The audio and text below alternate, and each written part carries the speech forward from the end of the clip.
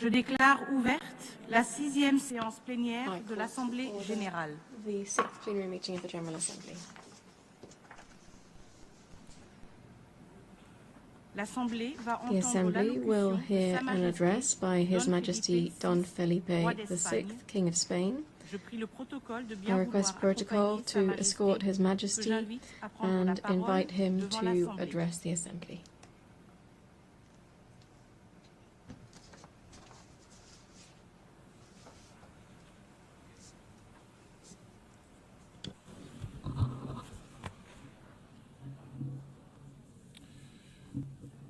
Señora Presidenta, Madam President, Mr. United Nations Secretary General, heads of state and government, ambassadors, authorities, ladies and gentlemen, a very good morning to you. I appear before you today as representatives of the member states of the United Nations. In this year, which marks the 80th anniversary of the organization's founding, this is a timely opportunity to reflect on the present, the past and the future of this universal organization and on its contribution to peace, stability and development in a time of extreme complexity. Ours is a world that is fast-paced and unrestrained, one that frequently brings us to the brink, one in which there are voices that continue to proclaim the end of multilateralism and the obsolescence and inefficacy of the United Nations.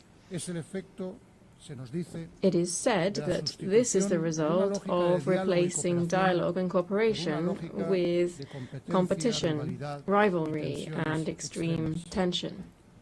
This is not the world we're heading towards, we hear.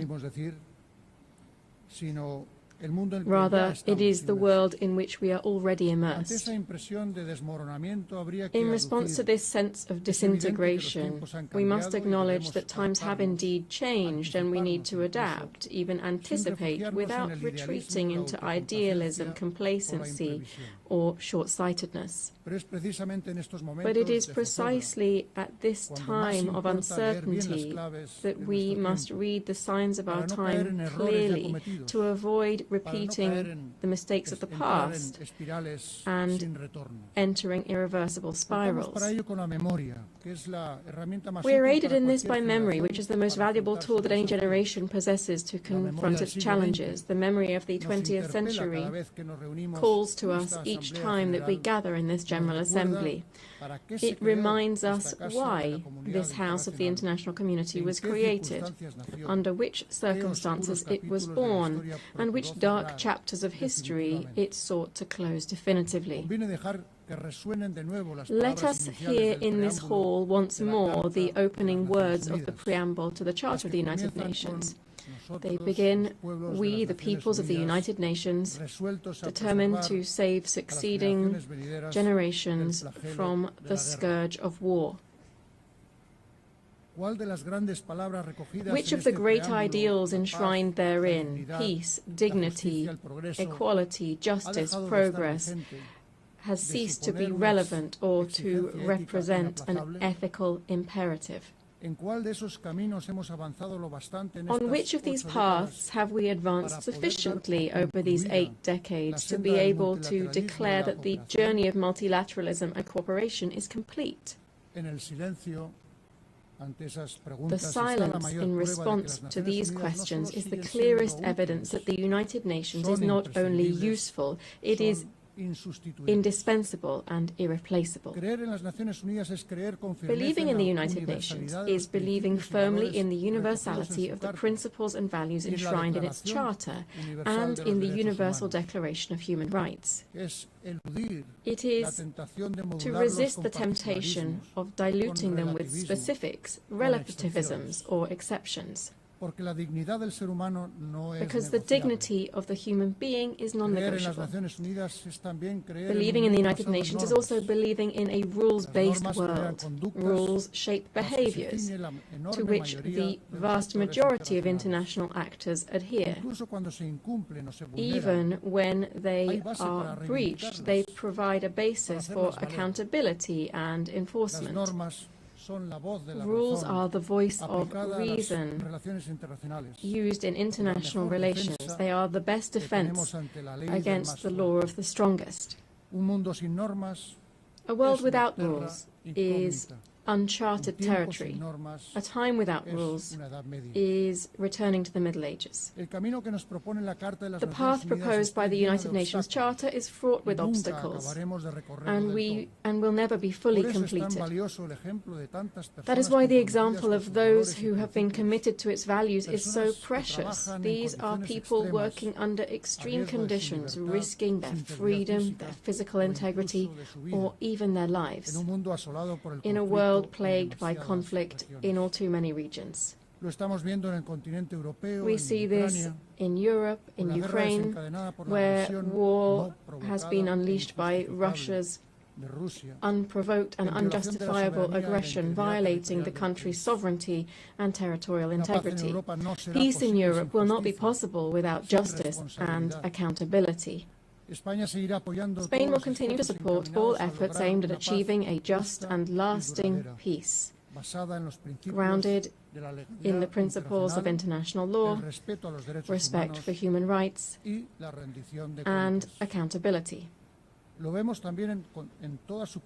We also see this in its full severity in the Middle East, in Palestine, in the Gaza Strip.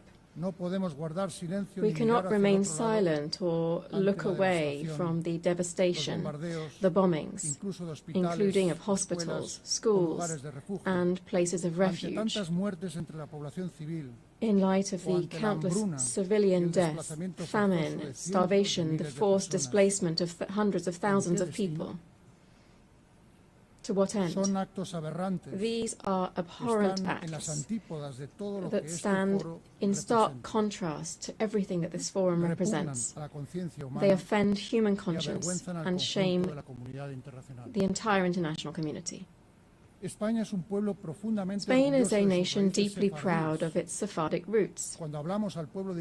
When we speak to the people of Israel, we speak to a people of brothers and sisters, a people who, when they return to Spain, to Córdoba, Toledo, Seville, Barcelona, and so many other places, come home. This was the spirit behind the 2015 law, which was passed with broad consensus, granting Spanish nationality to descendants of Sephardic Jews originally from Spain. It is for this reason, and it is so difficult for us to understand, that we are so pained by the actions of the Israeli government in Gaza. We therefore cry out, we implore, we demand, stop this massacre now. No more deaths in the name of a people that are so wise and ancient, who have suffered so greatly throughout history. Let us be clear. We unequivocally condemn the heinous terrorism of Hamas, especially the brutal massacre of the 7th of October 2023 against the Israeli population.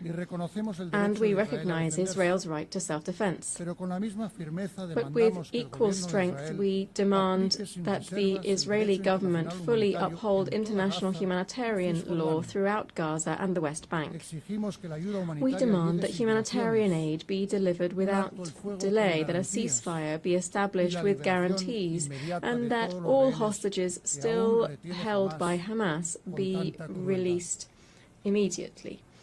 The international community must shoulder its responsibility to achieve as soon as possible a viable solution that would include the existence of two states. The recognition of the State of Palestine by an increasing number of member states of this organization, to which Spain added its voice this past May, must contribute to achieving a just and definitive regional peace based on the implementation of United Nations resolutions and on the universal recognition of the State of Israel. President, Delegates, también son causa y consecuencia de tantos conflictos, como sabemos. as we know, many conflicts are both caused by and result in resource scarcity, state fragility, and inequality. The gap between current realities and the fulfillment of the 2030 Agenda remains vast, and the current funding shortfall for sustainable development exceeds $4 trillion per year. The call for efficiency and resource optimization made at the 4th International Conference on Financing for Development that we held recently in Seville must be sustained. Accordingly, Spain, in line with the consensus-based commitment adopted there, has launched the Seville Plan for Support to Multilateralism. We have increased our contributions to international development funds, and we have reaffirmed our commitment to defending human rights, gender equality, and the environmental transition, which are central and distinctive elements of our foreign policy. Allow me to briefly address each of these three areas. First, human rights. Spain is, as of this year, a member of the Human Rights Council, enabling us to continue advancing causes such as the fight against racism, the abolition of the death penalty, and the promotion of economic, social, and cultural rights, while at the same time persisting in the struggle against all forms of discrimination. Because we support plural, open societies in which all citizens participate, and we are concerned by the erosion of democracies, the growing disaffection towards values that are essential to democratic coexistence. In these confusing times, which are testing our capacity for dialogue, we must remain steadfast in our commitment to these values. In harmony with these principles, we believe that immigration, when properly managed, is a vector of mutual development for countries of origin, transit, and host countries. We believe that the human rights of migrants must therefore be the principal reference for our actions. Therefore, we fully support the implementation of the Global Compact on Migration and the Global Compact on Refugees. Secondly, I wish to refer to gender equality. This year marks the 30th anniversary of the Beijing Declaration and Platform for Action. It is therefore a fresh opportunity to reaffirm our commitment to real and effective equality. This is not merely a step forward in human rights, but above all, a matter of justice. Spain aspires to remain a global beacon in areas such as sexual and reproductive rights, the fight against sexual and gender-based violence, and the increased participation of women in leadership roles and in decision-making processes. Third, the environment. The triple planetary crisis that we are facing, climate change, pollution, and biodiversity loss, demands strengthened governance and sufficient resources to accelerate a just energy transition. This must enable us to triple renewable energy capacity, double energy efficiency, and to continue decarbonizing our economies. These are goals that are as ambitious as they are essential, and doubt must be completely excluded from the equation here. Spain calls for consensus and ambition ahead of COP30, which will be held in Brazil this November.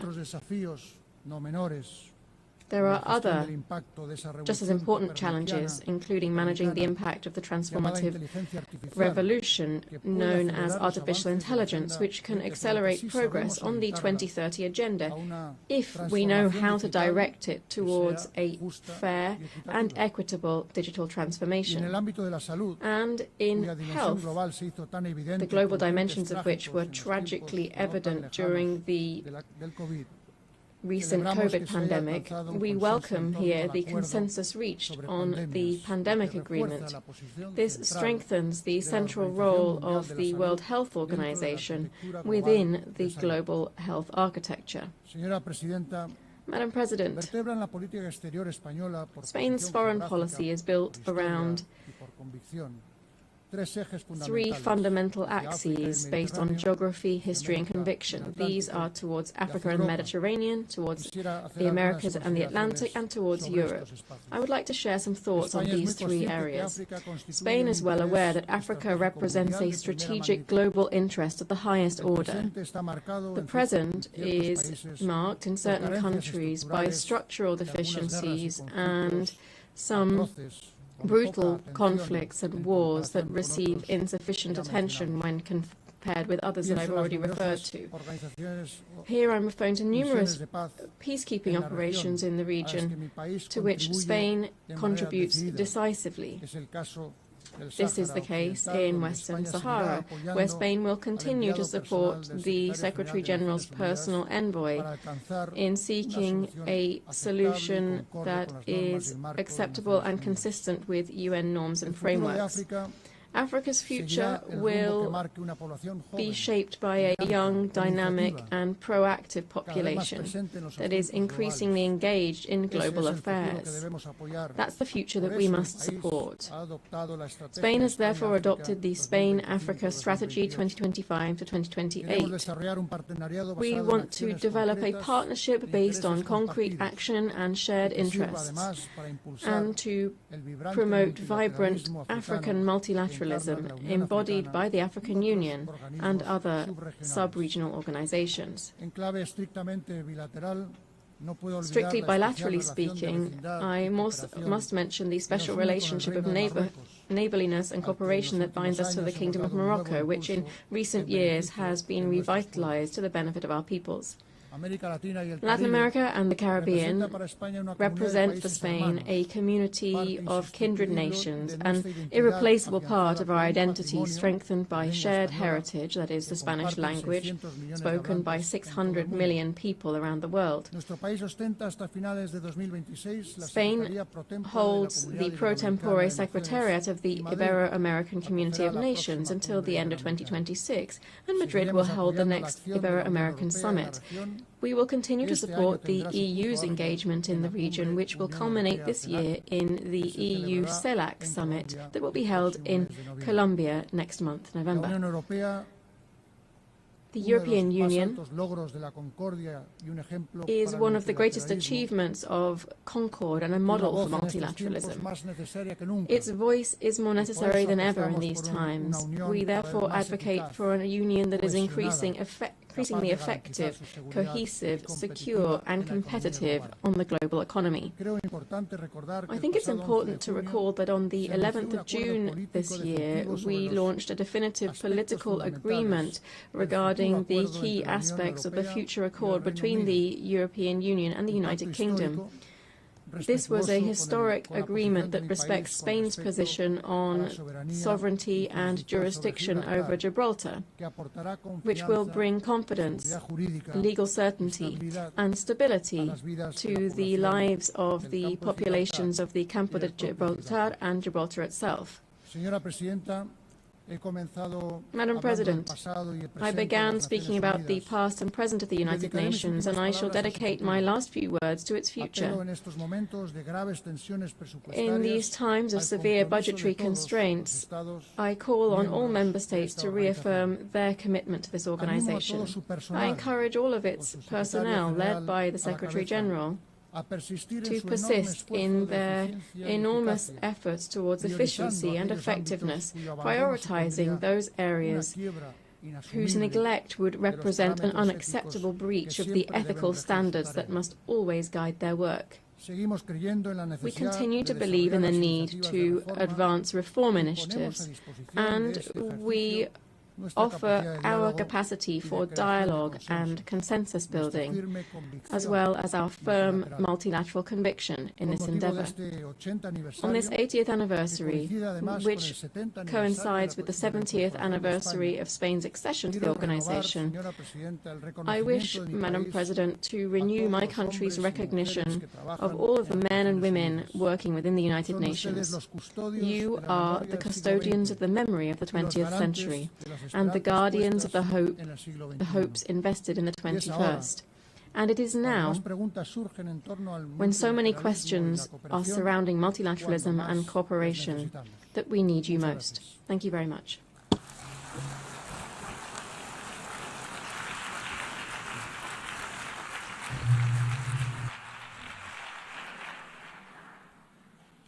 On behalf of the General Assembly, I wish to thank the King of Spain. The Assembly will now hear an address by His Excellency Volodymyr Zelensky, President of Ukraine. I request protocol to escort His Excellency and invite him to address the Assembly.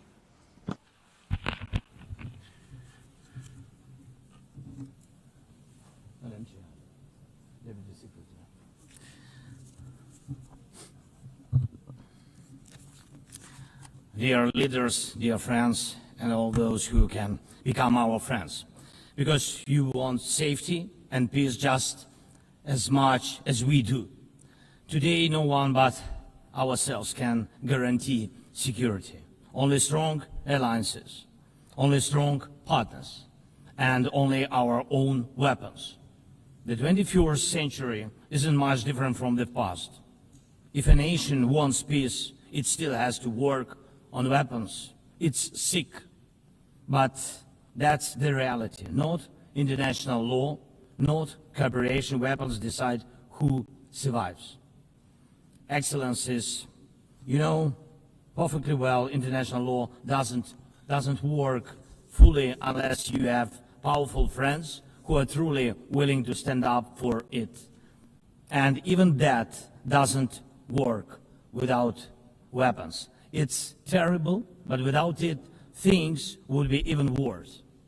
There are no security guarantees except friends and weapons. No Ukrainian choice this kind of reality. And knowing our people, they would have chosen a different priority. Ukrainians are peaceful people, but they are people who want to live freely in their own independent country. That's why we invest in defense. For many nations, there is simply no other way left. Nations can speak about their pain from stages like this, but even during bloodshed, there isn't a single international institution that can truly stop it. That's how weak these institutions have become. What can Sudan or Somalia or Palestine or any other people living through war really expect from the UN or the global system? For decades, just statements and statements. And even everything happening in Gaza remains without a way out. Even now, Syria, after all the changes, still has to appeal to the world to ease the sanctions that are choking its economy. It has to ask and wait. Syria deserves stronger support from the international community. And as Russia's war against my country goes on, people are still dying every week. Yet there is no ceasefire because Russia refuses. Russia abducted thousands of Ukrainian children, and we have brought some of them back. And I thank everyone who's helped. But how long will it take to bring all of them home? Childhood slips away faster than adults are able to help. Look at Israel. Nearly 2 years have passed and hostages still haven't been freed. They must be freed, but even that still hasn't happened. And for years, there have been no real answers to other threats, either chemical weapons and famine used as a weapon. Last year, at this assembly, I warned the world about the risk of radiation disasters, especially due to Russia's occupations of our Zaporizhzhia nuclear power plant, the biggest in Europe, but nothing's changed. Nothing's. And yesterday, the plant went into blackout again, and Russia hasn't stopped shelling even in areas near a nuclear facility. And because of international institutions are too weak, this madness continues. Even being part of a long-standing military alliance doesn't automatically mean you are safe. Just recently, 19 simple Russian drones violated Polish airspace, and only 4 were shut down. Luckily, they were not shaheeds or even worse. Otherwise, the results would have been horrific. Estonia had to call a UN Security Council meeting for the first time in history because Russian fighter jets deliberately entered its airspace. Moldova is defending itself, again, from Russia's interference. We have helping Moldova, and Russia's trying to do to Moldova what Iran once did to Lebanon. And the global response, again, not enough. We have already lost Georgia in Europe. Human rights and the European nature of the state system are only shrinking there. Georgia is dependent on Russia. And for many, many years, Belarus has also been moving toward dependence on Russia. Europe cannot afford to lose Moldova too. It's important to remember how the world once ignored the need to help Georgia after Russia's attack, and how the moment was missed with Belarus. How Moldova must not be lost. And for Europe, supporting Moldova's stability is not costly, but failing to do so will come at a much higher price. That's why the EU needs to help Moldova now with funding and energy support, not just words or political gestures. We must not forget about protecting the rights of people and the rights of nations in regions where these rights are under threat. The UN Charter and the Universal Declaration of Human Rights must apply everywhere. But the Taliban in Afghanistan dragged a whole country back into the dark ages. Cartels in some Latin American countries are more powerful than the government there. This is all about collapse of international law and the weakness of the international institutions. And so it's about the rise of weapons. Weapons decide who survives. Excellencies, yesterday President Trump stood right here in this hall, and God saved him from a murder attempt during the campaign. A shot was fired from a rifle, and just a fraction of an inch saved his life. Just days ago, President, along with hundreds of thousands of Americans, honored the memory of Charlie Kirk. Sadly, his life was cut short by a bullet. Once again, violence with a rifle in hand. We also mourn the Ukrainian woman, Irina Zarutska. She was brutally killed with a knife here in America, the very country where she was seeking refuge from Russia's war. And almost every day, when we open the news, we see headlines about violent attacks happening all around the world. Most of it is done with weapons. People are already used to, but weapons are evolving faster than our ability to defend ourselves. Now, there are tens of thousands of people who know how to professionally kill using drones. Stopping that kind of attack is harder than stopping any gun, knife, or bomb. This is what Russia has brought with its war. It used to be that only the strongest countries could use drones because they were expensive and complex. Now even simple drones can fly thousands of kilometers. War tech doesn't care about geography anymore. It's now reshaping it. Just recently, airports in Europe had to shut down because of drones. Authorities couldn't even say what kind of drones they were, who sent them, or from where. Last week, North Korea announced the test of a tactical strike drone. That means even countries with limited resources can now build weapons that are dangerous to their neighbors. Ukraine and nations like Saudi Arabia know all too well how dangerous Iranian attack drones are. But what happens when all the types of drones become available, even to small terrorist groups or cartels? The world moves too slowly to protect itself, and weapons move fast. Now companies are already working on drones that can shoot down other drones, and it's only a matter of time, not much, before drones are fighting drones, attacking critical infrastructure and targeting people all by themselves, fully autonomous and no human involved, except the few who control AI systems. Dear leaders, we are now living through the most destructive arms race in human history, because this time includes artificial intelligence.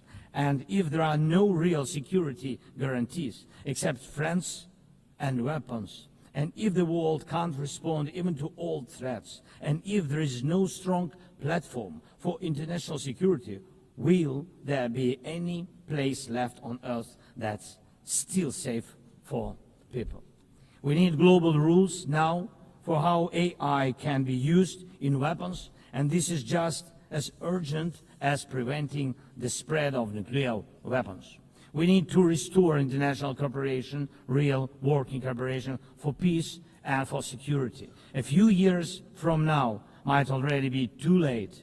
10 years ago, war looked different, and no one imagined that cheap drones could create dead zones, areas stretching for dozens of kilometers where nothing moves, no vehicles, no life. People used to imagine that only after a nuclear strike. Now it's drawn reality. Mass-produced, simple drones, and without AI yet. Ukraine doesn't have the big fat missiles dictators love to show off in parades, but we do have drones that can fly up to 2,000-3,000 kilometers. We had no choice but to build them to protect our right to life. Control over the sea used to depend on having a big navy. Ukraine doesn't have a big fleet, but we succeeded. In the Black Sea, we pushed what's left of the Russian navy into remote base. And we did it with sea drones. That's how we protect our ports and maritime trade routes, because Russia has left us no other choice. And our spiderweb operation, when cheap drones destroyed or damaged dozens of expensive Russian strategic bombers, became a real example for special forces around the world of what new weapons can do to old systems. These very Russian bombers attacked our cities. And none of these would have happened if Putin had not started this full-scale aggression, full-scale war. And every year that this war goes on, weapons become even more deadly. And only Russia deserves to be blamed for this.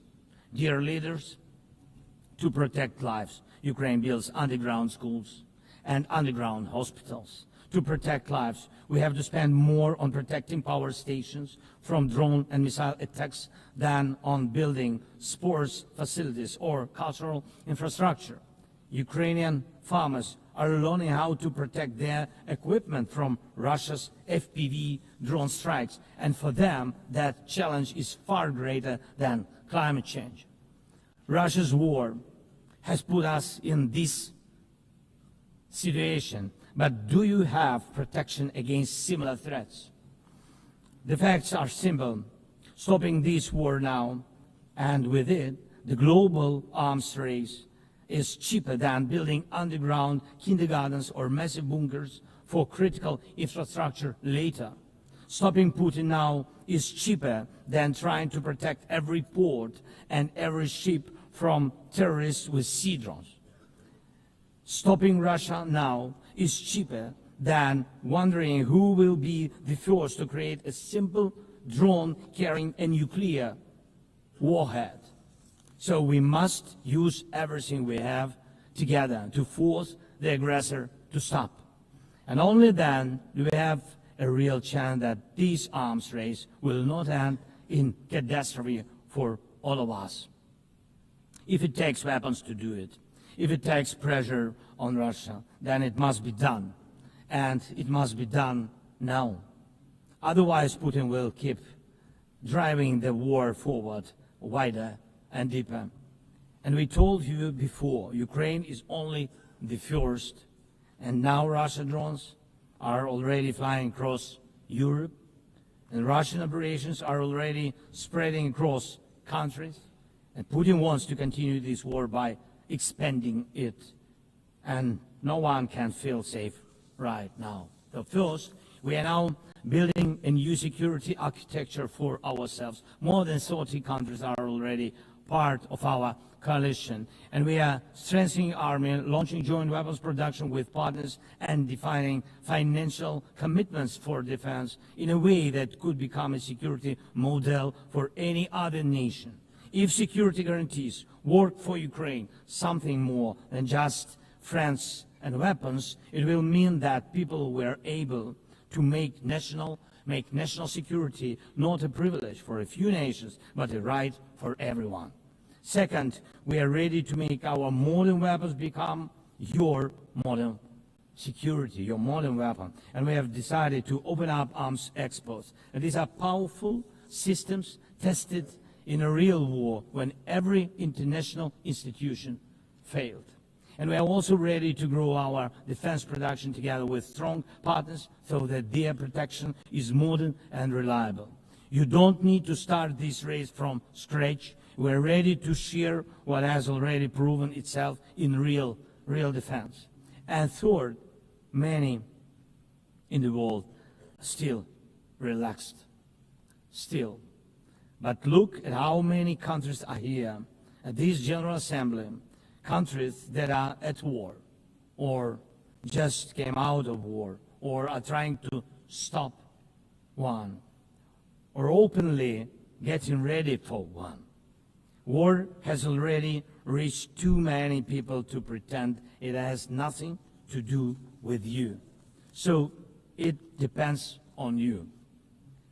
Whether you help peace or continue trading with Russia and helping Russia to fund this war, it depends on you.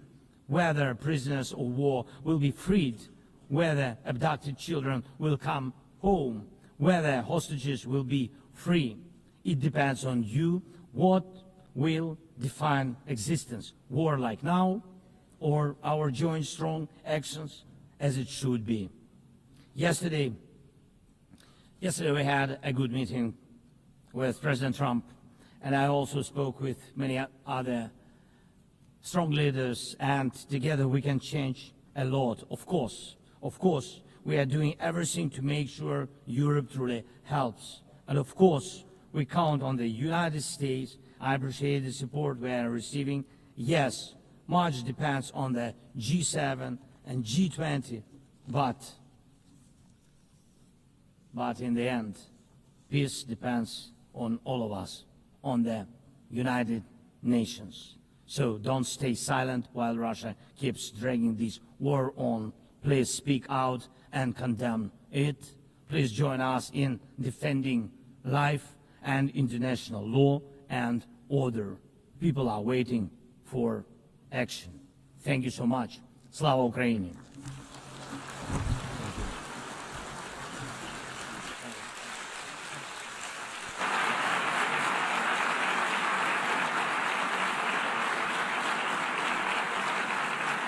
Au nom de l'Assemblée générale, je tiens à The General remercier Assembly le wishes to président thank the de President l'Ukraine. of Ukraine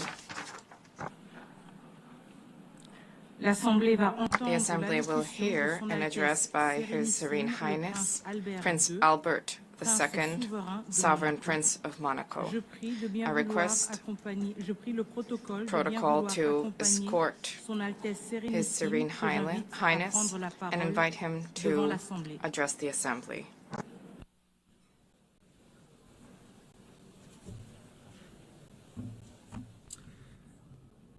Madam President of the General Assembly, Secretary General, ladies and gentlemen, heads of state and government, excellencies, ladies and gentlemen.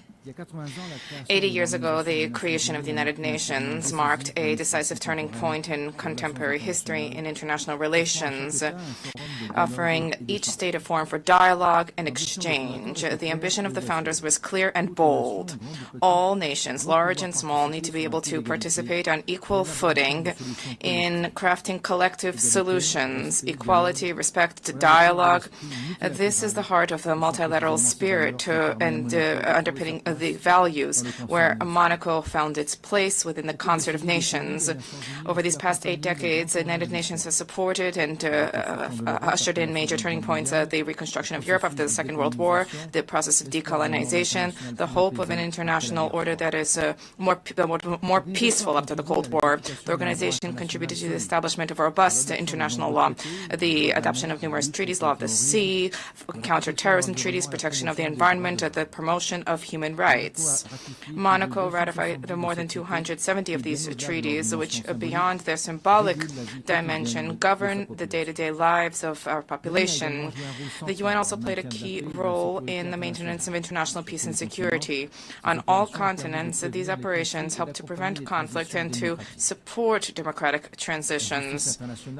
International justice, specifically through the judgments rendered by the International Criminal Tribunals, have been significant sources of progress in combating impunity for the gravest crimes, and the International Court of Justice remains a pillar when it comes to peaceful resolution of disputes. The United Nations has been a pioneer in ecological awareness, raising the protection of our planet, mobilizing governments, scientists, civil society to put together concerted strategies, and these are issues which are of tremendous importance to us. The UN has shed light on the role of sports as a vector for peace, for inclusion, for development. Our principal welcomes the fact that sport is increasingly taking pride of place in the work of the organization. Madam President, we are cognizant of the progress that has been made over the past 8 decades, and yet we have more challenges to surmount, which requires resolute collective action. The progress that we have made is significant, but we have a grim reality. We are in a multipolar world where international realities are significant.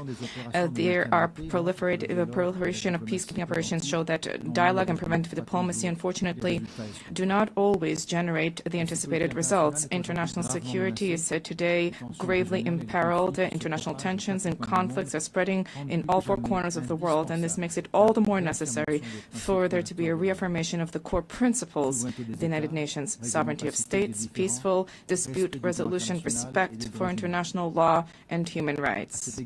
In this regard, the Principality of Monaco firmly condemns the war of aggression targeting Ukraine and the suffering this has inflicted upon civilian populations, and I reiterated this message just now to President Zelensky. I cherish the hope that a just and lasting negotiated peace agreement can be found soon to guarantee security and to rise to the expectations of the Ukrainian people. In the Middle East, violence has generated unacceptable human suffering casualties. The risk of regional conflagration requires that there be an immediate de-escalation, protection of civilians, the unimpeded delivery of humanitarian assistance, and a sincere relaunch of the peace process on the basis of the 2 states. Peace is not a utopia. Peace is an overriding necessity. These security-related challenges are compounded by environmental challenges. The international community recently met in Nice for the 3rd UN Conference on Oceans, vehemently recalling the need to act for the protection of seas and oceans. The Principality organized, before the conference, a Blue Economy and Finance Forum. Heads of state, economic leaders, investors, philanthropists, development banks, NGOs, 1,800 participants arrived from nearly 100 countries responding to the call to mobilize more financial resources to invest in a sustainable, regenerative blue economy. And yet, the commitments made notwithstanding, there are still challenges. BB&J was adopted in January last, and this should lead us to implement immediately measures for the conservation and sustainable use of the diversity in the high seas. The fight against climate change is a responsibility, a historic responsibility. Acceleration of extreme events requires credible, immediate finance responses. We are traversing a significant difficulties. There is science which is accessible, abundant, more reliable than ever before. The Paris Agreement, the 10th anniversary of which we are marking this year, provides a structured, transparent framework which should generate robust trust among all stakeholders. This year, new nationally determined contributions have been published, and this is a reflection of the need to be more and more ambitious. I wish to recall that these ambitions are carry moral significance, particularly vis-à-vis young people and succeeding generations, but also, as was recently recalled by the ICJ in the advisory opinion. And in this regard, and in accordance with the new collective goal for financing, which was adopted in Baku last year, I decided that my country will double specific financing under climate agreements, and this is by 2028. Let us not forget that there's a need to invest in countering climate change, but there's a need to take into account the depletion of biodiversity throughout the world. COP17 and the Biological Diversity Convention, October 2026, will be held in Yerevan. This is a key opportunity to transform the commitments into reality, specifically when it comes to financing and meaningful protection of ecosystems. Madam President, we cannot pass over in silence the alarming setbacks in human rights. Freedom, the repression of freedom, civil society, excessive use of force, these are all undermining the very basis of civilizations and are resulting in a loss of trust of citizens vis-à-vis systems. Women's rights are a key pillar for peace, for development, and for justice. 30 years after the Beijing conference, gender equality between men and women has still not been fully universally attained, and this remains a key priority, which is something we need to reaffirm. There's an urgent need to generate collective commitment to combat violence against women and girls and against all kinds of persecution which they endure, including in conflict-affected areas.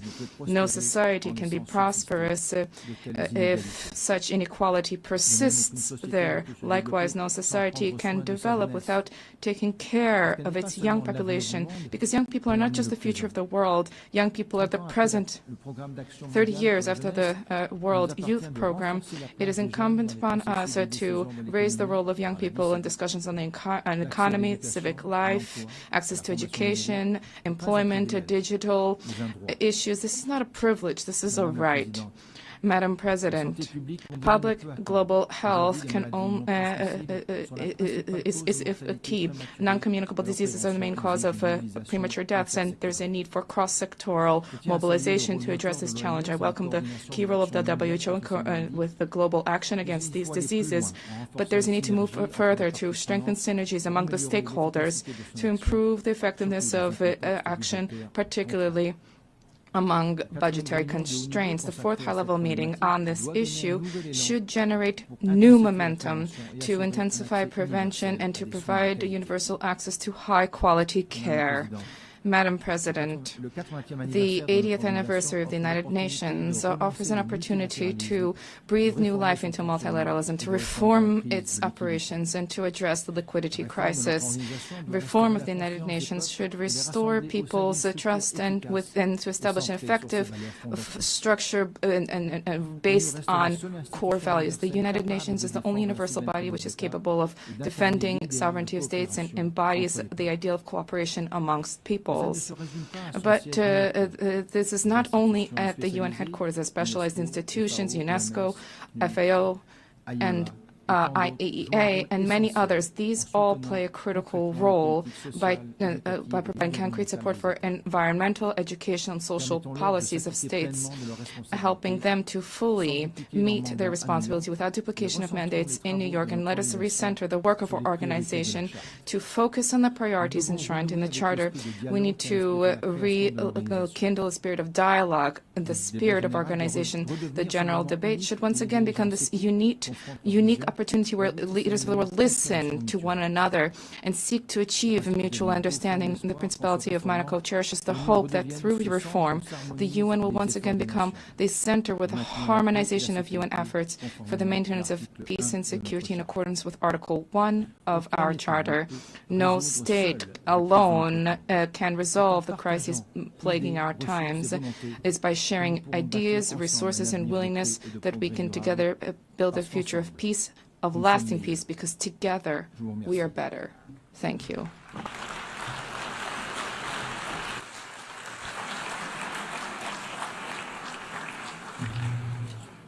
On behalf of the General Assembly, I wish to thank the Sovereign Prince of Monaco. The Assembly will hear an address by His Excellency Masoud Pezeshkian, President of the Islamic Republic of Iran. I request protocol to escort His Excellency and invite him to address the Assembly.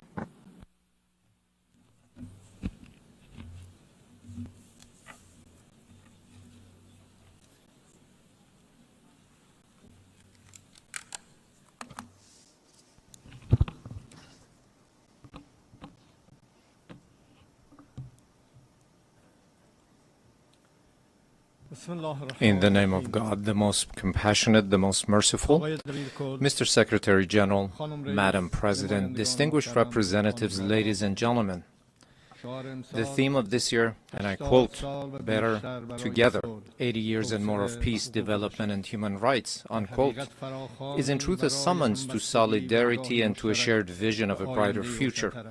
Our religious conviction, as well as the call of the prophets, rests upon the equality of the rights of all human beings. That which renders man more worthy is piety, namely truthfulness, wisdom, purity, and benevolence. The bedrock of all divine religions and of the human conscience is this golden maxim: that which you would not approve for yourself, do not approve for others.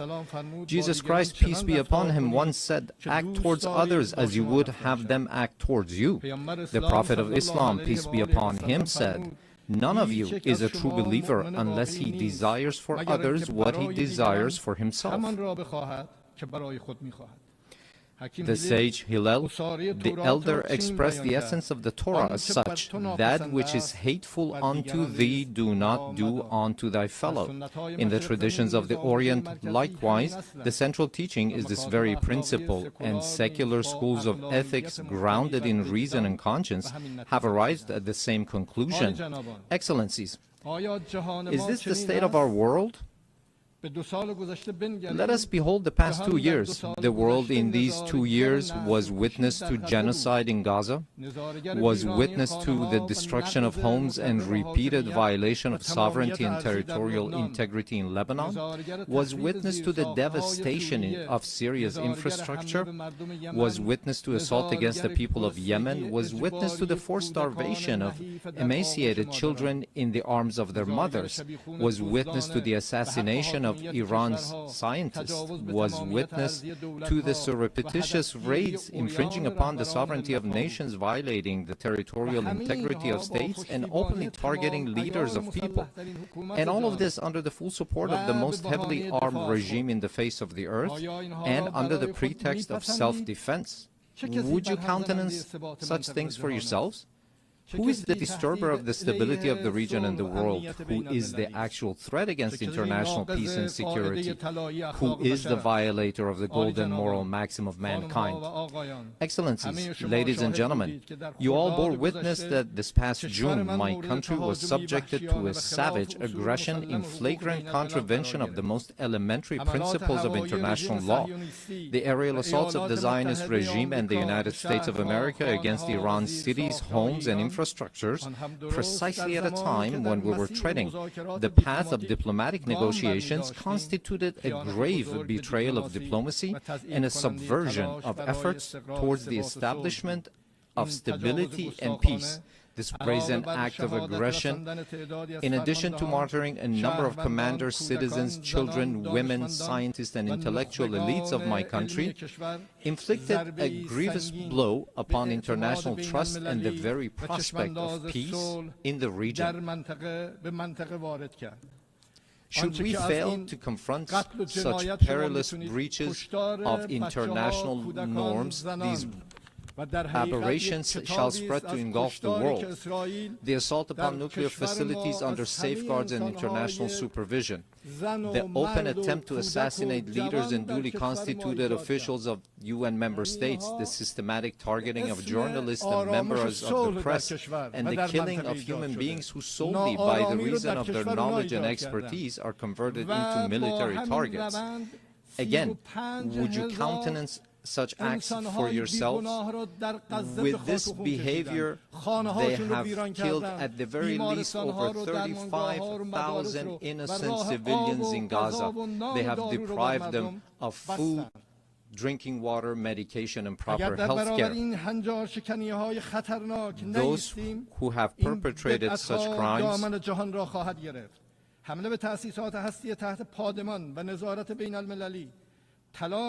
this nation, with a magnanimous spirit and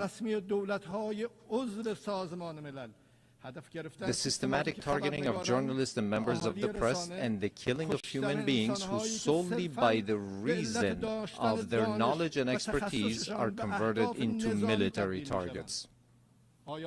Again, would you countenance such acts for yourselves? Those who have perpetrated such crimes must know that Iran, the most ancient continuous civilization upon the face of the earth, has ever stood steadfast against the tempests of history. This nation, with a magnanimous spirit and an eternal will, has time and again demonstrated that it shall never bow before aggressors. And today as well, in the face of the transgressors, it stands upright with reliance upon the power of faith and its national cohesion. In this 12-day defense, the patriotic and valiant people of Iran laid bare before the aggressors the fallacy and self-delusion of their arrogant calculations.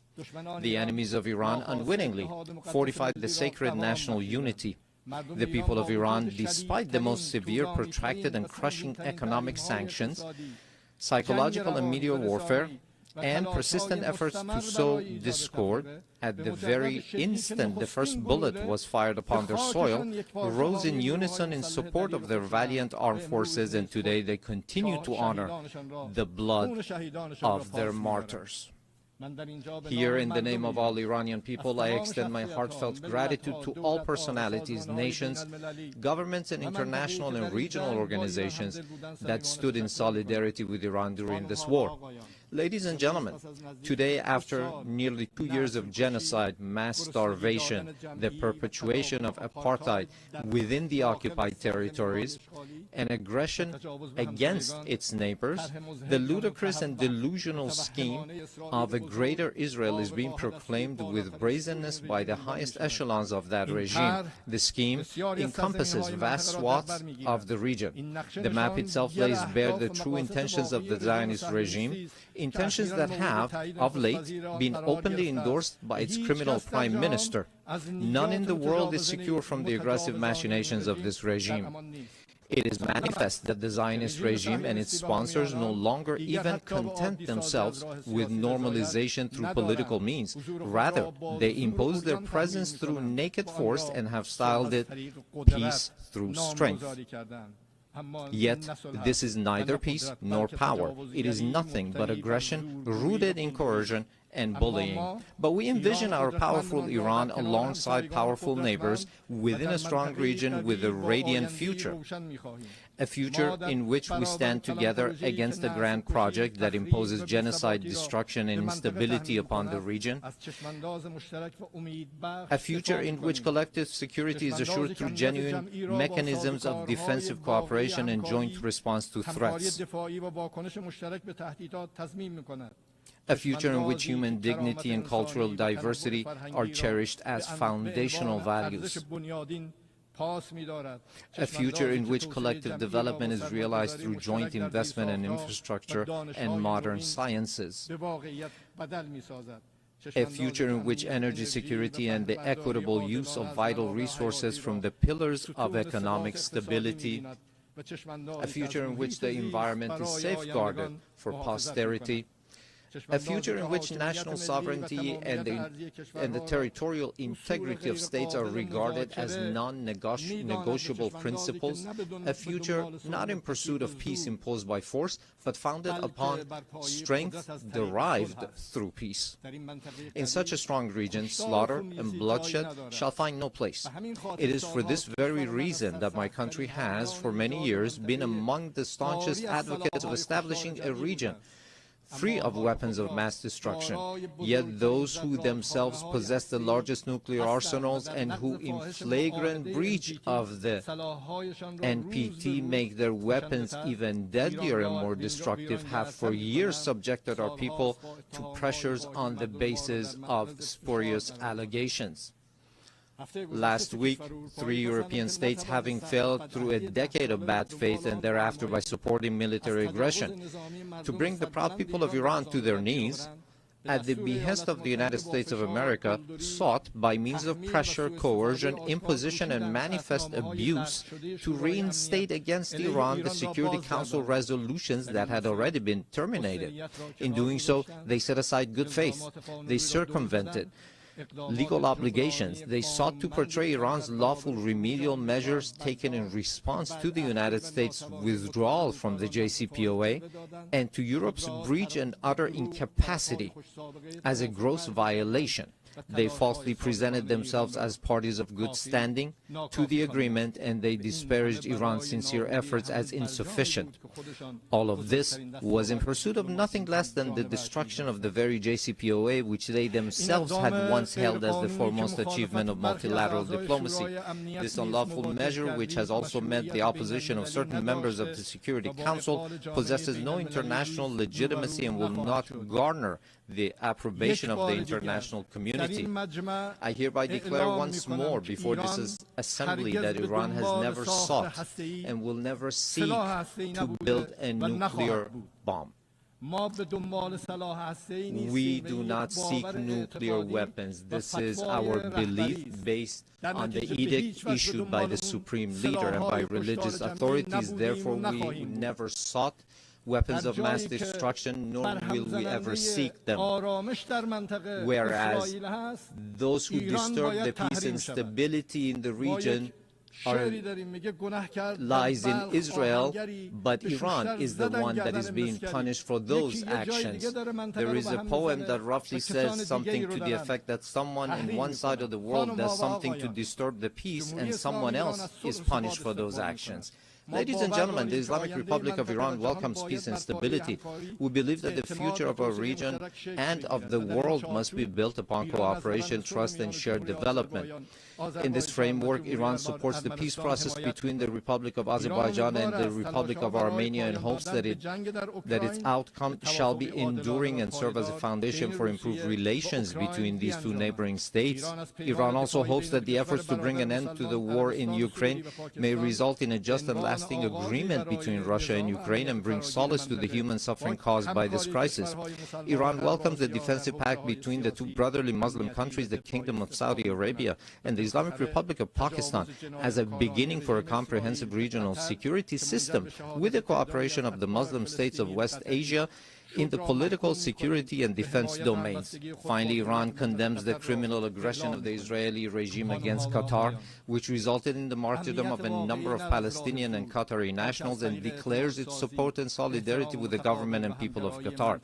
Ladies and gentlemen, true security is not achieved through force, but through confidence-building, mutual respect, regional convergence, and multilateralism grounded in international laws. Based on this foundation, I call upon all to practice listening to to one another instead of raising voices, to re-examine the intellectual premises of polarization and political violence, which today ensnares not only the international community but also renders societies internally with tension and turmoil, to uphold as the common denominator of all beliefs and cultures the principles that whatever we do not approve for ourselves, we should not impose upon others, instead of distorting concepts and narratives with biased interpretations, to restore and rehabilitate the credibility of international laws, institutions, and mechanisms, and to commit to the establishment of a regional system of security and cooperation in West Asia. Ladies and gentlemen, we Iranians have extended our power in the world not by producing and employing nuclear weapons, nor by the slaughter of hundreds of thousands in the 20th century, nor by genocide and the imposition of starvation upon the children in Gaza in the 21st century, and not even through the historic empires of Iran, but rather through a culture of human fellowship and the message of empathy of universal sages such as Rumi, Hafiz, Saadi, who 8 centuries ago declared human beings are members of a whole, in creation of one essence and soul. If one member is inflicted with pain, other members uneasy will remain. If you have no sympathy for human pain, the name of human, you cannot pertain. Those criminals who bully by murdering children are not worthy of the name human being, and assuredly they shall never prove to be trustworthy partners. Relying upon its time-honored tradition of altruism and human fellowship, Iran is a steadfast partner and a trustworthy companion for all peace-seeking countries, a friendship and a partnership grounded not in fleeting expediency, but in dignity, trust, and a shared future. We, the upright people of Iran, by standing firm against lawless marauders, have surmounted with honor the injustices, discriminations, and double standards imposed upon us.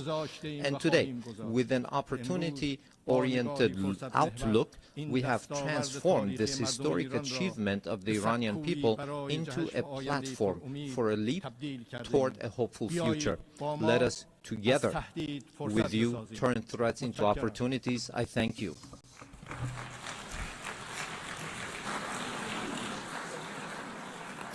On behalf of the Assembly, I wish to thank the President of the Islamic Republic of Iran. The Assembly will hear an address by His Excellency José Raúl Mulino Quintero, President of the Republic of Panama. I request protocol to escort His Excellency and invite him to address the Assembly.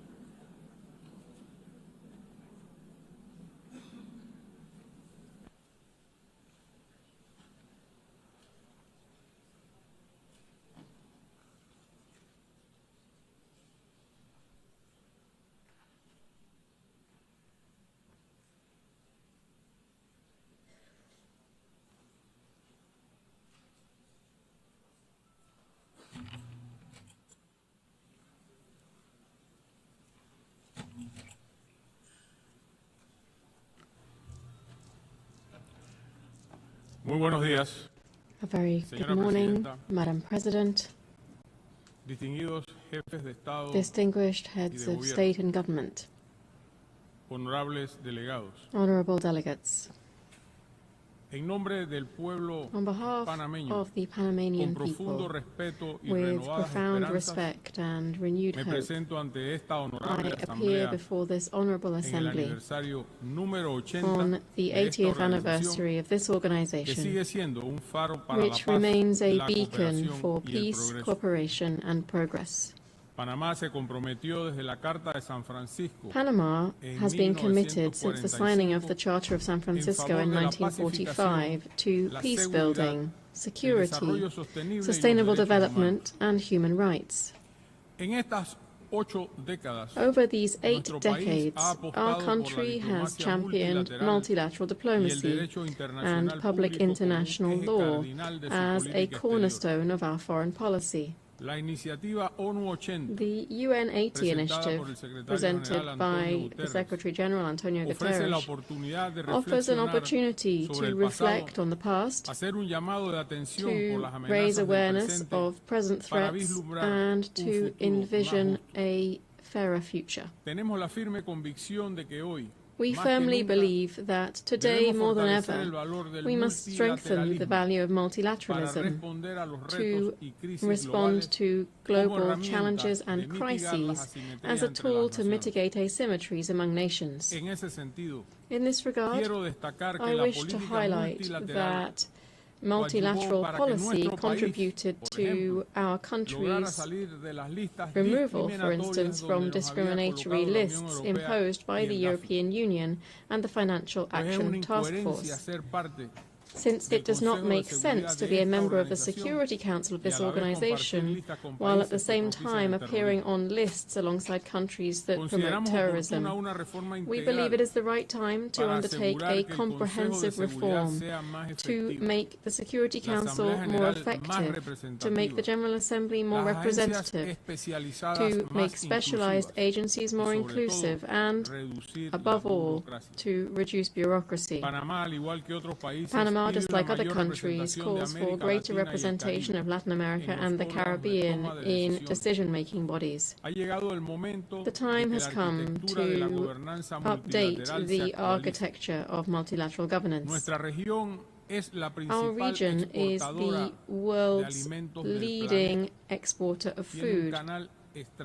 It is home to a strategic canal linking the Atlantic and the Pacific, and it holds more than 50% of the planet's biodiversity. We are major suppliers of minerals. We possess the largest freshwater reserves. We live together in peace, and we strive to preserve this. All of these elements make us a key global actor, and we must ensure that our representation reflects our role and our global significance.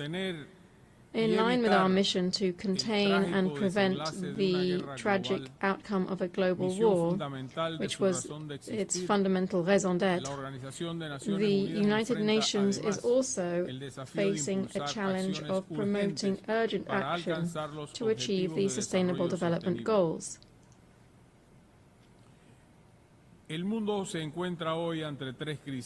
Today, the world is facing a trifecta of devastating crises: climate change, pollution, and biodiversity loss, all against a backdrop of weakened cooperation. The response to these crises must be swift and united. In response, Panama has put forward its Nature Pledge, which is our pact with nature. This is a new way of understanding environmental and climate policy, integrating our obligations on climate, biodiversity, and land into a single national commitment. In practice, Panama is pledging to curb its emissions by 2035. Even as a carbon-negative country, we believe there's always room to take further steps towards sustainability for future generations. To this end, we will be restoring 100,000 hectares of priority ecosystems, including mangroves and water basins, because nature, we think, is our front line of defense against climate change. Panama trusts in a renewed United Nations, one that strengthens digital security and international cooperation, with ethical and inclusive principles, that supports just energy transitions, and one that upholds freedom of expression. In this spirit, we reaffirm our unwavering respect for freedom and democracy in our region, which continues to suffer from instability at the hands of those who disregard the popular will expressed through the ballot box, or who simply do not permit open and transparent elections. We aspire to be a member of the United Nations that is capable of preventing conflicts before they arise, that can better respond promptly to humanitarian emergencies, that better coordinates its field agencies, and that more faithfully represents the diversity of peoples across the globe. Panama has offered to host offices of United Nations system organizations to support reform efforts under the UN 80 initiative.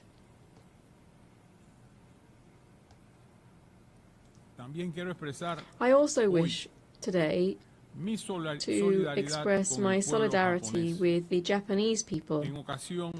This on the occasion of the 23rd anniversary of North Korea's admission of its abduction of at least 17 Japanese nationals. The world needs to know the truth so that these events are never repeated, and Japan deserves justice. Ladies and gentlemen, I cannot let this opportunity pass without highlighting that we have now completed a quarter century since our canal was transferred into Panamanian hands. As of the 31st of December 1999, the Republic of Panama took up the works and operations of the canal efficiently, safely, sustainably and neutrally, this in accordance with the Panama Canal Treaty, Torrijos-Carter Treaty and the Permanent Neutrality Treaty, which were both signed in 1977. Since then, we have administered the waterway in exemplary fashion, contributed to the country's economic development, and operated the canal for the benefit of international navigation. Over this period, Panama expanded the interoceanic route using our own resources to meet the demand of larger vessels. Now we are taking another step forward. We are supporting the Panama Canal Authority in the development of the Rio Indio Reservoir. This is an ambitious project to ensure water supply for our population and the canal, so that vessel traffic is not threatened by recurring droughts in our region. Our waterway serves more than 180 maritime routes and more than 140 nations, and approximately 4% of global trade passes through it. We are committed to ensuring efficiency in support of international logistics. Before this assembly, Panama once again reaffirms its serious and sustained commitment to the regime established under the Treaty Concerning Permanent Neutrality, to which the protocol of which numerous states have adhered to. Neutrality is the best formula to safeguard the security of our canal, a global public good. The Panama Canal is neutral, open to the world, and a facilitator of more integrated international trade. It is and shall remain Panamanian. Ladies and gentlemen, Panama, as you know, holds a non-permanent seat on the United Nations Security Council for the 2025-2026 term. This past August, we held the rotating presidency of the Security Council. We viewed this role as a responsibility to maintain a strong voice in favor of peace, sovereign equality of states, justice, international law, and respect for agreements among nations. We have also stressed the importance of maritime security as a priority during our participation in the Council.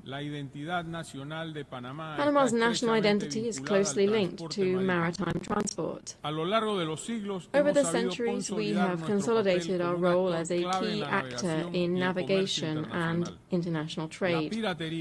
Piracy, arms and drugs trafficking, and illegal fishing all affect trade and the global maritime transport system. As a transit nation and a logistics hub in our continent, Panama proposes to strengthen cooperation among specialized agencies, including through a regional network to promote maritime security. This would operate under the umbrella of ocean governance and in accordance with international law. I wish to reiterate before this Assembly the work that this organization needs to undertake to mitigate the effects of illegal migration driven by organizations that are either directly or indirectly linked to drugs trafficking. For years, millions of people have been passing through our Darien region, which is on our border with Colombia. And yet in just 1 year in office, we've reduced the flow of migrants heading north to zero. That crisis was resolved, thus meeting the promise to shut down illegal crossings through the Darien. The humanitarian and environmental consequences were extreme. The suffering of women and children subjected to abuse and the pollution of one of the world's most biodiverse areas. These continue to cause pain to those of us who have had direct contact with the situation. Today we are seeing north-south migration on a much smaller scale, but which renews our commitment to the orderly transit of people so that they may return home. I must say that while the migratory crisis has been resolved, the causes of mass emigration remain unaddressed. The fact that our country has resolved this scourge doesn't mean that we should let up in our demands for concrete responses, such as in the case of the border between Haiti and the Dominican Republic, which is facing unchecked migration that also has an effect on the entire region. It's essential that we find clear solutions both for the Haitian crisis and, more generally, for effective control of migratory flows. We are currently suffering from the growth of another illegal activity, which is drug trafficking. Today, it poses a threat to human lives and a grave risk of instability throughout the entire region due to the different cartels operating there. Just to give you a quick idea, this year alone, Panama has seized nearly 150 tons of cocaine and other drugs. This is an historic and alarming figure, one which compels us to step up our efforts, to seek greater cooperation and to galvanize resources in a struggle that must be a common cause among all nations of the world. Honourable members, next year the Amphictyonic Congress of Panama, convened by the liberator Simón Bolívar, will celebrate its bicentenary. Its proposal was for an international system based on the sovereign equality of states, justice, law, and international cooperation to achieve the people's common goals. We hope that this commemoration will serve as a new starting point for international cooperation, one that respects and elevates the values of sovereignty, peace, and peaceful coexistence, values that must guide our work in this and other global fora. Honourable members, before this forum of global peace and international cooperation, I reiterate the faith of the Panamanian people in the United Nations system. At times of crisis, when the winds of unilateralism, polarization, and fragmentation are blowing, Panama will raise its voice in defense of multilateralism. Panama will remain an enthusiastic member of the United Nations, a defender of international law, and a tireless proponent of global peace. Because, as this year's theme reminds us, we are stronger together, and only together can we build a fairer and more humane future for all. Thank you very much.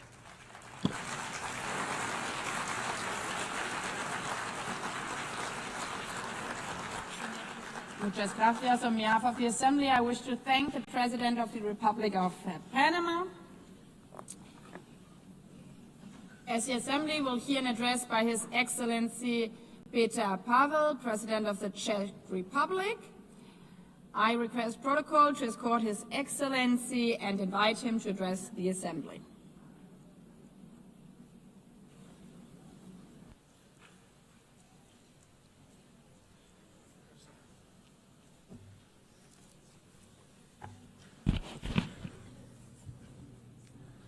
Madam President, Excellencies, ladies and gentlemen, I am humbled to speak here in front of you again.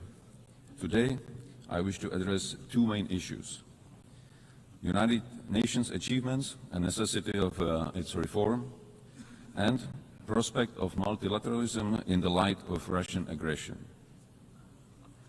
80 years ago, the United Nations was founded with great hope to prevent war and destruction, never to repeat the horrors of World War II.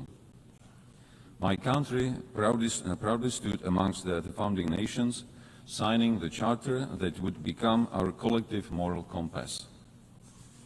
Since 1945, we have witnessed remarkable achievements. The United Nations helped to prevent another full-scale world conflict. It assisted in dissolution of colonialism and rise of new sovereign countries in Asia, Africa, Europe, and Latin America. Together, we created a robust multilateral system of rules and global cooperation in international security, human rights, and economic development. Together with the UN, we have fought famine, disease, illiteracy, and poverty in some of the world's most vulnerable regions. Dozens of peacekeeping missions have helped to ease tensions in conflict zones.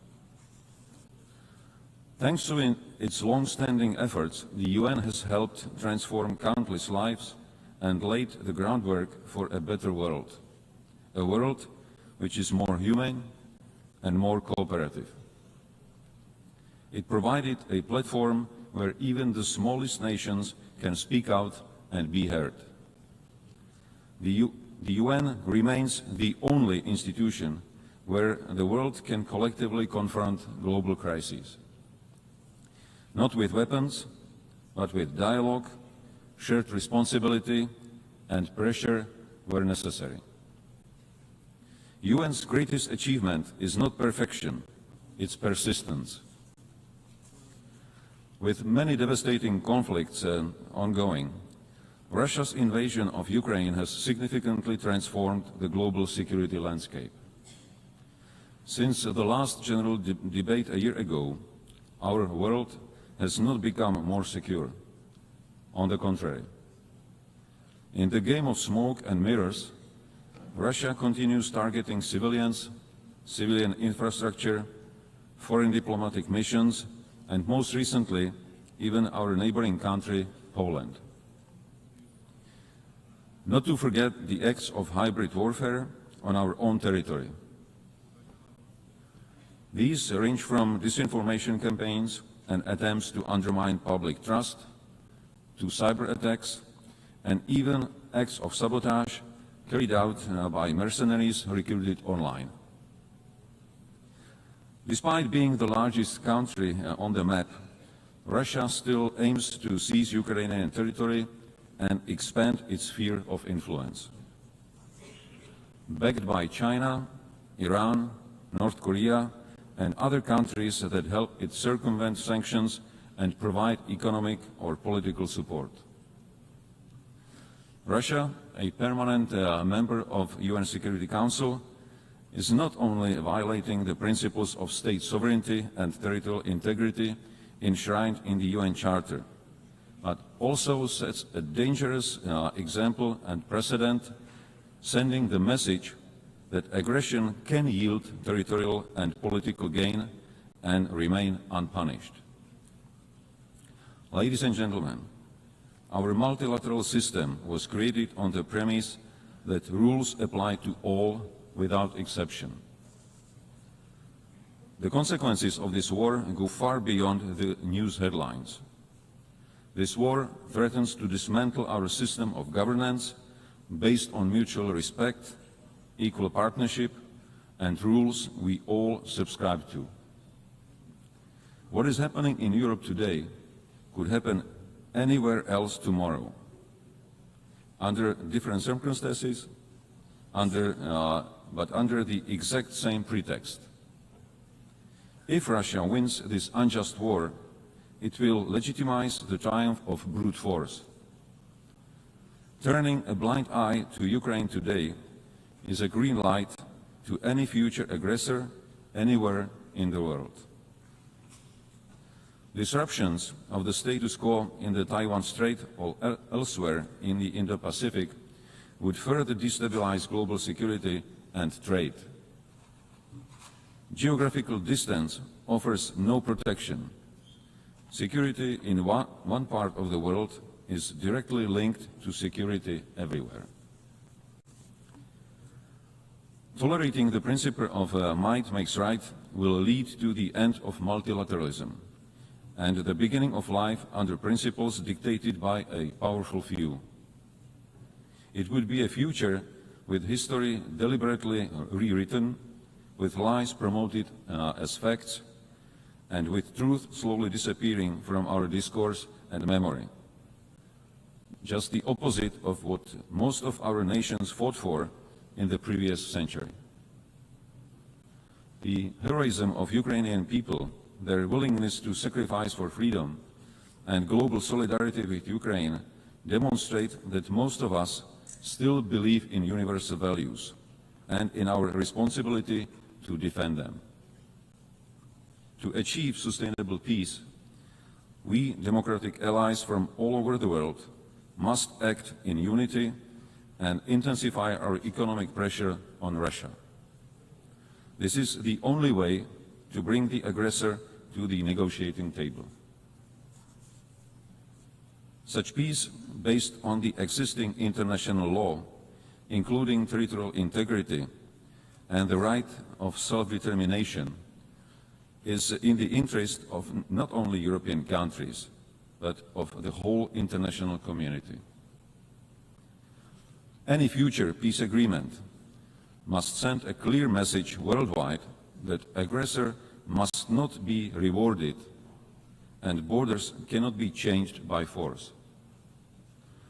Ladies and gentlemen, the structure of the UN was based on the outcome of the World War II.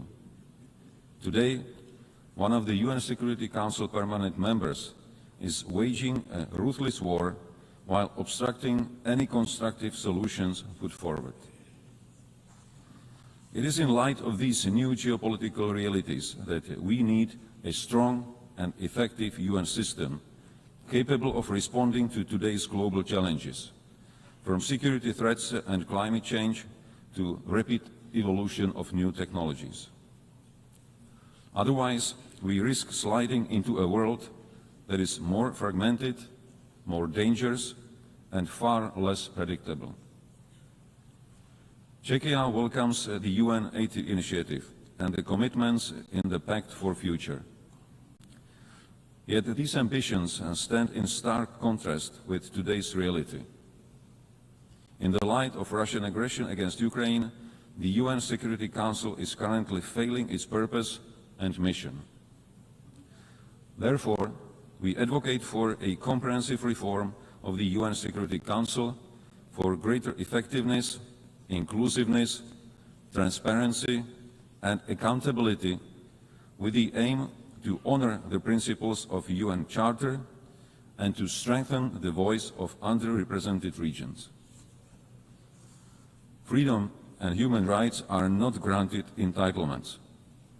They are hard-won principles that must be cherished and protected.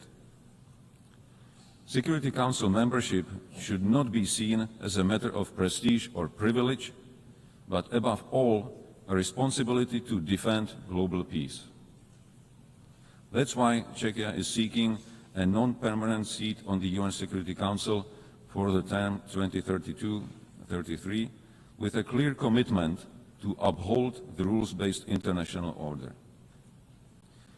We cannot afford to have the UN paralyzed or blocked in its ability to respond to crises and challenges. Current urgent crises are already consuming too much of our attention and resources at the expense of other major, equally pressing issues. Madam President, ladies and gentlemen, as I mentioned in the beginning of my speech, the UN significantly improved the quality of life of billions, including through access to education, healthcare, and services. In this year's Sustainable Development Report, Czechia ranked 10th out of 167 countries. I am fortunate to be a citizen of a country which by global standards offers a secure and comfortable life. This doesn't mean that there are no challenges. Much work still lies ahead if we are to achieve the Sustainable Development Goals 2030, both at home and globally. After all, most of the challenges we are facing are global. No single nation is powerful enough to succeed alone. That is why we need more dialogue. That is why we need greater cooperation and collective action. And ultimately, that is why multilateralism must not only survive, it must thrive. Not only for us, but most importantly, for future generations. Thank you. On behalf of the Assembly, I wish to thank the President of the Czech Republic. The Assembly will hear an address by Her Excellency Karen Keller-Sutter, President of the First Confederation. I request protocol to escort Her Excellency and invite her to address the Assembly.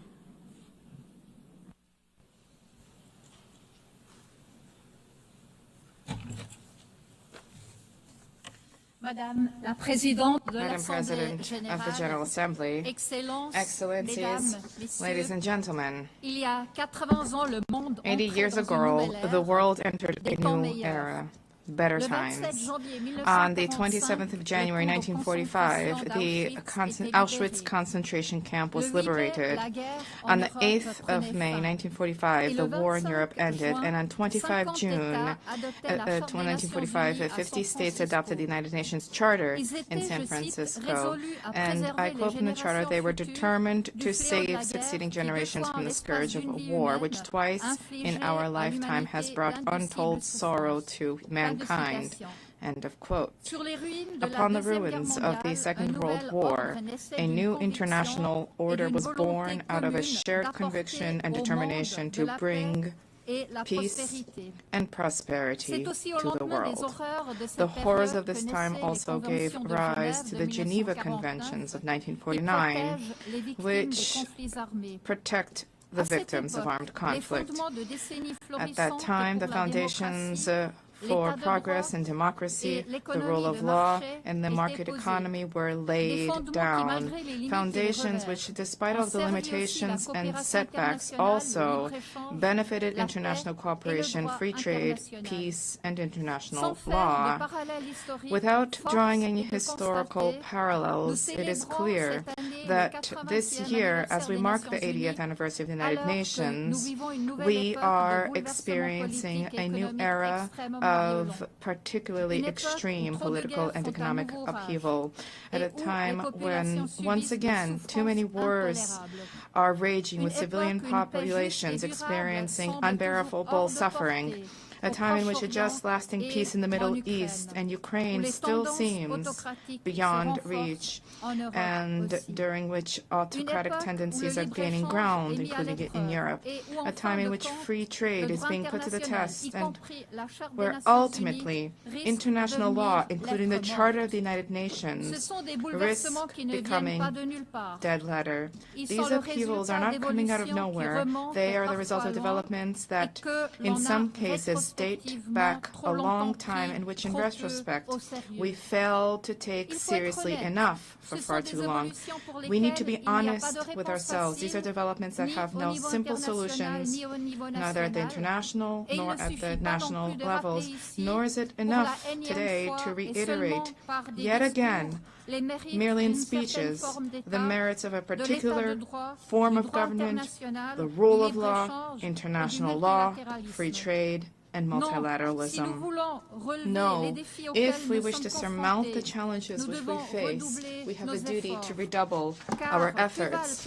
For what is the benefit of the achievements of civilization? What are they worth if they do not tangibly contribute to freedom, security, and prosperity, if they do not bring tangible benefits for people in their day-to-day lives? There are two errors which we must not make. Firstly, pointing the finger only at others. Secondly, leaving international organizations alone, to work alone and acting as if they were completely detached from us. Ladies and gentlemen, we need to begin where we can guarantee freedom and contribute to security and prosperity right now. And generally, this is at home, within our own countries. Let me be clear, this is not about praising national self-interest, nor is this about condemning multilateralism. Quite to the contrary, Switzerland is convinced that multilateralism, international organizations, the United Nations are essential for the peaceful coexistence of peoples, for global economic prosperity, for the resolution of challenges including migration, climate change, the digital transition, and as finance minister, I would also add for global financial stability. Last year, we together adopted the Pact for the Future, a robust commitment to multilateralism. An essential pillar of that pact is the 2030 Agenda for Sustainable Development. We must now implement these roadmaps without delay. Switzerland is also convinced that International Geneva can make a unique contribution to the attainment of these goals. Geneva, as the United Nations leading operational center, has robust expertise in numerous crucial areas for our future, particularly those related to humanity and innovation. This is a unique unparalleled ecosystem for reflection, discussion, and concerted action. But a strong international organization needs strong members. And when I say strong, I do not mean strength in terms of size or strength in terms of military might. I am talking about states that are in a position to provide their citizens with an environment in which they are able to flourish and to express themselves freely and in complete safety and security. Security not just in the military sense, but also at the legal, economic, and social security level. Security and freedom are essential prerequisites for economic growth and therefore for prosperity. They require institutions that are legally sound, reliable, and capable of taking action, and they require political, social, and financial stability. And here, each state has an obligation to shoulder its own responsibilities. We cannot simply delegate our responsibilities to an international organization. Ladies, gentlemen, the international community cannot but benefit from the domestic strength, prosperity, and stability of each state. Only strong states, strong domestically, can demonstrate true solidarity and contribute to a successful, prosperous international community. But we need to also redouble our efforts as an international community. Today, more than ever before, the United Nations must also take a critical look at itself to consider whether it is still able to fulfill its role as the 50 states intended when they adopted the Charter in San Francisco on 25 June 1945. Multilateralism is also undergoing unprecedented upheaval. These upheavals are punctuated by a resurgence of violations in the normative framework and the very principles and values that underpin multilateral action. Dialogue, cooperation, consensus building, respect for international law, and sovereign equality of states, regardless of size, of economic strength, or political influence. Switzerland calls upon all states to make a firm commitment to uphold the principles and values enshrined in the Charter of the United Nations 80 years ago. This is the prelude to any reflection on reforms and efficiency measures to strengthen the impact of our actions in the three pillars of the organization. With this in mind, we fully support the UN 80 reform program of the Secretary General. Greater effectiveness, coherence, agility, and impact of multilateral action should each guide our decisions. A structured, well-thought-through approach together for defining the UN of the future is vital. I can assure you that Switzerland will continue to work towards reform. We remain committed to the reform efforts to a more effective and efficient United Nations and to sustainable multilateralism, both as a reliable host state and as a committed member state. Excellencies, ladies and gentlemen, We are not in the same situation today as we were 80 years ago. We are in the midst of a critical phase, and the next chapter of history is yet to be written. This also means that we can play an active role in shaping it. And I quote an Auschwitz survivor, the Italian writer Primo Levi: "It happened, therefore it could happen again. This is the core of what we have to say." End of quote. But it doesn't have to happen again, and indeed it must not happen again. This is why the United Nations was created 80 years ago, and this is also why we are here today. It is up to us to ensure that this turning point in history, which is so often invoked, as was the case 80 years ago, for this to usher in a new era of better times. Let us guard against arrogance and complacency, and let us get to work at home, in our countries, and together at the United Nations. Thank you. Merci. I thank, on behalf of the Assembly, the President of the Swiss Confederation. The Assembly will hear now an address by His Excellency Edgars Rinkēvičs, President of the Republic of Latvia. I request protocol to escort His Excellency and invite him to address the Assembly.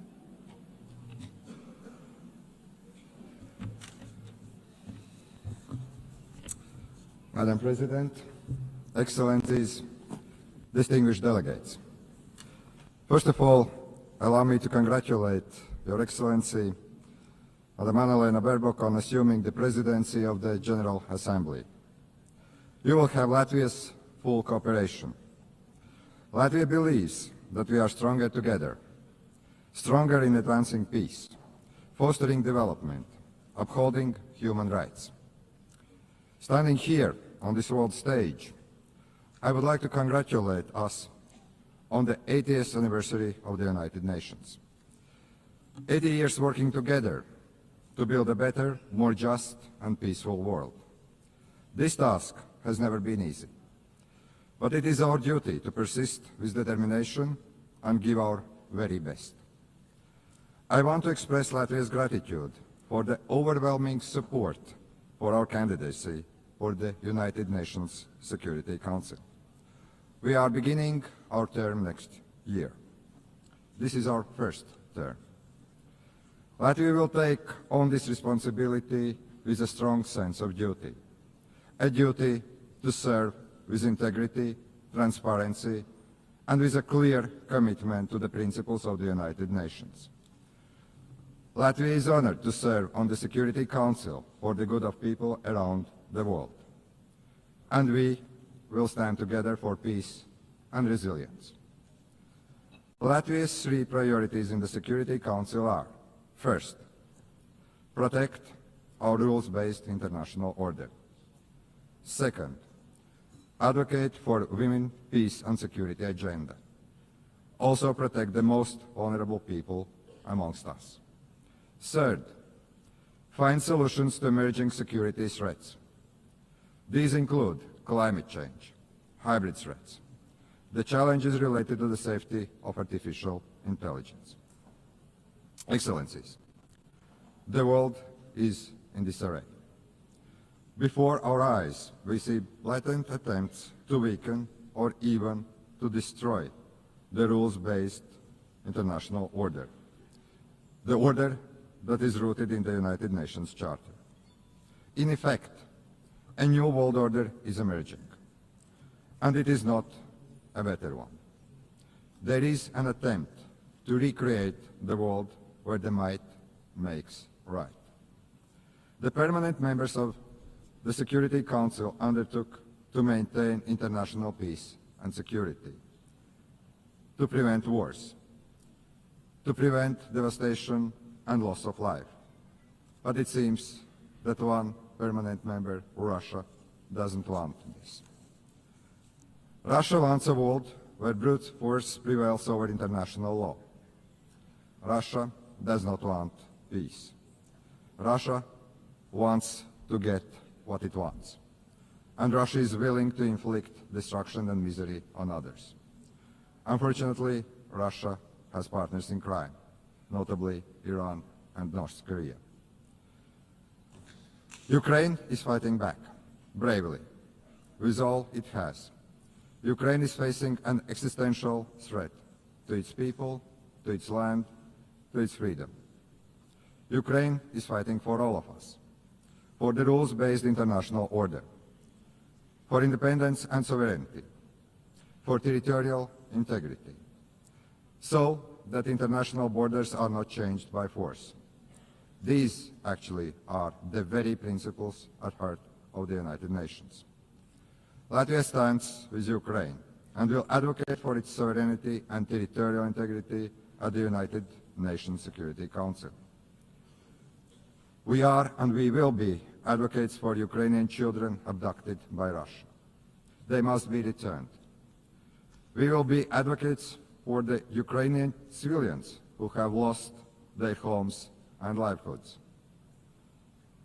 Latvia will use its position on the United Nations Security Council to help achieve a just and lasting peace in Ukraine. I want to express my appreciation to President Trump, President Zelensky, and my European colleagues for their efforts to achieve peace, for trying to stop the unnecessary destruction and the misery we are witnessing in Ukraine. It is our collective duty to uphold the principles of the United Nations Charter, especially when a permanent member of the United Nations Security Council openly violates them. We need no reminding that the United Nations was founded on the ruins of the World War II, to save future generations from the scourge of war, to maintain international peace and security, to protect human life. Distinguished delegates, in war, it is the most innocent that pay the highest price. It is our duty to strengthen international cooperation to tackle the escalating crisis in Gaza. The humanitarian catastrophe in Gaza continues to spiral. Urgent action is needed to end civilian suffering. Latvia condemns all terrorist attacks. Nothing can justify terrorism. We recognize Israel's legitimate right to self-defense, but it must be exercised in line with the international law, and particularly international humanitarian law. The law is there to protect every one of us. Latvia calls for an immediate ceasefire in Gaza. The terrorist organization Hamas must release all hostages. Hamas must be destroyed, as this organization is responsible for so much human suffering in the region. We need to ensure that the access to humanitarian aid in Gaza is safe and unconditional. The ongoing escalation confirms the need for a sustainable political solution, the need for a two-state solution in accordance with international parameters, the need to break the cycle of violence, to reach a just and lasting peace, a peace that addresses the security concerns and the legitimate aspirations of both the Israelis and Palestinians. Latvia is keenly aware of the ongoing conflicts around the world. We must work together to resolve the dire humanitarian situation in Sudan and Democratic Republic of the Congo. We will not look on helplessly as crises unfold. As a member of the Security Council, we will call on the international community to take collective action and to facilitate humanitarian aid, to try to end unnecessary human suffering. Distinguished delegates, we must do everything in our power to protect the most vulnerable people, especially women and children. Women and girls suffer disproportionately in times of war. We, the global community, have a responsibility to protect the rights of women and girls, to empower them, to ensure their voices are heard in peace processes. The first deportation of Ukrainian children to Russia is beyond disturbing. We call on the United Nations to do more, do much more. We will do all we can to help bring these children home. Madam President, it is not only conventional warfare that threatens peace, security, and stability. Emerging threats like climate change, cyber attacks, hybrid attacks, and the misuse of artificial intelligence are testing us on a daily basis. Our modern world is connected in ways that most of us can't imagine. Today, many countries are experiencing a growing wave of hybrid attacks, also Latvia. We have to deal with damage to undersea cables, GPS jamming, arson attacks, the Russian shadow fleets. Russia continues and actually invests in new provocations, most recently recklessly violating the airspace of Poland and Estonia. The intensity of Russia's drone attacks against Ukraine has created incidents in Latvia, Lithuania, Poland, Romania. This is the new reality. Russia bears full responsibility for these acts and also consequences. This kind of reckless behavior is a direct threat to international peace and security, and we must act to stop it before such acts spiral out of control. We must counter these threats by resilience and increased cooperation with our friends and allies. But hybrid warfare is evolving, as there are emerging and disruptive technologies. The challenge is to maximize the benefits these technologies can bring, while remaining vigilant of the potential risk they pose. We share the United Nations view that we need to develop artificial intelligence responsibly, but we should not halt the progress.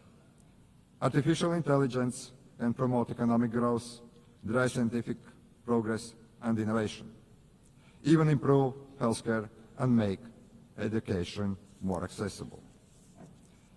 Artificial intelligence is already part of our daily lives. We must acknowledge this reality and work to make it safer and more beneficial for the people. The governments should not take years to create regulations.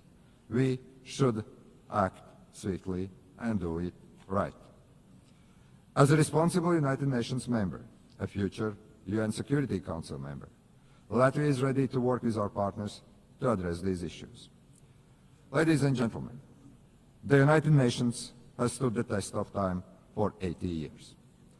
It is the primary architect of international law and protector of rules-based international order. The United Nations is not perfect, but it is the best we have, the only truly global organization. As one of UN Secretary Generals, Dag Hammarskjöld, famously said, the United Nations was not created in order to bring us to heaven, but in order to save us from the hell. But after 80 years, it is time to adjust to new realities. The United Nations must evolve to remain relevant, to be effective and fit for the challenges ahead. That's why we support the UN 80 initiative by the Secretary General. Let us work together for peace and resilience. Let us protect the rules-based international order and the United Nations Charter, because we all are better together. Thank you very much. On behalf of the Assembly, I wish to thank the President of the Republic of Latvia. The Assembly will hear an address by His Excellency William Samoei Ruto, President of the Republic of Kenya and Commander-in-Chief of the Defense Forces. I request protocol to escort His Excellency and invite him to address the Assembly.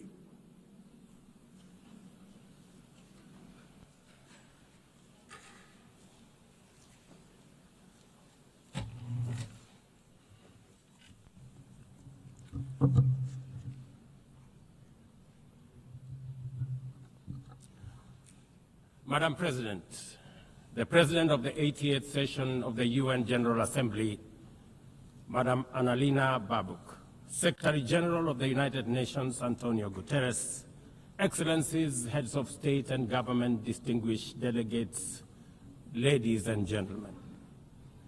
I congratulate you, Madam President, on your election to preside over the 80th session of the UN General Assembly. Madam President, you can count on Kenya's full support throughout your tenure as you steer the Assembly into the future. Ladies and gentlemen, 8 years ago, in the aftermath of the unprecedented global destruction and devastating war, the international community came together in hope. They created this organization, the United Nations, as a shield against the horrors of war, as a platform for dialogue, and as a bridge to a better, fairer, more secure global community. What is often forgotten or not mentioned today is that the United Nations grew out of the failure of the League of Nations that existed between 1919 and 1945. The League of Nations did not collapse for lack of good intentions or noble objectives.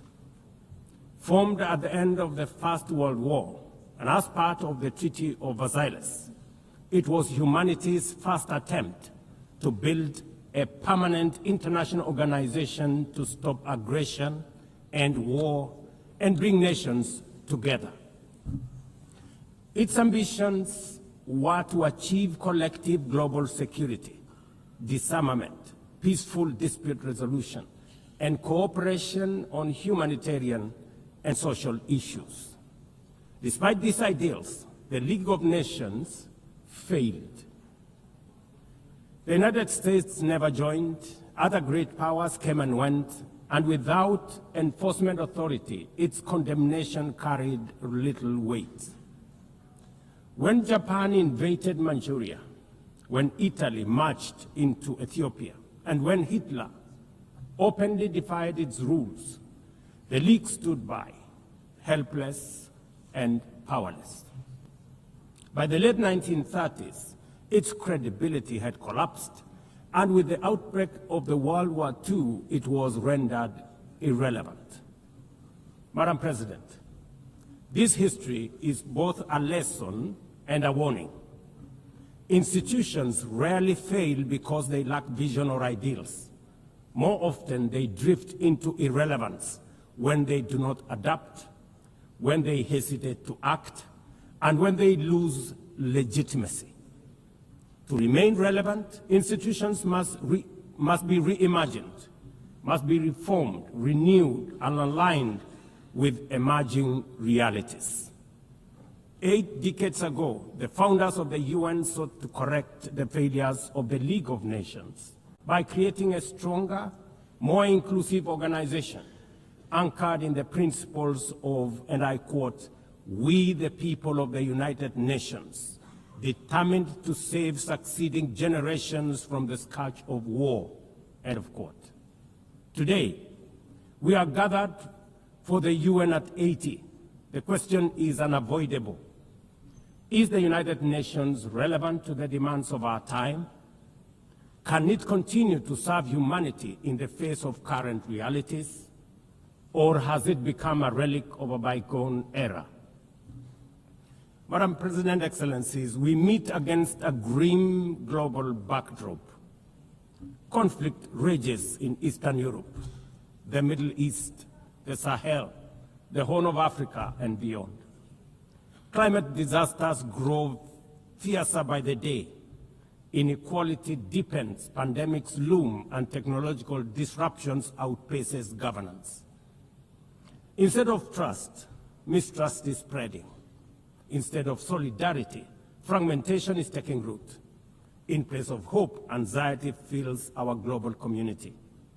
We are living, to borrow from the words of the founders of this institution, not in larger freedom, but in growing uncertainty. At this moment of turbulence, when we most need a strong United Nations, the organization faces its deepest crisis in credibility and capacity. Funding cuts have paralyzed its operations. Bureaucracy has slowed its response. The Security Council remains frozen in the post-war structures of 1945, unable to act inclusively, with fairness, and with speed.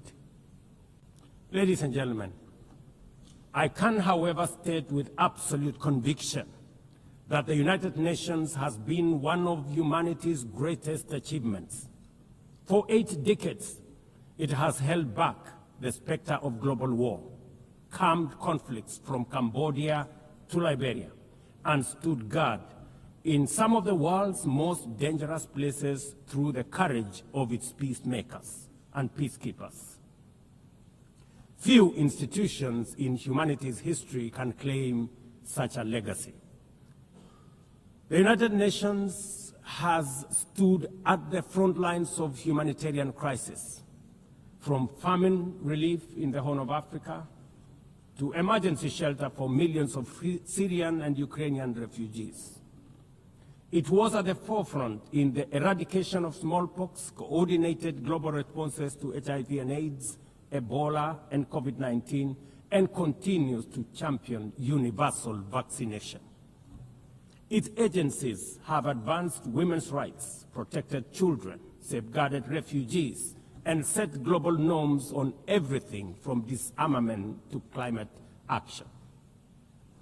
The UN Sustainable Development Goals remain a shared blueprint for human progress.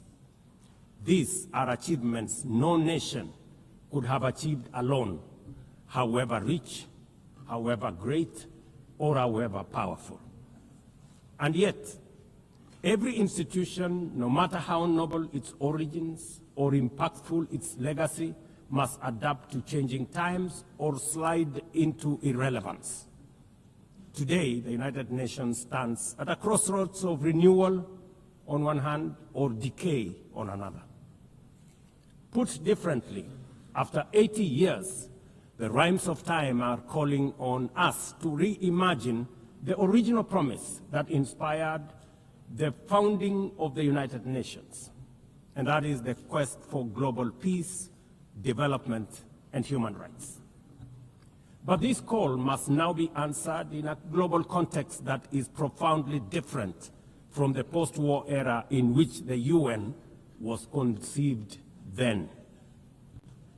We would be denying the cold, hard truth if we say that the United Nations is delivering as it should. On peace and security, its voice is too often drowned by the rivalries of great powers, while some nations simply ignore its resolutions and do as they please. Too often, the UN's blue helmet, once a symbol of moral authority, no longer commands the same respect.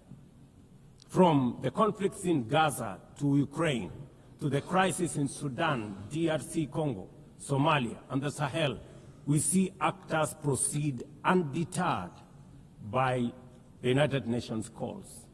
Excellencies, ladies and gentlemen, Kenya speaks from the experience of a nation deeply invested in multilateralism. For decades, we have placed our troops and police in harm's way for peacekeeping missions across Africa and beyond, from Somalia to Democratic Republic of Congo, from South Sudan to most recently in our neighborhood here in Haiti.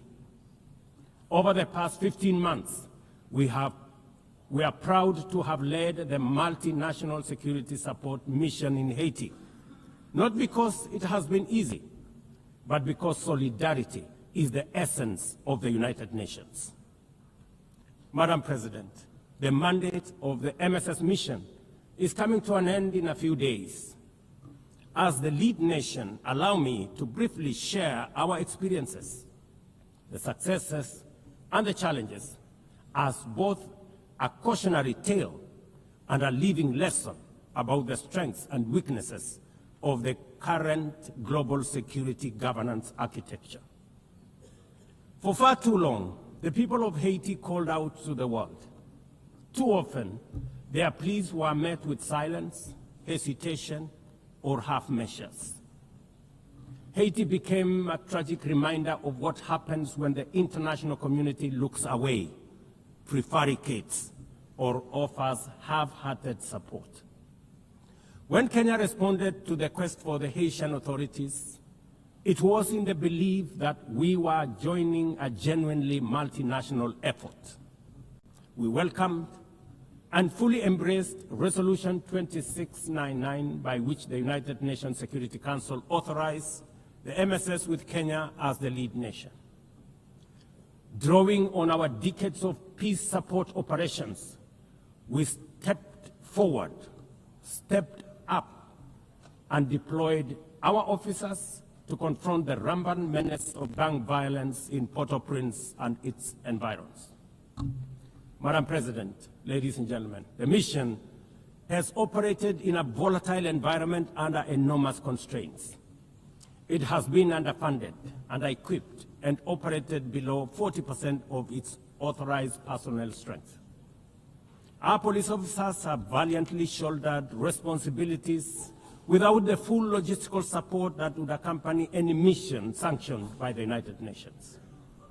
Despite these challenges, and against all odds, the MSS has delivered results many thought were impossible. The presidential palace, once under siege from gangs, is today restored as the seat of government. The police headquarters and the police training center, once overrun by gangs, are now secure, with the academy resuming the training of new police officers, over 700 of whom graduated a few months ago. Schools that have been shattered by violence have reopened, with children back in class, learning and progressing. Roads once manned or blocked by gangs have now free-flowing traffic. Cases of kidnapping and extortion have reduced sharply.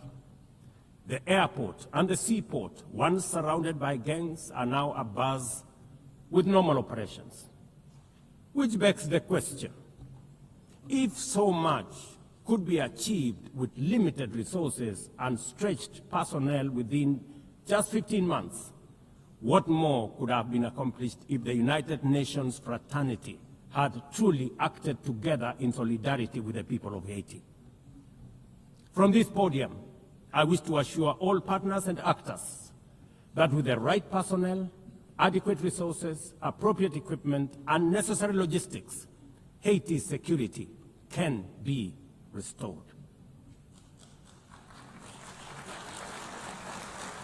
Gangs can be neutralized and the safety of streets, schools, hospitals, and homes secured.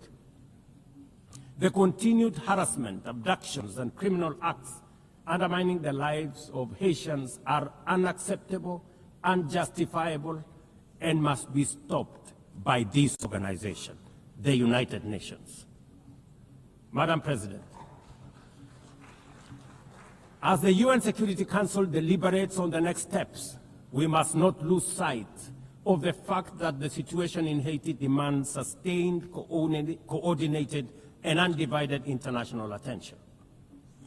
A careful and orderly transition from MSS is essential to consolidate the hard-won gains so far achieved. I urge the Security Council and all partners to remain steadfast in ensuring that Haiti moves forward on a path of peace, stability, and renewal. Ladies and gentlemen, on human rights, our principle is clear and unwavering. The protection of civilians and respect for humanitarian law cannot be applied selectively. We cannot condemn suffering in one place and turn a blind eye in another. Kenya is gravely concerned by the humanitarian catastrophe in Gaza and by the immense suffering of civilians caught in the devastation of disproportionate military operations. At the same time, we call for the unconditional release of Israeli hostages. In line with the African Union and United Nations resolutions, we also call for a permanent ceasefire, for strict adherence to international humanitarian law, and for the launch of a credible political process. Only through such a process can the vision of a two-state solution be realized, where Israel and Palestine live side by side in peace, security, and stability. Kenya is equally deeply troubled by the worsening humanitarian situation in Sudan. where innocent citizens are caught in the crossfire of a needless war. We fully endorse the Quad, comprising Egypt, Saudi Arabia, the United Arab Emirates, and the United States, in affirming that there cannot be a military solution and that only political dialogue offers a viable path forward. We join the Quad in urging all parties, including SAF, RSF, and the external actors, to respect Sudan's sovereignty, unity, and territorial integrity, and firmly reject any attempts to divide the country, reaffirming our unwavering support for a unified Sudan for the benefit of all its people. Excellencies, distinguished delegates, those who look to the future with a clear vision know that climate change is not only the single greatest threat of our age, but also one of the greatest transformation opportunities of our time. The global stocktake has made it plain that the world is off track. Current national determined contributions are steering us towards temperature rises far beyond any safe threshold. This is the difference between survival on one hand and devastation for millions across the world on the other. Kenya and Africa are not passive victims of this crisis. We are taking bold steps showing that climate action is not only possible, but can also be the foundation for inclusive growth. We are building a climate-resilient society by embedding adaptation into every sector, from agriculture and energy to infrastructure and livelihoods, to sustainable mining and artificial intelligence. This ambition is visible on the ground. Today, 93% of Kenya's electricity comes from renewable sources: geothermal, wind, solar, and hydro. We are expanding investments in e-mobility, climate-smart agriculture, clean cooking solutions, and green manufacturing. We are also pioneering nature-compatible solutions such as sustainable waste management and circular economy interventions. Africa, too, is uniting its voice. In 2023, in Nairobi, we hosted the inaugural Africa Climate Summit, where the continent adopted the Nairobi Declaration on Climate Action and Call to Action. Just 2 weeks ago, in Addis Ababa, Africa came together once more at the second Africa Climate Summit to reaffirm our commitment and strengthen our ambition for climate-positive growth. We declared Africa not just as a victim of the crisis, but as a source of solutions, with climate action driving economic growth, transformation, and job creation for our communities. Ambition, ladies and gentlemen, cannot stand on willpower alone. Implementing our new NDCs will require $56 billion. That is why we call on the global community to unlock the $300 billion agreed at Baku, and to accelerate negotiations towards the new $1.3 trillion goal under the Baku-Belém roadmap. Without affordable finance and without reform of the international financial architecture, the promise of climate action in Africa will remain constrained. Madam President, in the aftermath of World War II, the Bretton Woods institutions were created to stabilize the global economy and rebuild war-torn Europe. At that time, their design reflected the power and interest of the victorious nations, who were also their primary shareholders and beneficiaries. The IMF was tasked with upholding the gold standard exchange rate system, while the World Bank was established to finance Europe's reconstruction. Both have since evolved into development finance institutions, but their structures, decision-making, and governance remains dominated by wealthy nations. Today, the global context is vastly different. The global standard collapsed 5 decades ago, and Europe has long since been rebuilt. Yet, the governance of these institutions has not kept pace with needs of a multipolar world, especially the needs of poor and developing nations. The mismatch between shareholders and stakeholders has become starkly visible. For instance, during the IMF's recent allocation of special drawing rights, 64% went to wealthy nations. Just imagine, 64%. With little need for liquidity support. They didn't need the money anyway, but they got 64%. While the poorer countries received just 2.4%. What a disconnect.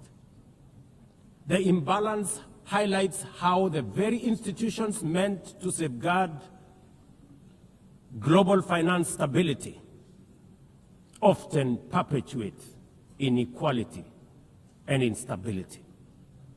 I have argued, and I say it again, that the current global financial architecture punishes poor countries with high interest rates and enormous conditionalities while rewarding rich nations with lower interest rates and softer lending rates.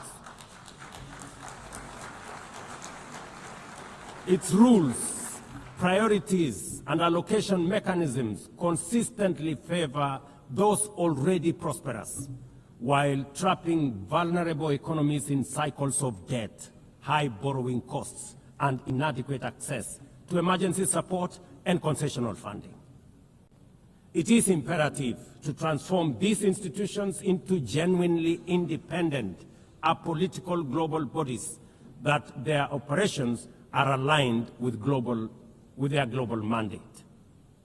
Such a shift would democratize decision-making, restore credibility, and allow the IMF and the World Bank to serve all countries fairly rather than reinforcing old hierarchies. But Africa is not merely waiting for external prescriptions. We are taking bold and deliberate steps to strengthen our financial independence, safeguard our stability, and accelerate our development. Kenya, for instance, fully endorses the establishment of the Alliance of African Multilateral Financial Institutions, launched with the Africa Union in February 2024. This alliance brings together our homegrown banks, Afrexim Bank, the Africa Finance Corporation, the Trade and Development Bank, Shelter Africa Re, Africa Development Bank, Africa Trade and Investment Development Insurance, and ZEPRI, institutions that embody Africa's determination to mobilize resources, finance trade, and build resilience on our own terms. At the same time, the Africa Union is championing 3 transformative institutions: the Africa Central Bank, which will issue a single currency and free our trade from dependence on foreign money; the Africa Monetary Fund, positioned to stabilize our economies and give us true financial sovereignty; and the Africa Investment Bank, designed to mobilize resources for infrastructure, industrialization, and integration that Africa needs to rise. And to complete this vision, the Africa Credit Rating Agency, one that understands our realities, values our uniqueness, and tells our story with fairness and truth, has already been established. Excellencies, as we mark the 80th anniversary of the United Nations, Africa also marks 20 years since the Ezulwini Consensus and the Cypriot Declaration, the 2 historic milestones that establishes the common African position on UN Security Council reforms. For 2 decades, Africa has spoken in one voice, demanding justice, equity, and representation in the highest organ of global governance. This demand, however, continues to be ignored, deferred, or endlessly debated to the detriment of both Africa and the legitimacy of the United Nations itself.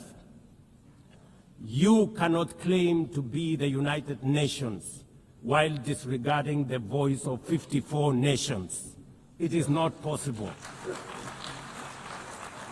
Africa is no longer willing to wait on the margins of global governance, while decisions about peace, security, and development are made without our understanding, without our perspectives, and without our voice. Africa's exclusion is not only unacceptable, unfair, and grossly unjust, it also undermines the very credibility of the United Nations, this organization.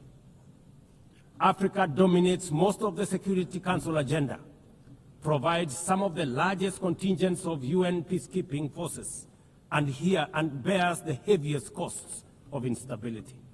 Yet we remain the only continent without a permanent seat at the main table where decisions about our destiny are made. Africa deserves, ladies and gentlemen, at the very least, 2 permanent seats with full rights, including the right to veto, and 2 additional non-permanent seats on the United Nations Security Council. The world must understand that reforming the Security Council is not a favor to Africa or to anybody. It is a necessity for the United Nations' own survival.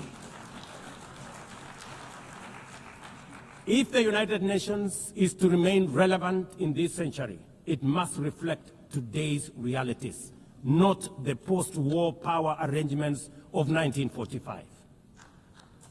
Madam President, despite the stated and evident weaknesses of the United Nations, it still remains humanity's best chance at global solidarity.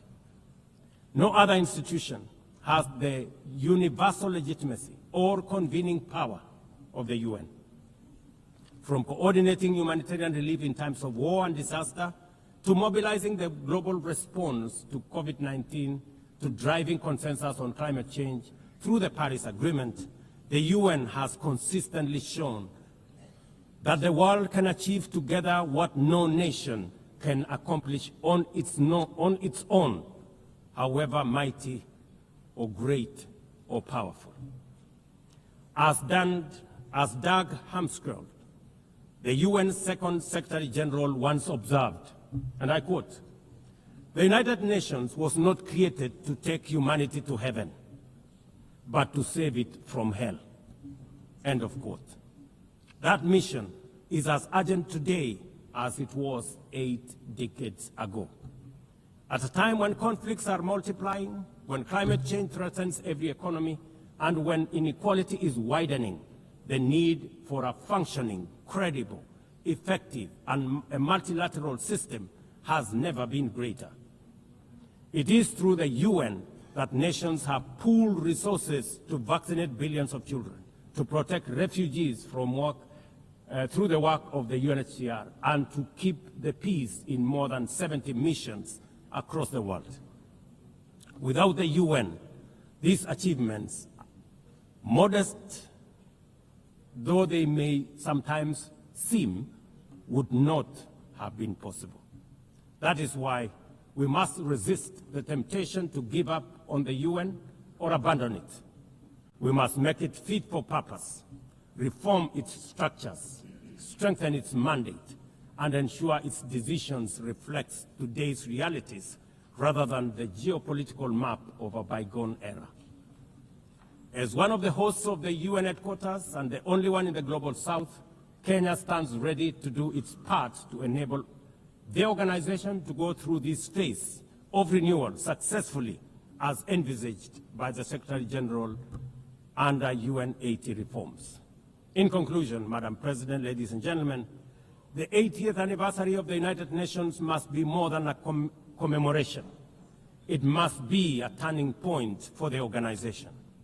Let us seize this moment to reimagine and rebuild the UN into a body that commands legitimacy, responds with speed, and delivers justice for all. I thank you, and God bless you. On behalf of the Assembly, I wish to thank the President of the Republic of Kenya and Commander-in-Chief of the Defense Forces. The Assembly will now hear an address by His Excellency Santiago Peña Palacios, President of the Republic of Paraguay. I request protocol to escort His Excellency and invite him to address the Assembly.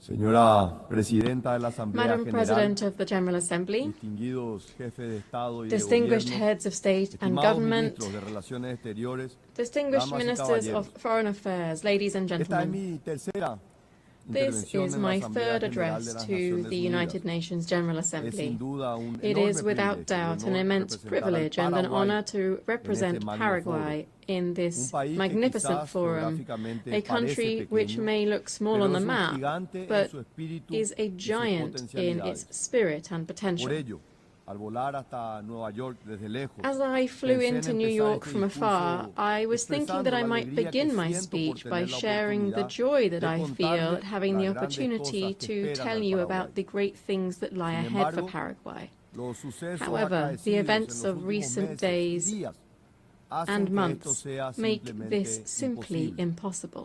En su lugar, penosamente debo empezar Instead, recordando la anécdota with regret, del I gran must historiador begin by alemán recalling the Theodor Mommsen, anecdote quien, of the al great recibir German el premio historian Nobel en Theodor Mommsen, 1903, who, upon receiving the pidió a su Nobel público Prize que in no aplaudiera 1903, tras su discurso asked de his audience aceptación. not to applaud after Los his tiempos, acceptance speech. dijo The apesumbrado, times, he said son demasiado sorrowfully, graves are para too eso. grave for that. Los años siguientes confirmarían The plenamente years su that intuición. followed fully confirmed his Creo intuition. que exactamente lo mismo puede decirse I ahora. believe exactly the same En thing can be efecto, said today. en estos días hemos Indeed, visto que el in mal, recent times we la have witnessed that ideologización evil, radical la intolerancia, son ideologization, desafortunadamente reales intolerance y están are enraizados unfortunately en ciertos real and sectores de embedded nuestras in sociedades. certain sectors of our Todavía societies. estoy conmocionado y también I triste y remain afligido shaken, por las saddened, imágenes and chocantes distressed de by dos the cobardes e shocking images of incomprensibles two atentados cowardly políticos. and incomprehensible Primero, political la attacks. intolerancia, First, el odio, intolerance se llevaron and la vida de hatred un which gran ser took the humano, life of a Miguel great Uribe, human being, el Miguel precandidato Uribe, the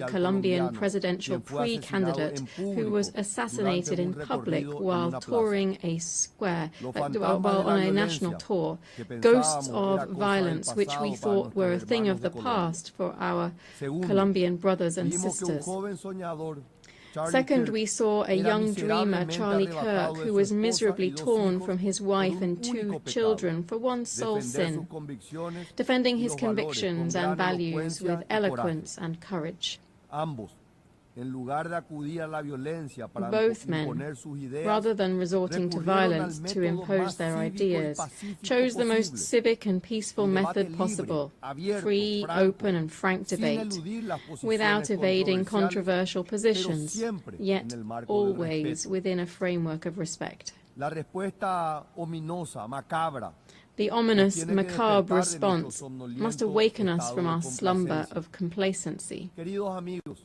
Dear nuestros friends, valores, nuestra forma our de vida misma values, están en peligro. our very way of life La idea de are la at risk. democracia, The idea of democracy, venerable y genial creación that del venerable and genio brilliant griego, creation of que nos Greek permite genius, un which modus allows vivendi us to have a pacífico, peaceful a modus pesar de nuestras vivendi diferencias, despite our se differences, encuentra hoy en riesgo. is currently Por ello, en tiempos in en los jeopardy. que la oscuridad busca Therefore, apagar la in luz, times when debemos darkness tomar seeks to posición. extinguish the light, we must take a No es stand. tiempo para tímidos, señores. This is O no estamos time to del be lado timid. correcto de Either la we paz y stand la on the razón, right side o of peace estamos and con la reason, violencia or y we la stand with intolerancia. violence and intolerance. Nuestros hijos y nietos no olvidarán Our children qué and actitud grandchildren will hemos not tomado forget ante el the enorme stance that we desafío que took when enfrentamos. faced with the immense challenge Por eso before quiero us. ser muy claro con ustedes. That's why I wish to be very La clear violencia with you. política es inmoral, Political violence is intolerable immoral, y intolerable, profundamente and dañina. profoundly harmful. Debemos rechazarla sin We must matices. reject it Por without eso, equivocation. les pido que digamos alto y So fuerte, let's say no al loudly odio, and clearly, no a la no to violencia, hatred, no to violence, no and no to authoritarianism. We mustn't underestimate the gravity of what's happening. These aren't isolated events. They are patterns. The situation has been worsening in light of political movements. There is polarization and extremism that were once subtly revealed in texts and speeches that are now today materializing in acts of real violence. There is a crisis of belief in institutions. Citizens simply no longer have trust. Our democracy, this is a democracy which for decades guaranteed the most basic human rights, embodied in that magnificent instrument which is the Universal Declaration of Human Rights. The everlasting achievement of the United Nations system is under siege from all quarters, both on the left and the right. And this, ladies and gentlemen, might be a path of no return. This crisis situation is the perfect breeding ground for authoritarianism, where democratic values are eroded. Authoritarianism, or its perverse twin, populism, replaces it. Paraguay views with great concern the restrictions on the exercise of fundamental rights, such as access to free information and freedom of expression in some sister countries. These are already palpable demonstrations that the crisis is real and far-reaching. Thus, regrettably, the situation in Venezuela has become truly alarming.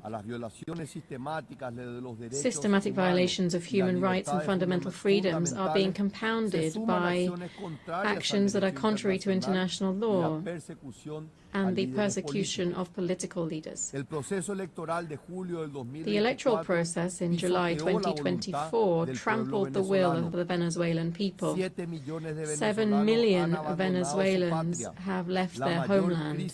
This is the largest migratory crisis in the history of the Western Hemisphere. In Nicaragua, meanwhile, the persecution of political opponents persists and is expanding aggressively. The situation of human rights and fundamental guarantees is dire. Entire religious orders have been expelled. Hundreds of Nicaraguans have been stripped of their nationality for the sole crime of dissenting. Even the Catholic Church is being persecuted, something that was once unthinkable in Latin America. Paraguay knows better than most the calamity of authoritarianism and dictatorship, having lived through the longest military regime on the continent in the 20th century. The scars of this have not yet fully healed.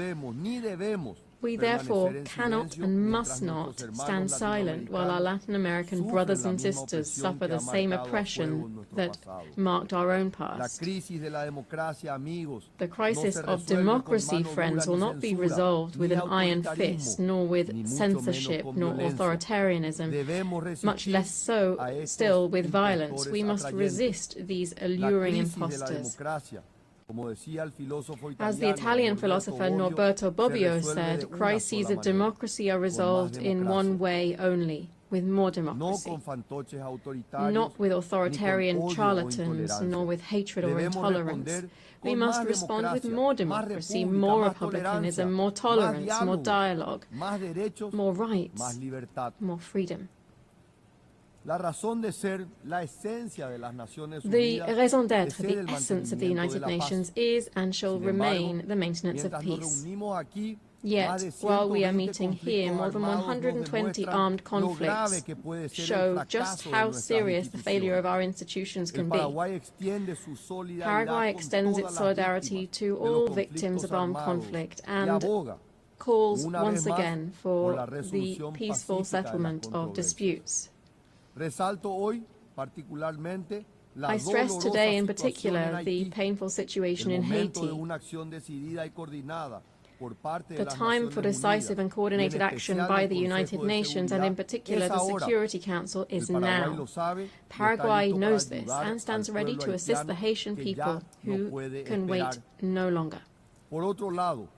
Furthermore, I wish to highlight a situation that goes beyond armed conflict, but which highlights the same seriousness. We are facing a silent but devastating crisis, the collapse of global supply chains. The pandemic showed us just how fragile they were. The war in Ukraine strained them further, and now geopolitical fragmentation threatens to break them definitively. The world urgently needs supply chains that are more reliable, more diversified, more resilient. We cannot continue depending on systems that place efficiency above security, cost above reliability. I want to be clear here. Not all trade partnerships are the same. We must be cautious about deceptive economic models that come along with political authoritarianism, mass surveillance, and the erosion of fundamental freedoms. When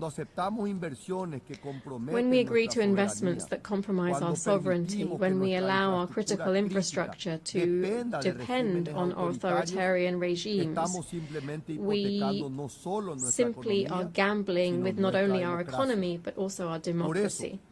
Therefore, we call for deeper integration among our countries based not only on trade but on shared values. These are the rule of law, individual freedoms, a free market economy, the defense of the traditional family, and the right to life from conception.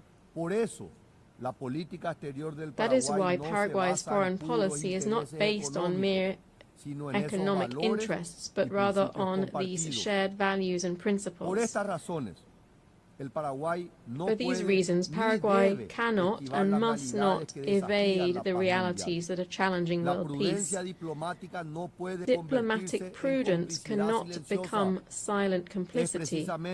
It is exactly at these times that the principles that define us as a democratic nation should be translated into clear and unequivocal positions with our friends and allies. Paraguay reaffirms here its unambiguous position. Israel has the legitimate right to defend itself. The terrorist attacks on the 7th of October 2023 against Israeli civilians were grotesque acts of barbarity which no cause can justify. We reject any biased attempt to equate the responsibility of Israel's democratically elected authorities with that of the leaders of the terrorist group Hamas. Anti-Semitism, ladies and gentlemen, as daily events show us, is no accident of the 20th century. It is alive and kicking. It forms part of that irrational cycle of violence and hatred that I referred to at the start of my statement. And I must confess here that I have never understood how so many have adopted this appalling worldview, given how much the Jewish people have contributed materially, culturally, and spiritually to the world. Yet, lamentably, this perversion persists among us. The only answer is to remain vigilant, to say no to hatred. Shoah never again. That is why Paraguay was one of the first countries in the world to designate both Hezbollah and Hamas as international terrorist organizations, and why it has consistently condemned their wicked acts. I decisively condemn these criminal organizations before you all again today. My country will continue to oppose those who deny the sacred value of human life, a fundamental idea that underpins Paraguay's vision of the human person. We also urgently appeal for the implementation of a solution that will alleviate the humanitarian situation in the Palestinian territories, bringing an end to the violence and securing the immediate release of the hostages, promoting a constructive dialogue that leads towards peaceful coexistence between both peoples and lays the foundations for a lasting peace in the Middle East. La diplomacia principista del Paraguay, Paraguay's extremely principled diplomacy based on conviction rather than mere convenience also explains the moral stance that we have taken with regard to another democracy facing existential threats. Consistency in defending democratic values doesn't allow for selective geographies or calculations of convenience. Principles, when they are genuine, stand by their intrinsic worth, not by their political profitability. Paraguay has proudly maintained 67 years of diplomatic relations with the Republic of China, Taiwan. This friendship, forged through shared democratic values, has shown that cooperation between nations can be based on more than mere interest. Certainly, this decision costs us dearly economically, but believe me, the value of doing what is right is priceless. The growing tensions in the Taiwan Strait deeply concern us. Increasingly aggressive military exercises, constant aerial incursions, bellicose rhetoric, all of this points towards a dangerous escalation that could destabilize not only Asia, but the entire global order. Ladies and gentlemen, let it be said without timidity or pusillanimity, Taiwan deserves a place in this forum. Allow me to repeat it. Taiwan deserves a place in this forum. This is a matter of strict justice. Its exclusion from the UN system is an affront which undermines the legitimacy of our institutions. 23 million decent, hard-working and dignified people cannot remain invisible to multilateralism. Ladies and gentlemen, as in other cases, the question of Taiwan and its international status must inevitably form part of the discussions of this General Assembly. It is time to uproot this tree of injustice which has grown for decades and to give a place to Taiwan, China in the United Nations. These principled positions based on conviction and not convenience give Paraguay something relatively scarce these days, which is genuine moral authority to discuss the problems that afflict us. Against this backdrop of global crisis, Paraguay stands as an intermediate power with a central role in building consensus and strengthening the multilateral systems. Our words are backed up with facts. Paraguay has a characteristic constructive spirit in multilateral debates. In line with our active leading role, my country is currently a member of the Economic and Social Council, and we have national experts on the Tribunal for the Law of the Sea, the Human Rights Committee, the Committee on Economic, Social and Cultural Rights, and the International Narcotics Control Board, as well as the Advisory Committee on Administrative and Budgetary Questions, among others. Over the term 2026 to 2027, we aspire to the presidency of the Bureau of the 6th Committee of the General Assembly, and we shall take up membership in the PBC. Dear friends, Paraguay stands ready to take its place in the concert of nations, not as a mere voice on the periphery, but rather as a true protagonist seeking solutions to global problems. Thus, Paraguay accepts and commits to the objectives set out in the Secretary-General's UN 80 initiative. These include the quest for greater efficiency in resource use, simplification of processes, and the review of mandate implementation. We therefore demand the implementation of geographic balance in the appointment of the next Secretary General. This would strengthen the legitimacy and representation of this organization. In this process, we are convinced that we must pay attention, that attention must be paid to our region.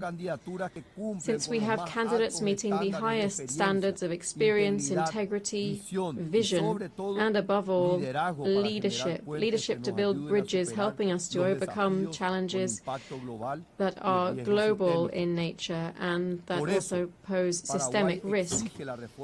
We therefore call for a deep reform of the Security Council to prevent it becoming dispensable within a multilateral system that must provide solutions to the numerous current conflicts, both those between states and those caused by non-state actors. We call, therefore, for more flexible positions so that the Security Council can once again become truly representative in its membership and regain effectiveness as it fulfills its mission. We call for the elimination of the veto, which would bestow greater legitimacy on the body and would enable the UN as a universal organization to once again play a leading role in finding solutions to the great challenges facing our world. Madam President, distinguished delegates, I know that the picture I have painted here is not the brightest. Indeed, it is rather somber. But I prefer to speak truthfully, so as to not underestimate the gravity of our current situation. And yet, optimistic as I am, I can't avoid saying this. I look to the future with great hope. As the great writer William Faulkner said, I believe that humanity will not merely endure, it will prevail. With all of our flaws, when we work together, when we place solidarity above division, dialogue above violence, tolerance above hatred, humanity is capable of great things. Building the future is not possible merely by wishing it. Building the future requires intention, persistence, constancy and discipline. I always say, and I'll repeat it here today, there are no shortcuts to development, just hard work. But words are no longer enough. Our peoples are tired of empty promises, of grandiose declarations that don't lead to bread on the table, safety in their streets, or education for their children. Just like in any relationship where trust has broken down, the key to recovering it is to show results. Democracy must demonstrate that it can deliver, that it can generate prosperity, and it can secure justice, offer hope, be a democracy with a human face and with a social heart, as defended by the great thinkers of my own political movement, such as Ignacio Eipane, Juan León Mallorquín, and Fulgencio R. Moreno. My party has been demonstrating all of this in office in Paraguay over the last few decades. We have been showing that it is possible to grow economically with justice, with democracy, and with human rights. I'm not saying this arrogantly, but rather with the humility that characterizes Paraguayans. This is a humility born of a history of greatness, but also suffering. Paraguayans know the eternal cycle of rebirth, of suffering, crisis, tragedy. We have had to reinvent ourselves and rise from the ashes. And in that noble process, we have built the Paraguay that today is finally being recognized for what it is, a giant that is re-emerging. While the world is faltering, we are building something different. A model that is working, a model that inspires confidence because it's delivering results. The numbers speak for themselves. We have seen economic growth of 5.9% in the first quarter of this year, while at the same time the regional average barely reached 2%. Our inflation stands controlled at 4.2%, which is below the regional average. We are advancing firmly towards post-pandemic fiscal convergence. Our fiscal deficit has returned to 1.5% in the national budget for next year. Our unemployment levels have fallen to historic lows, 5.6% in the first quarter this year. But growth without social justice is worthless. That's why we are implementing ambitious programs to transform lives. Our Zero Hunger in Schools program feeds more than 1 million children a day in 7,000 schools. Che Rogapora is turning thousands of working families into homeowners. For the first time, the state is offering mortgages with a payment equivalent to rent, transforming a monthly expense into family wealth. I stress that 118,000 people emerged from poverty in a single year. Extreme poverty fell to 4.1%, which is the lowest level in our modern history. But none of this would have been possible without solid institutions. That's why we've undertaken bold reforms. We promoted the Civil Service Act to professionalize civil service, ending with decades of clientelism. We have the Integrity and Transparency Act, creating true oversight and accountability mechanisms and strengthening the Office of the Controller General. We've adopted a National Unified Registry Act, which proposes structural transformation and, after 100 years, orders land ownership in Paraguay. The outcome of this is that in July last year, Paraguay achieved investment grade for the first time in its history. Distinguished delegates, the Paraguayan model is not perfect, of course not. We face huge challenges and much remains to be done. But we are changing reality. We are showing today that Paraguay is not merely a country. As the president of the International Automobile Federation, Mohammed Ben Sulayem, said, Paraguay is the country. Madam President, distinguished delegates, I began this speech with some rather somber warnings about the state of global democracy and our societies. The times are grave and there is much to worry about. But I do not wish to end on a pessimistic note. A different, better, brighter future is possible. It just depends on all of us. It depends on our ability to diagnose the problems with courage and to confront them with perseverance and conviction. The future isn't predetermined. Paraguay is living proof that, despite the chaos and desolation of war, it is possible to rebuild. It is possible to reconcile prosperity with justice, growth with sustainability, openness with sovereignty. Paraguay, dear friends, stands ready to be part of the solution. The sleeping giant of South America has awoken and is re-emerging with strength. We are ready to be a central protagonist in the struggle for humanity's great values, to be a leading actor in the concert of nations. Because we believe in a future where democracy does not merely survive, but flourishes. Because we believe in a future in which development reaches everyone, not just a few. Because we believe in a future where cooperation is based on shared values, not on mere convenience. Because we believe in a future where trust is earned with results, not with rhetoric. Because we believe, indeed, that humanity will not merely endure, but will prevail. That different future is possible. Paraguayans are building it every day. I invite you to build it with us, together, to leave behind a better world for our children and our grandchildren, a world with more democracy, more freedom, more tolerance, more justice. A world in which hope defeats pessimism, in which light overcomes darkness, and good triumphs forever and always over evil. Thank you very much.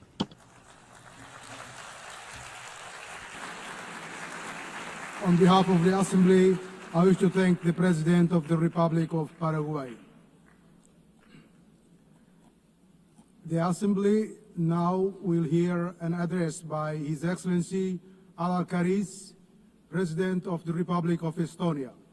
I request protocol to escort His Excellency and invite him to address the Assembly.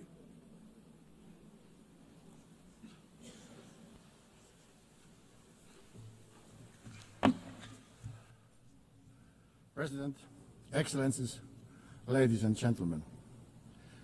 United Nations is an idea of a better world. It is an idea that is not an abstract construction nor an empty declaration, but carefully crafted agreement. A grand agreement that is the basis of a current multilateral world order. An agreement designed to protect international peace and foster prosperity. An agreement to ensure a free and dignified life for everybody.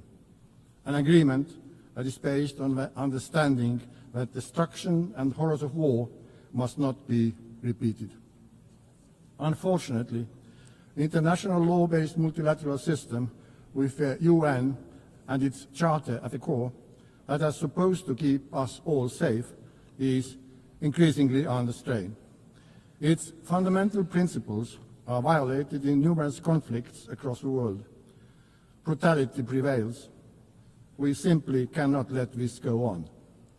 We all should be asking, what kind of future do we want? Will it be a world dominated by barbaric use of force and violence, where might is always right? Or do we want a peaceful and prosperous world, where law and order, justice and universally agreed rules and principles prevail?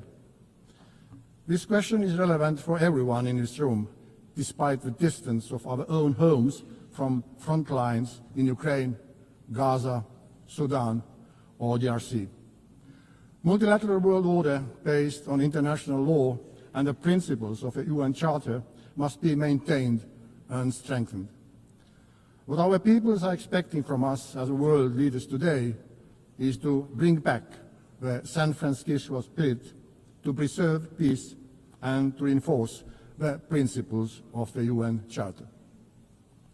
Ladies and gentlemen, Russia's war of aggression against Ukraine constitutes one of the gravest breaches in international law and the UN Charter since its adoption 80 years ago. Despite repeated calls by the General Assembly to stop the aggression and set the course towards peace, Russia continues its savage assault on the Ukrainian state and nation. Russia's war and its war crimes undermining the reputation and credibility both of the Security Council and the entire United Nations. This blatant assault on the principles of Charter is undermining the multilateralism, global peace and security. Regrettably, as we speak, Russia is targeting Ukrainian kindergartens, schools, hospitals, nurseries with missiles, drones, gliding bombs, mines, shells and bullets. The same permanent member has been systematically abducting and deporting Ukrainian children, erasing their identity and forcing them into integration. A human suffering in Ukraine has reached unprecedented levels. Only the Human Rights Monitoring Mission in Ukraine has documented the death of at least 40,000 civilians, including almost 1,000 children, and for about 35,000 civilians injured, including more than 2,000 children. The death toll increases with every year, month, week and day. In total disregard of President Zelensky agreeing to ceasefire in March and the recent peace efforts by the United States, Russia has significantly intensified its campaign of terror with a barrage of drone and missile strikes on civilian targets. It is evident that Russia has no intention of agreeing to a ceasefire, let alone a lasting peace. Russia's objectives have not changed. They remain of the subjugation of all the Ukraine and the reshaping of Europe's security order to satisfy Russia's own neo-colonial and imperial ambitions. The increasing violations of neighboring countries' airspace by Russian drones and missiles are yet another escalation and a stark reminder of Russia's aggression threatens not only Ukraine, but the security of the entire region. Hereby, I have to regrettably tell you that just weekdays ago, the Russian fighter planes violated Estonian airspace, a hostile act that is part of a pattern of similar recent incidents happening on the European Union's eastern border. Therefore, the only viable way forward towards a ceasefire and just and lasting peace is to increase collective international pressure on Russia to force them to peace in Ukraine and to act in a way that is expected from the permanent member of the Security Council. Let me assure that my own country, Estonia, will continue to do everything possible to reinforce Ukraine's ability to defend itself in full conformity with Article 51 of the United Charter. Doing so, we are defending the sovereign equality of all member states, large and small, one of the core principles of which the United Nations was founded.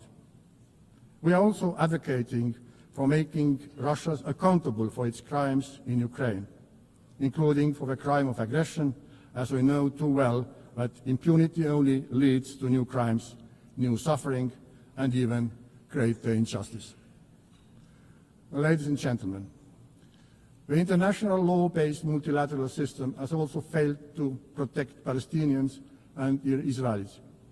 Having visited both Israel and Palestine this year, I witnessed firsthand the devastating impact of a long-lasting conflict. Hamas's brutal terrorist attacks on October 7 have been condemned by the whole world.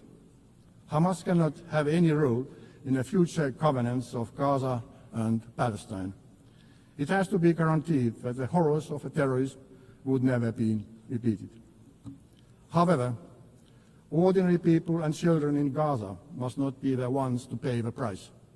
I am devastated that so many innocent lives, including children's lives, have been lost due to the military action, starvation, and the spread of disease.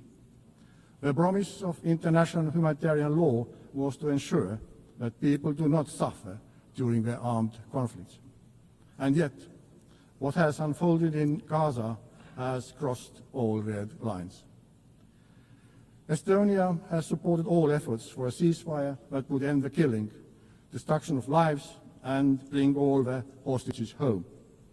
In order to alleviate the unbearable humanitarian situation, Israel must fully respect international humanitarian law and implement its commitments regarding access and delivery of humanitarian aid and security of all workers.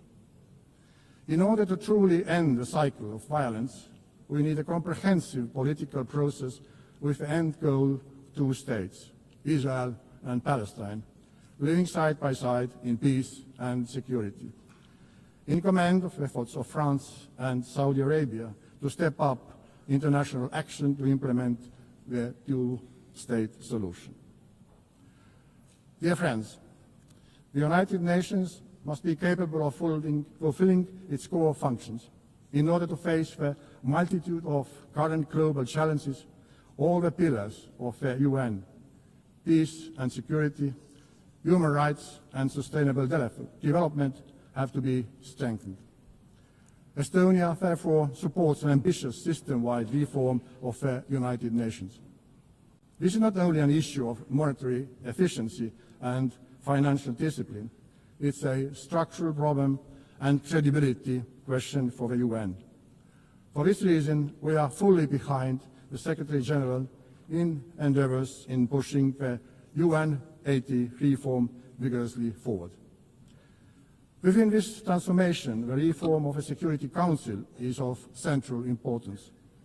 Estonia supports the expansion of the Security Council membership so that it would include countries that have, inter alia, demonstrated their unwavering commitment to international law and the principle of UN Charter, and have consistently acted in accordance with these principles. Furthermore, if we want to have functional and respected council, we also need to restrict the use, or rather abuse, of the veto, increase the transparency of the council's work and its accountability. Last but not least, we also need to ensure transparency when it comes to the selection of the next Secretary General of the United Nations. After 80 years of men-only leadership, we are very supportive to the idea that based on a fair process seeking the most qualified candidate, it is high time for a woman to be chosen as a UN Secretary General. We need to put forward ambitious selection criteria, clear timeline, and assure greater role of a General Assembly in this process. Given the current credibility crisis of the UN, we cannot afford to fall short in the selection process. Dear ladies and gentlemen, sustainable development with clearly defined goals remains a central focus of the UN. We have to redouble our united efforts to address global challenges, like the effects of ongoing climate change, which are getting worse in all parts of the world. The upcoming COP30 in Brazil should be a turning point. Countries should submit strong climate plans. These plans should cover all parts of the economy and follow the 1.3 degree goal of the Paris Agreement. Substantial progress during this decade is crucial. We must work together to triple renewable energy production by 2030, because this is the most effective way to reduce emissions. Estonia shows that this is possible. We used to rely on oil shale, a local fossil fuel, for our energy production, but today nearly 40% of our electricity comes from renewable sources. This change happened because of political will and private investments. Let us now raise our ambition together, like we did when we agreed on a World Cleanup Day to be acted upon the 20th September at Estonia's initiative and example worldwide. Not to celebrate it, but to do it. Dear colleagues, in myriad of challenges we face, accessible education is a prerequisite of understanding the current problems, learning from the mistakes of the past, and crafting a better world. Estonian educational system ranks high in many international rankings. We see how this has had an impact to many other fields where Estonia has been doing well, including digital governance, media freedom, and innovation. Our goal is to share with our partners, including through UNICEF board, our diverse experience in innovation, in education, developing educational policies, reforming education, and improving the availability of high-quality education. Every situation, every culture, every context is unique and requires specifically developed solutions. However, allow me to draw your attention to one of specific experience of ours. In 1991, at the start of the Internet revolution, we decided to radically integrate computers and Internet into our educational system. The program Tiger Leap, which had the aim of opening a computer class in every Estonian school within a year, was a cornerstone of Estonia becoming one of the most digital societies in the world today. The world today looks different from the one 34 years ago. But new technology is there again and waiting to put it into the best use. Therefore, Estonia is making a new leap, the artificial intelligence leap. We are again providing the best technological tools available to our students and teachers, so that we keep comparative edge in education for years to come. Equipping citizens with the skills to use AI wisely and responsibly is essential. AI must serve dignity, development, and human rights, not the other way around. In Estonia, we believe in innovation, and we are most ready to develop new tailor-made solutions with our good partners all around the globe. In collaboration with the International Telecommunication Union and Germany, Estonia co-founded the CovStack initiative. This innovative platform provides governments with digital public infrastructure toolbox aimed at modernizing digital services by creating modular, open source and scalable framework for governments worldwide. Dear Member States, whichever global problem we approach, we have to build human rights and basic freedom. Yet today, human rights and fundamental freedoms are increasingly under pressure worldwide. This is a deeply worrying trend that demands our collective response. This is the idea that guides us also on the way to becoming a member of a Human Rights Council for a period of 2026-2028. And I would ask your support at the election next month. Our priorities during our membership are the promotion and protection of children's rights, safeguarding digital rights and reducing the digital divide, and advancing media reform. All three are critical for advancing democracy and protecting international law-based multilateral world order.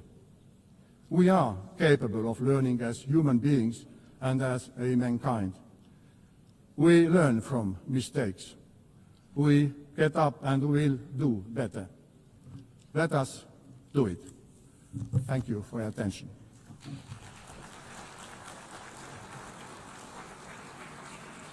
On behalf of the Assembly, I wish to thank the President of the Republic of Estonia.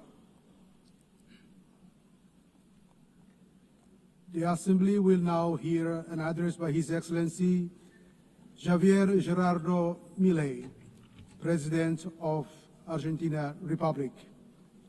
I request the protocol to exhort His Excellency and invite him to address the Assembly.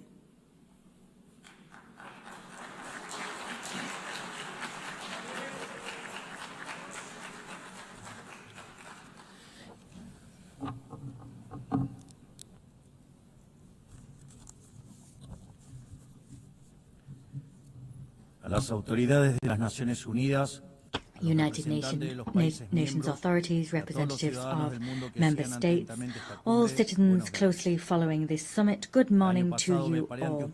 Last year I stood here before you at this very same assembly and I outlined a new direction that Argentina's foreign policy was going to take. We asserted that it was imperative to return to the ideas of freedom, the immortal principles that underpin the dignity of life, freedom and property. These are rights that all individuals should enjoy under the law. We asserted that there was a need for international cooperation to aim to guarantee those rights. However, I also warned that the UN had cast aside what had been its lodestar in recent decades. The successful model of the United Nations spoke of the need for peace without victory. It was grounded in cooperation between nation states. It was, however, replaced by a supranational model of government comprising international bureaucrats that sought to impose on citizens across the world a specific way of life. The United Nations has moved from an organization that sought to mediate peace between peers to an organization that claimed not only to decide what every nation state does, but also what all individuals, wherever they may be in the world, must do. We believe in the original aim and purpose of this organization. We believe that there are global problems which require dialogue and international cooperation if they are to be resolved. However, for that reason, and to achieve that goal, we must reject these abuses of authority that often go hand in hand with noble agendas. As we maintained last year, we will never support the amputation of indigenous or commercial freedoms, nor will we support the violation of natural rights of citizens of member states. In the last year and a half, we have have voted in accordance with that principle.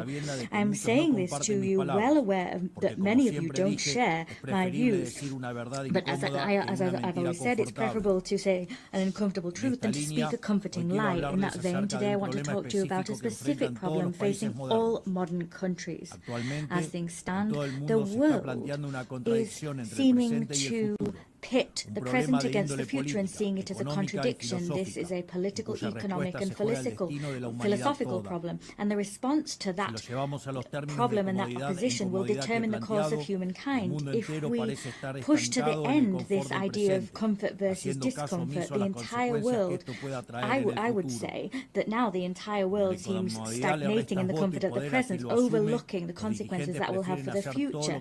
Given that doing what is uncomfortable seems to strip votes and power from those that take it on, leaders prefer to do everything in their power to protect the status quo that they inherited, and they do so disregarding future consequences. They light a fire to heat the future and heat the present and disregard the future. Modern states have thus entered into a very complex dynamic from which they cannot return. Incentives both for people and politicians mean that we tend to talk about the distribution of wealth today, overlooking the need to compile wealth for tomorrow. Currently, decision makers are facing the decision. Either they preserve the legacy that was entrusted to them or they destroy it. This legacy can be accumulated wealth, productive capacity, laws, or any other thing that serves the common good. In general, they tend to if they burn their legacy, if they opt to continue with what's comfortable, they'll have a lot of profit and benefit in the future, but there will be great future costs. What you put aside today, you lose for tomorrow. They seem to be preserving growth and prosperity in the present and casting aside the well-being of future generations. We need to find a balance, meaning that eating bread today doesn't mean we'll go hungry tomorrow, and we need to guarantee sustained growth and well-being. That's something economists call economic growth. That growth can sometimes seem slow and sometimes halt briefly because progress is never linear, but it's precisely long-term consistent growth that has systematically revolutionized the world and has wrenched thousands of millions of people from poverty. The difference between zero growth and 2% growth in the long term is the difference between stagnation and prosperity. The Argentinian people know a great deal about this issue because we're the only country in the region that hasn't experienced growth in the last 15 years. In legal terms, growth, the condition for growth, is respecting the sanctity of property and the free market. And that means nothing other than ensuring free trade between peers and free cooperation between peers. Without the right to ownership, there can be no savings, and without savings or free trade, there is no investment. If there's no investment, there can be no growth. But it's not in anyone's individual political interest, apparently, to respect these principles, because it is precisely when we expand the state that individual freedoms of the citizens are eroded, and we simply seek to protect ephemeral present well-being to earn votes, and that's what our politicians do. Accumulated wealth decreases over time with this way of moving forward, and so what we're seeing now is countries are increasing public expenditure, but that doesn't ultimately create wealth, it rather destroys wealth. With that in mind, politics gains power on two fronts. They get democratic legitimacy and they obtain resources that they can spend. So politics has a double incentive to foster that intergenerational betrayal, because despite the fact that people lose in the future if this course is followed, there's short-term gain. A great man may be that who sows trees whose shade he will never enjoy. The great man might be the one who cuts down the trees that others sowed, but this cannot continue.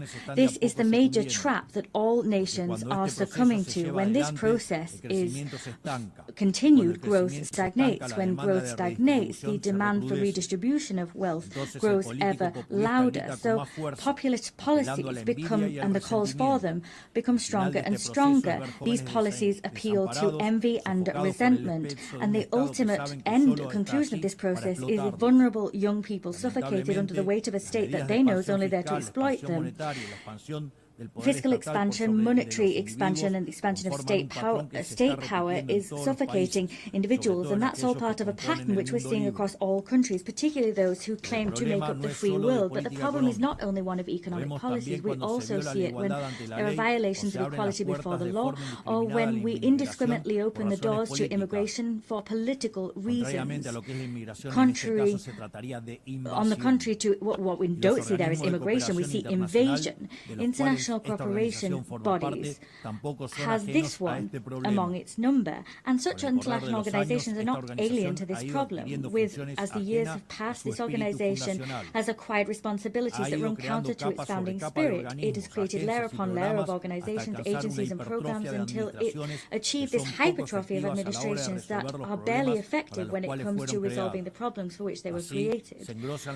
Responsibilities that the UN's taken on have swelled and swelled, and in step with that, the contributions made by member states have swelled, and in turn, the palpable results that this organization has achieved have greatly reduced. They can't offer the world what they could. There's this cocktail of incentives, and in addition, you have in this organization, unlike how it was, international organizations now see a situation whereby no one's really held accountable for their failures to resolve problems.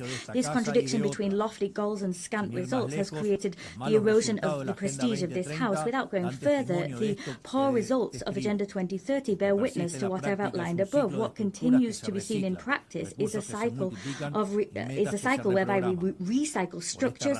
There's more and more being spent and more targets being set. For this region, Argentina decided to step aside from this process because we saw in Agenda 2030 the improper expenditure of scant resources for purposes that we don't share in order to distract attention from the real global difficulties. The world is on course for stagnation, and that's why we stood apart. I need to raise the alarm here because in Argentina we've seen the natural consequences of proceeding in this way.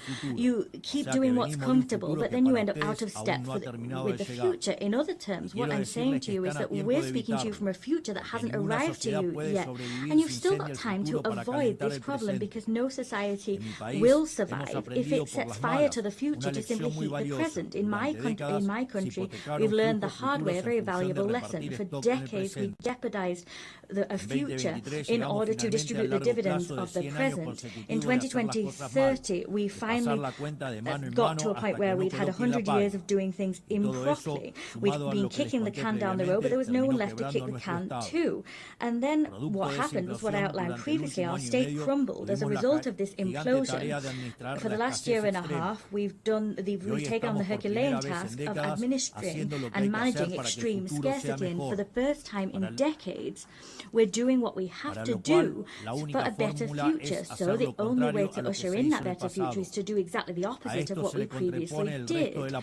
What we're doing stands in opposition to the rest of politics. That politics asked us to do what everyone was doing for years and what has pulled us into decline. They're asking us to jeopardize our future to meet present demands. They want us to apply the same remedy that we did 1,000 times, and that's exactly what brought us here. But I'd like to say clearly that Argentina has a government that decided to undertake the right path, even though it's the thorniest one, because prosperity and progress for our people cannot be delayed one day longer. However, we are not the only ones that are taking difficult decisions at this juncture, as history demands that we do. President Trump of the United States also understands that the time has come to reverse a dynamic which is leading the United States towards a disaster, and we know that a disaster in the United States is a global disaster. His unflinching and successful policy in terms of halting illegal immigration makes that conviction more than clear. He knows that he must do what's necessary, even though many may not like it, before it's too late. In other countries, for example, it's already too late to take the decisions he has. That's not only what's important. What Donald Trump is also doing is restructuring the terms of international trade in an unprecedented fashion. That's a titanic task which gets to the very core of the global economic system, because that system has been gnawing away at the industrial heart of his country, and the country now has an unparalleled debt crisis. Furthermore, he's undertaking a cleaning up of the institutional capture of the American state because it's being infiltrated by left-wing factions that were seeking to undermine any reform program that was necessary. Both I and Donald Trump know what we're doing in the face of these challenges. All of these challenges have a common denominator that all countries, including supranational organizations, must address. They must find a way of creating dividends for the future and not succumb to the temptation of dealing with the present. This is something that major nations, Western nations, have been aware of and putting into practice for decades. We need to get back to that. We need to go back to our roots. We need to tackle priorities first, and that needs to go hand in hand with the idea that you need to do what's difficult but right and prioritize that over and above what's easy and comfortable. As I previously said, this also stands for international organizations that have gradually been integrating such actions into their ecosystem. I think I speak on behalf of all of you when I say that the UN must lead the charge when it comes to this paradigm shift. They must return to the roots that made it the great organization that it once was in the past. I wish to humbly lay before you as an assembly 4 principles that we think might serve as we seek to achieve the aforementioned goal. 1. The principle of a core mandate. The central mission of the United Nations is to preserve international peace and security. Everything else must be viewed as complementary to or in service of that goal. The strategic management of resources of this institution consequently requires that we stick to our priorities and not take on others. Secondly, the principle of international subsidiarity. The UN must tackle an issue solely when it is patently clear that the problem demonstrably exceeds national capacity for action. In all other cases, it is right and proper to return the initiative to states. They are the ones who have the democratic legitimacy and answer to their peoples. 3. The principle of institutional efficiency. Argentina has undertaken a process whereby it seeks to optimize the state. We've eliminated redundant structures and returned resources to taxpayers. In the same way, we believe that the UN requires a similar journey. That requires conducting reliable audits, closing ineffective programs, the consolidation of agencies into single bodies, and financing tied to real achievement. 4. The principle of normative simplification and streamlining. Peace is not only the absence of conflict, it requires prosperous societies. International cooperation must not transform into an obstacle for economic growth and an obstacle to the creation of opportunities. Consequently, we can only and must only support initiatives that do not stymie states' capacities to lead their own production and productive efforts to attract investment and foster trade that are the right way to reduce poverty. These principles will be highly valuable, we believe, in terms of getting our organization back on course so it can stand the test of time and produce tangible results over time. To conclude, I want to raise 4 sensitive and crucially important issues for the Argentine Republic. Firstly, I wish to reiterate our legitimate claim and irrenunciable claim in terms of sovereignty over the Malvinas, South Georgia, South Sandwich Islands and the surrounding maritime areas that continue to be illegally occupied. In spite of the fact that 80 years have elapsed since the creation of this organization, colonial situations such as this one remain unresolved. For this reason, we call upon the United Kingdom to resume bilateral negotiations in accordance with Resolution 2065 of this very same General Assembly, together with all relevant subsequent resolutions.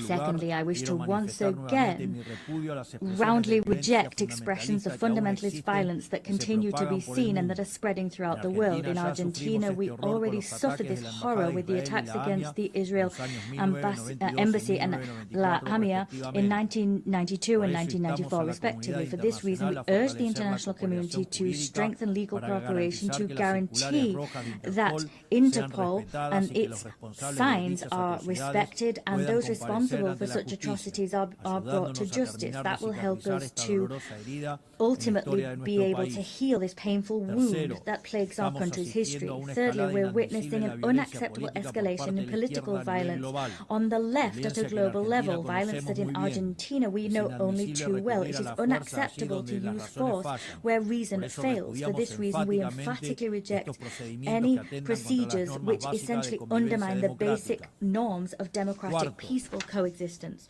4, to the situation of the Argentine citizen Nahuel Gallo, who was abducted and detained arbitrarily in Venezuela without charge, with no legal assistance or consular assistance. In simple words, this is a forced disappearance. We demand that the Venezuelan government release him immediately, and we appeal to the international community so that this legitimate claim is heeded. This in defense of the most basic principles of international law and human dignity. Finally, we reiterate our demand for the immediate release of the hostages which remain captive in Gaza.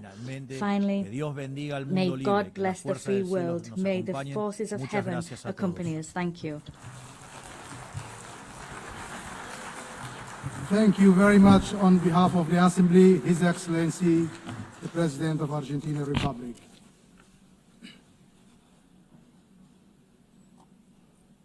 The Assembly will now hear the address by His Excellency Alexander Vučić, President of the Republic of Serbia. I request protocol to escort His Excellency and invite him to address the Assembly.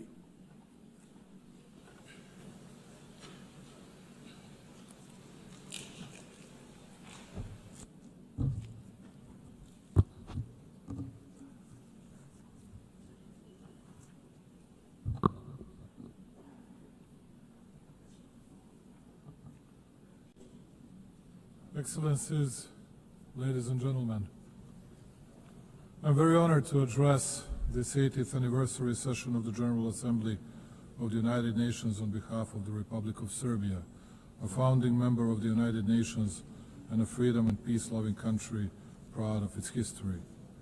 This year, we mark 8 decades of the existence of the World Organization, and during that period, the UN has provided a framework for dialogue, cooperation, and solidarity among the nations, short of which it would not be possible to respond to the challenges of our day.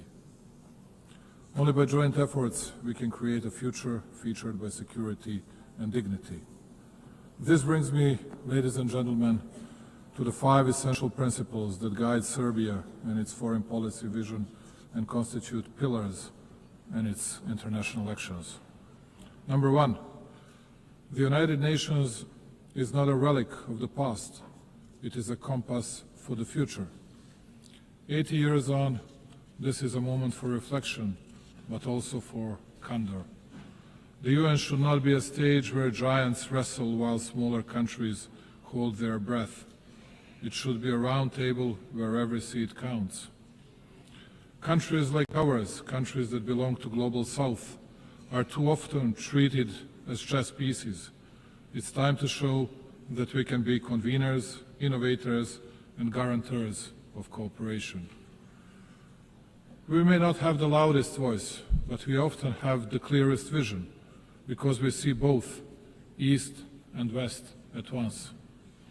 Our engagement with all partners does not mean blind agreement. It means respect for sovereignty, territorial integrity, and the belief that dialogue is stronger than division. Serbia is a reliable, predictable partner, but reciprocity matters. We will defend our autonomy as firmly as we defend cooperation. The United Nations Charter was not written to serve one moment in history. It was written to withstand the test of time. In a world facing deep geopolitical fractures, the United Nations Charter remains the only framework capable of holding us together. Serbia is not a buffer zone, it is a bridge, and bridges connect, they do not divide. Therefore, as the President of Serbia, for the first time I would like to offer Belgrade, the capital of Serbia, as a place of dialogue for all the conflicts around the world. I believe that we will offer the best possible hospitality and absolute security for the participants. The world is facing its deadly surge in violence since World War II. In 2024, 61 armed conflicts erupted across 36 countries, the highest number in more than 7 decades. The proliferation of misinformation, particularly via digital platforms, has fueled distrust between countries, targeting elections, trade negotiations, and public sentiment. Serbia believes in pragmatic cooperation, finding common ground even where disagreements persist. People around the world are frustrated with governments and businesses, and they want a better future for themselves and their families.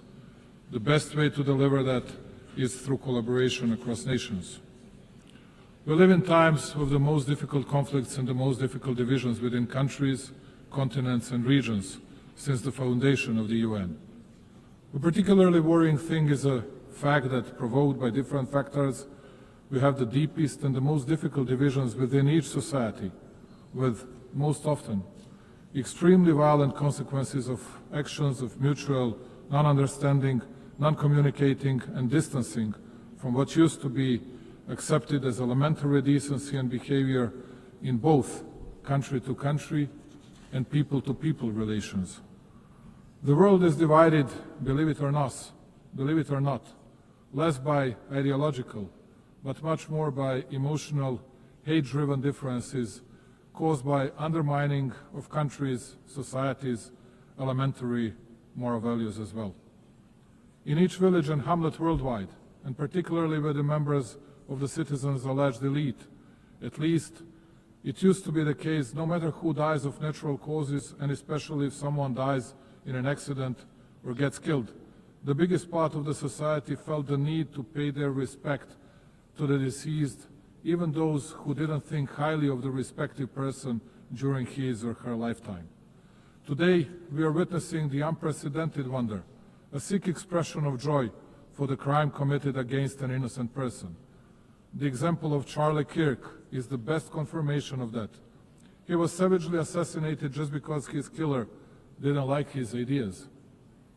He was shot, even after death, by the same ones who had prepared political and media grounds for his assassination.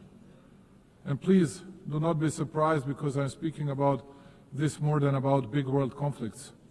It is precisely that such a development devastates in a deepest and the clearest way the world political community much more than conflicts with clear and visible actors. In the era of social networks, in the era of freedom, we have reached the point of the biggest unfreedoms and unambiguous limiting of freedoms of the others.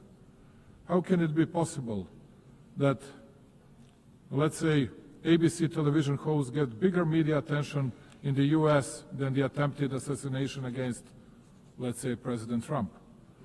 Who are these shadow rulers who impact the key political movements and who want to run the world and each country individually, and almost as a rule without the people's will and legitimacy?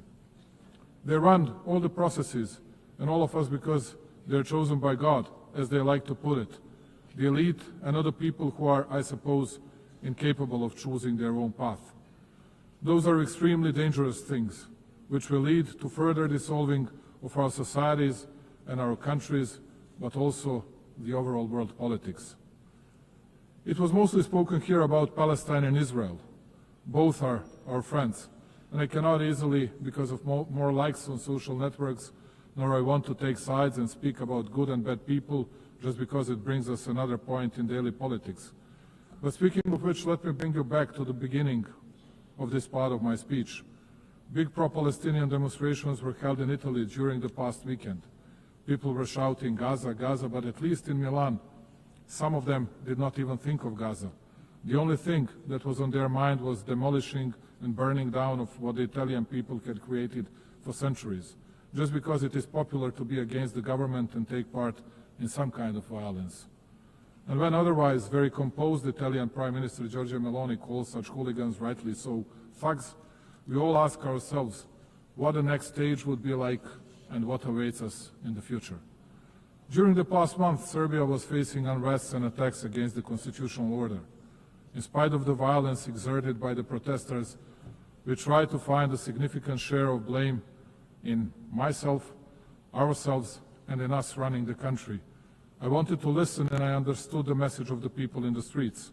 That is why, just like here at the United Nations, I believe that the dialogue between the nations and countries has no alternative. I offer dialogue and unconditioned discussion on all the topics of significance for our society to people who think differently, and I'm absolutely certain that in the upcoming period we will overcome all the difficulties from the past months. Progress on global challenges is uneven. Financing is dwindling, the UN budget is constrained, and smaller nations often lack access to the tools and support that richer countries enjoyed, particularly in the energy transition. Climate change is not just a statistic for Serbia and the Balkans, it is a lived reality marked by droughts, floods, and energy insecurity. Sustainable economic growth is essential, not optional, for climate resilience and well-being. For us, partnerships are defined by commitment, not hierarchy. We are a place where East and West collaborate on concrete projects from clean energy to infrastructure and digital transformation, and we will continue to build on this foundation. At a time when the UN seeks to inspire trust globally, these practical, results-driven partnerships strengthen confidence at home and abroad. Distinguished colleagues, alongside many other member states, especially those who do not belong among great powers, Serbia is adamant in pointing to the importance of and respect for the fundamental principles and rules of the Charter of the United Nations. Perhaps it is only too proper to repeat today what we committed to 8 decades ago. The principles and rules of the Charter are valid equally for all states, large or small, for all political powers or levels of development. With a feeling of deep pride, my country continues to commit to a consistent implementation of international norms, notwithstanding the fact that it too is facing a lack of fairness and double standards. In words and deeds, and on a number of occasions, Serbia has recommitted to respecting the sovereignty and territorial integrity of all UN member states, the fundamental principles of the Charter. In doing so, my country expects all the states to respect its sovereignty and territorial integrity, which I have the pleasure to note most of them do, and to which I owe my profound gratitude. After all, as I said on many previous occasions, the respect of the Charter of the UN is not a matter of choice. Rather than that, it is a universal and binding obligation of us all. Number two, territorial integrity is not a principle measured by power. It is the measure that restrains power. If the principle of territorial integrity is applied selectively, it ceases to apply at all. Its violation in one place becomes justification for conflict everywhere. Undermining it does not create exceptions. Rather, like in the case of Serbia, it creates precedents, dangerous ones. Serbia is well aware of the price paid in disregard of international law and multilateralism. 26 years ago, my country fell prey to a brutal aggression by NATO. It opened a Pandora box of sorts, whereby the very postulates of international law were unscrupulously undermined and the principle of territorial integrity brought into question. The consequences of such actions of those who consider themselves untouchable at the time are felt today as well. Even though small in respect of global powers, Serbia is not deterred from commitment to the principles of international law. We firmly believe that they should be respected in every situation, without exception and selectivity.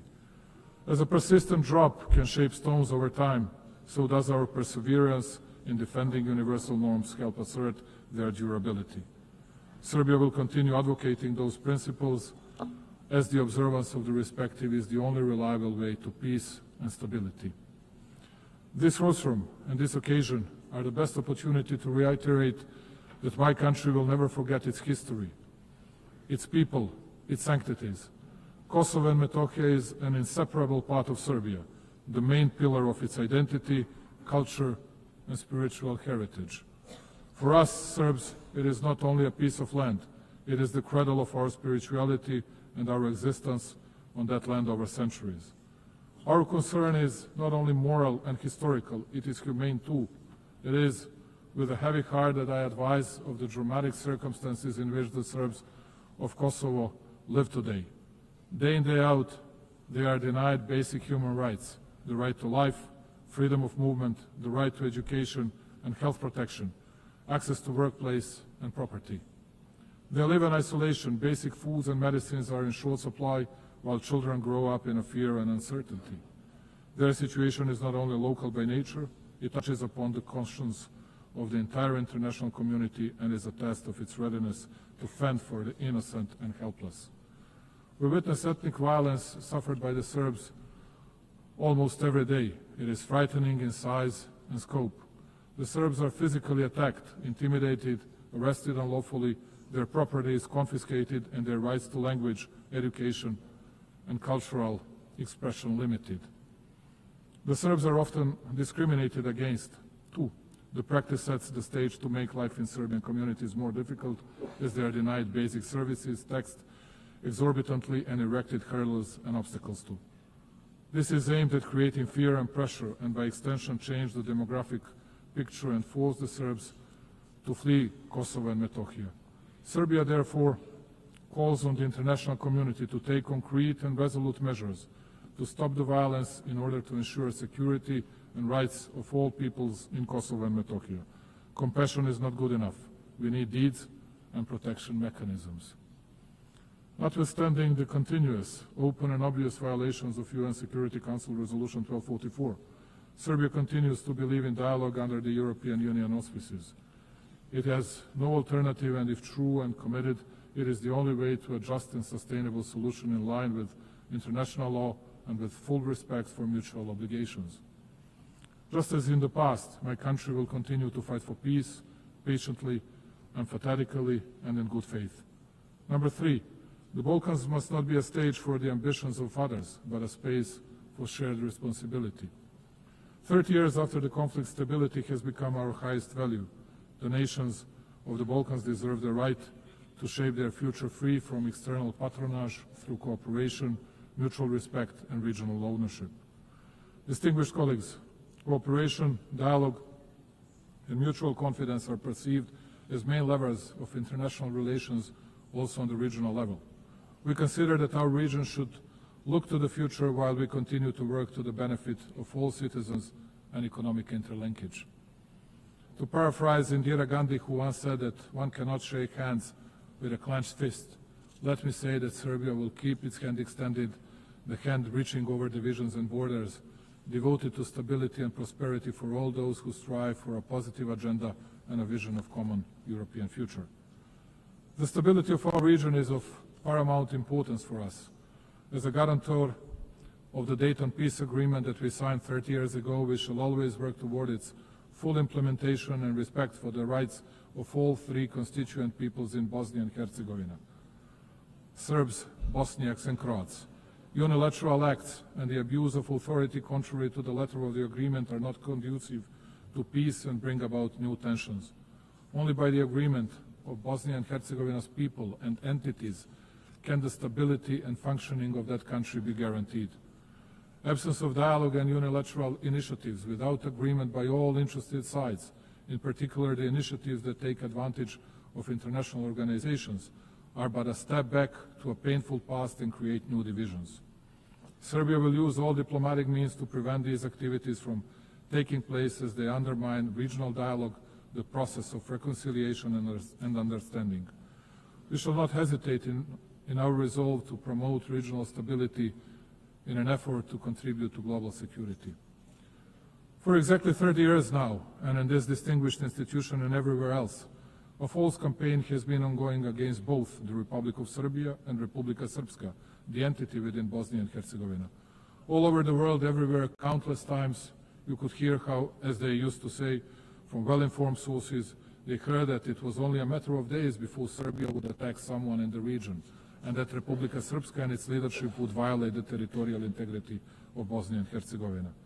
And all this time, it has been a lie, a real smoke screen intended to enable international representatives who are not elected by the people to deal with legitimate representatives of the Serbian people, one of the 3 constituent peoples in Bosnia, imposing sanctions against them, believe it or not, replacing them from the positions the people elected them to, and conducting criminal proceedings and issuing convictions for words spoken for verbal offenses. Thus, all of you are witnesses to a fact that for 3.5 years since the beginning of the conflict in Ukraine, we have been hearing stories that we, as an alleged Russian puppet, will attack someone in the region, which of course did not happen and will not happen. The only thing we have never heard is an apology from those who spread such falsehoods, and it is quite certain that we will never hear one. Let me reiterate, Serbia is a free, independent and sovereign country that makes its own decisions independently. We are committed to our European path. We do not plan to attack anyone, but equally, we will not allow anyone else to threaten our freedom and our country. Number 4, the world is changing and the United Nations must evolve to remain a pillar of global stability. Reforming the United Nations is not simply an institutional task. It is a moral duty to safeguard the future of global peace and justice. We are well aware of the need to reform the UN and revitalize its system in order to increase its credibility and shore up multilateralism so as to make our organization more effective, just and close to the needs of its member states. Also, the ESC should become more effective in and better adapted to the pursuit of its primary goal of safeguarding international peace in order to reflect more accurately the reality of the present-day world. Africa in particular, the youngest continent which comprises 54 states, must be better represented. Many countries rely on the UN for technical expertise, development funding and guidance to achieve the Sustainable Development Goals.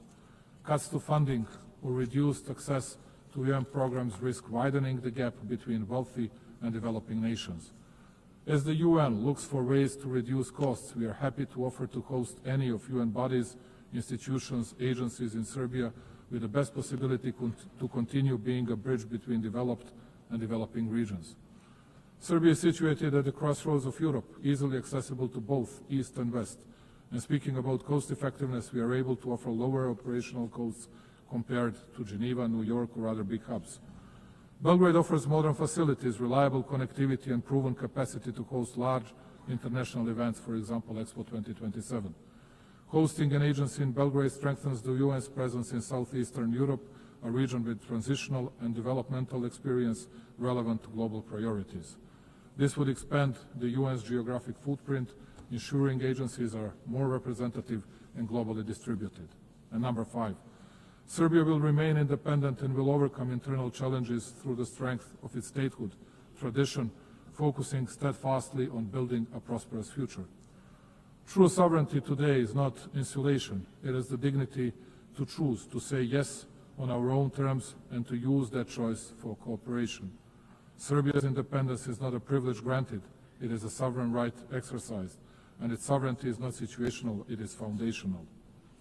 Notwithstanding numerous global challenges, Serbia has remained on a steady course. Its macroeconomic situation is stable and its economy continues to grow, which only shows how commitment to reforms and responsible economic policies lead to great results. Investments in infrastructure, energy transition and digitalization bear out my country's commitment to sustainable development and the 2030 Agenda goals. Let me take a moment, ladies and gentlemen, to inform you that in 2027, Serbia will host the specialized exhibition Expo 2027 with a motto, Play for Humanity, Sport and Music for All. This event will provide an opportunity for my country to show to the world the strength of our culture, sport and creativity as a universal language that transcends differences. This will be a moment in which, along with its partners, Serbia will build bridges of friendship and togetherness, promote understanding and open new horizons of cooperation.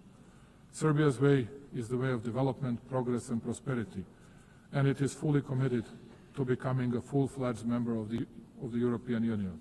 This commitment, though, makes us no less devoted to promoting and deepening cooperation with countries from other parts of the world, maintaining and cherishing all along our traditional friendships and relations of trust in the East.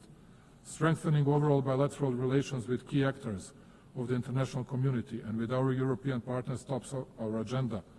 Also, Serbia has raised in the past several years the level of cooperation with numerous countries in Africa, Asia and Latin America, and played in that way a respectable role on the global stage. I trust and believe that we can count on mutual respect and the traditional bonds of friendship with these countries in our future relations. Ladies and gentlemen, closing it and looking to the future and committed to dialogue and understanding, we in Serbia believe that peace is the highest value and the most solid foundation of development. We shall continue to invest our energies, knowledge and will in building a world more just, secure and worthy of the coming generations. I thank you very much. On behalf of the Assembly, I wish to thank the President of the Republic of Serbia. The Assembly will now hear an address by His Excellency Hamad Al-Shara, President of the Syrian Arab Republic. I request protocol to escort His Excellency and invite him to address the Assembly.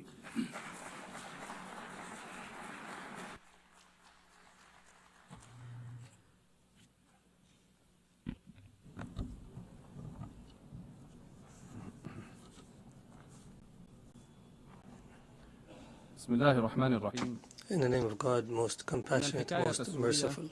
The Syrian story is filled with emotions, and it mixes pain with hope. The Syrian story is a story of struggle between good and evil, and between the weak right cause that has no supporter except God.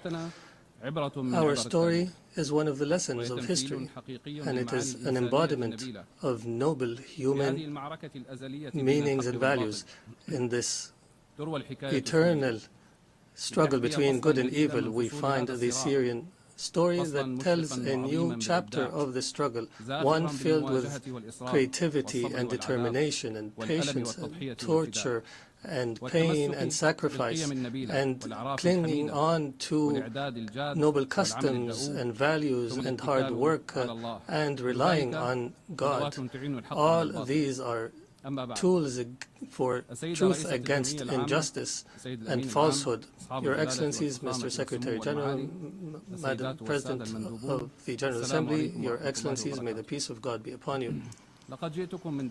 I come to you from Damascus, the capital of history and the cradle of civilizations, a beautiful country that has taught the world the meaning of civilization and the value of human beings and coexistence to be a beacon for the world.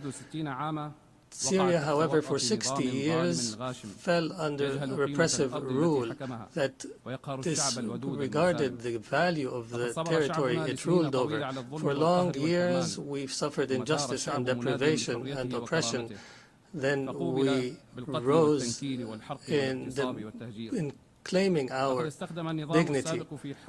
The previous regime has used the worst kind of torture against our people, chemical weapons and bombardment and torture in prison and displacement and sectarian strife, and used drugs against our people and the world.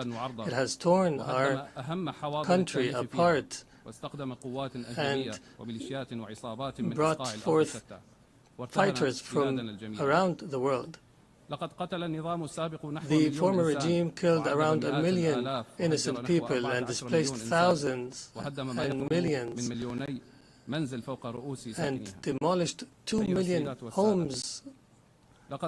Ladies and gentlemen, the unarmed people were attacked using chemical weapons. Our women and children have inhaled toxic gases, all this to silence truth. And with all this criminality, there was no language for solution. Despite the offers, this people had no means and choice but to organize itself and to organize militarily to oust a criminal regime. It was a military operation that was filled with mercy and good and that prioritized tolerance and that did not target civilians. It targeted justice without vengeance. We restored our rights and we became victorious for sake of our grievances. We were victorious for the mothers of martyrs and for all of you, people of the world, for the future of our children and yours. And we paved the way for the return of refugees, and we destroyed the trafficking of drugs. Accordingly, Syria has transformed from an exporter of crisis to an opportunity for peace for Syria and the region. Ladies and gentlemen, this unique Syrian achievement and the solidarity between our peoples led us to try to uproot sectarianism and to fight against attempts to divide our country once again. But the Syrian people are aware enough to understand and to resist. We formed commissions for fact-finding and granted access to UN fact-finding missions. I guarantee to bring to justice everyone accountable and responsible for bloodshed. And in this context, Israeli strikes and attacks against my country continue, and Israeli policies contradict the international supporting position for Syria, which threatens new crises and struggles in our region.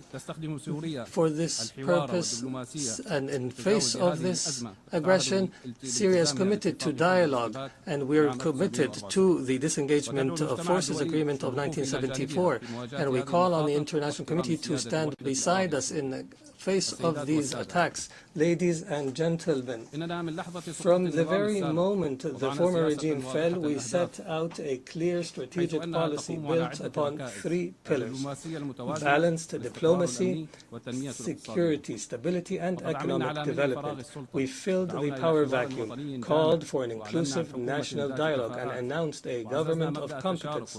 We strengthened the principle of participation and established a national commission for transitional justice, and another for the missing, ensuring justice and fairness. We are now proceeding toward electing representatives of the people in the Legislative Council. We restructured civil and military institutions, dissolving all previous formations. Through intensive diplomatic activity, Syria restored its international relations and forged regional and global partnerships, and achieved the gradual lifting of most sanctions. And we call now for the complete lifting of sanctions, so that they no longer shackle the Syrian people. Investment laws have been amended, and major regional and international companies have already begun entering the Syrian market, contributing through investment and reconstruction. Syria today is rebuilding itself through establishing a new state, building institutions and laws that guarantee the rights of all without exception. A land of ancient civilization and culture deserves to be a state of law, protecting everyone, safeguarding rights, guaranteeing freedoms, and fostering life to flourish while turning the page of a wretched past. We are determined to restore Syria's glory, dignity, and honor. And in continuation of the Syrian story, I declare before you today the triumph of truth over falsehood. Truth has come and falsehood has perished. Syria is reclaiming its rightful place among the nations of the world. This announcement is the echo of a great people's will, a people who forged glory throughout the ages, who rose again from beneath the rubble to restore their rights and freedom and dignity. On behalf of the Syrian people, I extend gratitude to everyone who stood by the Syrian cause, who aided Syrians in their tragedy, and who welcomed them in their countries, and to all nations and peoples who rejoiced in the victory of the Syrian people's will. And I particularly thank Turkey, Qatar, the Kingdom of Saudi Arabia, and all Arab and Islamic states, the United States of America, and the European Union. And before I conclude, let me affirm the suffering Syria endured, we wish upon no one. We are among the peoples most deeply aware of the horrors of war and destruction. For this reason, we stand firmly with the people of Gaza.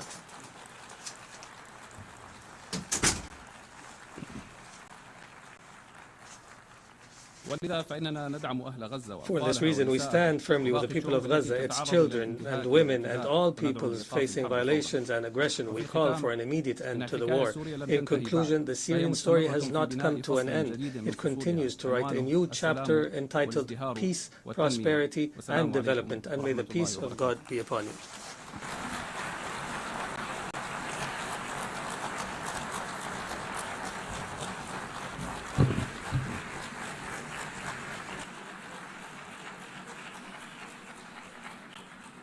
On behalf of the Assembly, I wish to thank the President of the Syrian Arab Republic. The Assembly will hear an address by His Excellency Zoran Milanovic, President of the Republic of Croatia. I request protocol to escort His Excellency and invite him to address the Assembly.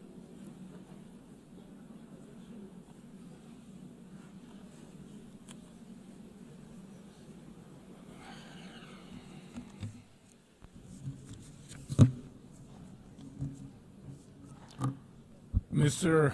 Vice President, Excellencies, ladies and gentlemen, for Croatia, the United Nations has always been a core, essential global institution. During our own struggle for independence, sovereignty, recognition, and territorial integrity, the UN played a decisive role. Our path to admission and early years of membership were about braving the stormy seas rather than smooth sailing, and it was this organization and what it represents, the principles of the Charter of the UN, that served as our safe harbor.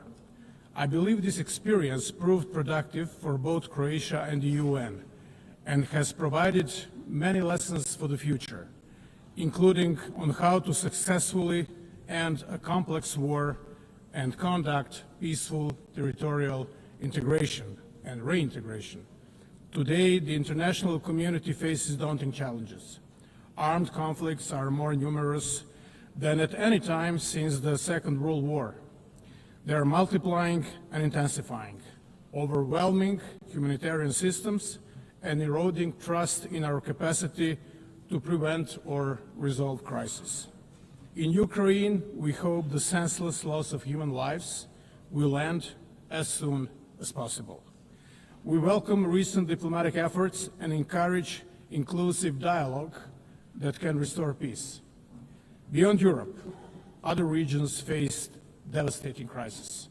In Gaza, tens of thousands of women and children, human beings after all, or before all, have been killed and are being killed.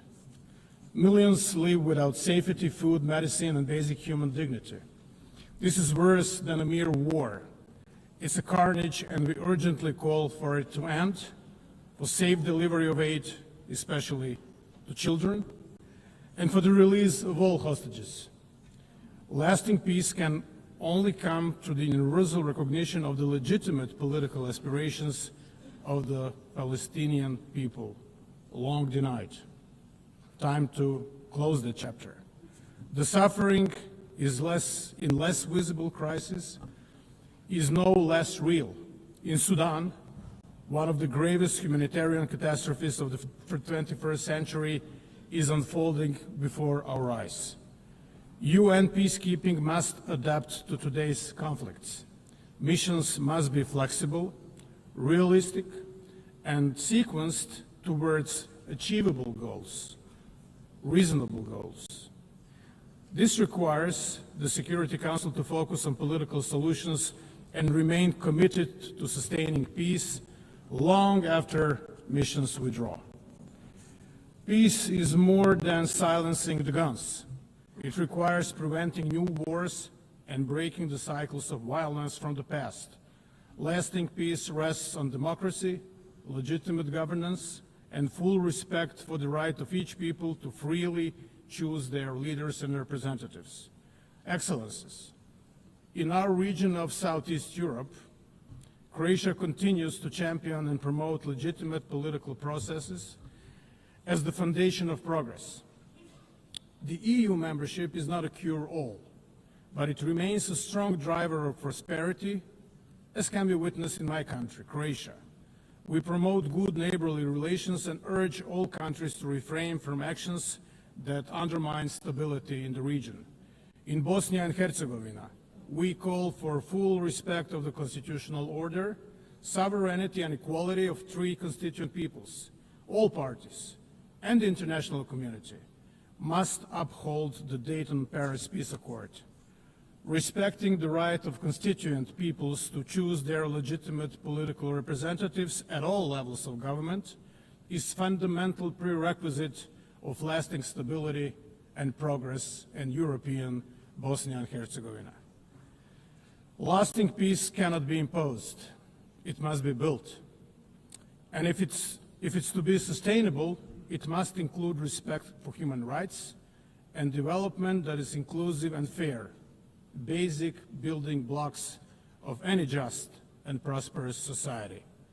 The humanitarian system must be reformed to respond with speed, innovation, and stronger partnerships with local actors.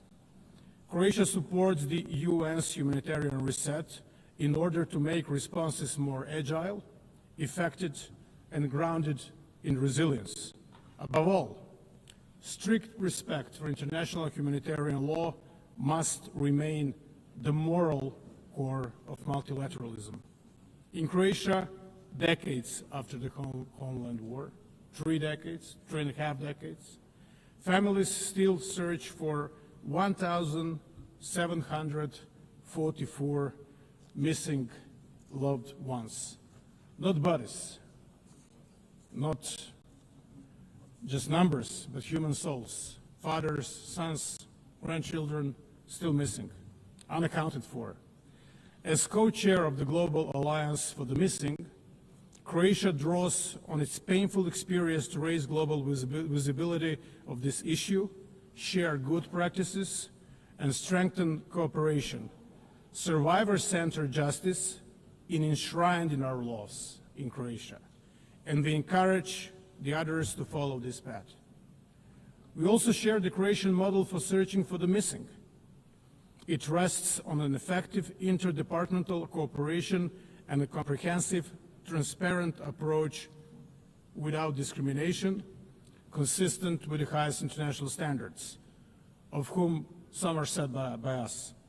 With this in mind, Croatia is proud to host later today a high-level side event on missing persons in armed conflict, dedicated to advancing the search for answers. Another legacy of the Homeland War is the issue of landmines. Croatia has been active in promoting the Human Rights Council's first resolution on landmines, adopted by consensus on April 4th, International Mine Action Day. The resolution reaffirms the treaty banning anti-personnel mines and sends a clear message. The needless cruelty of these weapons violates basic human rights, violates the sense of humanity, the notion of humanity. The togetherness which is promoted throughout this debate especially means inclusion of the most vulnerable. Therefore, Croatia is proud to have led the initiative resulting in consensus adoption of an impressive 99 member states co-sponsoring the General Assembly resolution declaring the June 27th as the International Day of Deaf Blindness. Peace and security are inseparable from development and human rights. The founders of the United Nations acknowledged this when they placed these 3 pillars at the heart of the organization. As we marked the 10th anniversary of the General Assembly's resolution on the 2030 agenda, Croatia reaffirms its commitment to the SDGs and to ensuring that no one is left behind. We are grateful to member states for their support in electing Croatia to the UN Economic and Social Council for the 2026-2028 term.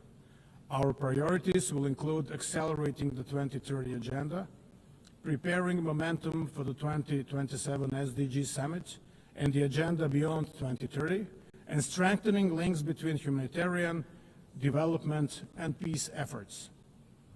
At home, in Croatia, sustainable development is fully embedded in our national planning. Croatia's National Development Strategy 2030 is closely aligned with the SDGs, placing us among leading global performers. We reaffirm our commitment to progress made at SOP meetings, including the landmark SOP 28 agreement to begin phasing out fossil fuels. COP 29 in Baku, Azerbaijan, must deliver a new quantified climate finance goal, and COP 30 in Belém must raise ambition, advanced fossil fuel transition, and scale up climate finance. Croatia supports a credible climate finance roadmap.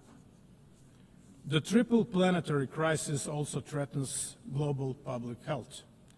Croatia endorses the One Health approach, recognizing the interdependence of human, animal, and the environmental health.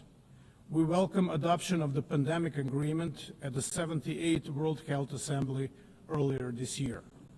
As a Mediterranean nation, Croatia knows that healthy seas are both a national imperative and the global responsibility. We remain committed to multilateral ocean protection under the United Nations Convention on the Law of the Seas. We welcome the outcome of the third UN Ocean Conference in Nice, France, have ratified the BBNJ agreement, and urge others to do so without unnecessary delay. Croatia's contribution to development cooperation and humanitarian aid continue to grow. Since 2011, we have steadily increased our support, reaching record levels in 2023. We share lessons from our own recovery, from democratic transition to mine action and veteran reintegration. In Ukraine, our expertise in humanitarian demining is particularly valued, making us one of the leading contributors relative to GDP. Our support extends far beyond our neighborhood, reaching whole Southeast Europe, the eastern and southern neighborhoods, and Africa. Excellencies, fundamental changes we are witnessing in our world are not mere historical echo, but an all-encompassing global transformation. We are at the defining moment of an era to come. Emerging technologies are reshaping every aspect of society: how we live, how we trade, and how we defend ourselves. Drones are a clear example. They did not only increase the lethality of war, they changed its economics.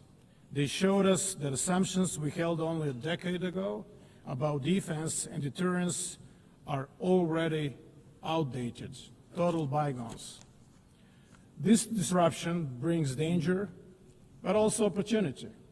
New tools can be misused by hostile actors, spreading instability and lowering the threshold for conflict. But the same tools, used responsibly, can strengthen our defenses, improve disaster response, and drive economic growth. Artificial intelligence, cyber capabilities, space technologies, robotics, each can be a threat or a solution. The choice is ours. We need to rethink security, not only nationally but globally. Rules, safeguards, and cooperation must keep pace with innovation. If they do not, we risk instability and peril. But if they do, these technologies can become engines of resilience and stability. The task is urgent. The world must act with clarity, not hesitation.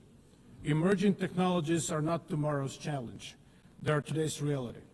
And how we choose to guide them will define not just the future of defense, but the future of peace. Reforming the United Nations is an existential necessity. At 80, the UN must adapt to stay relevant and effective. We welcome the Secretary General's UN 80 initiative as an opportunity not only to celebrate achievements, but also to reform and revitalize the organization. Security Council remains essential. Its reform is at the fundamental. The Council must become more inclusive, effective, transparent, and accountable. Croatia supports comprehensive reform, including enlargement in both categories of membership and stronger representation of unrepresented regions, in particular Africa. The financial stability of the UN is also vital. All member states must pay their due, their contributions, in full, on time, and without conditions. Without predictable financing, mandates fail and trust weakens. The upcoming peace-building architecture review offers another chance to turn commitments into action.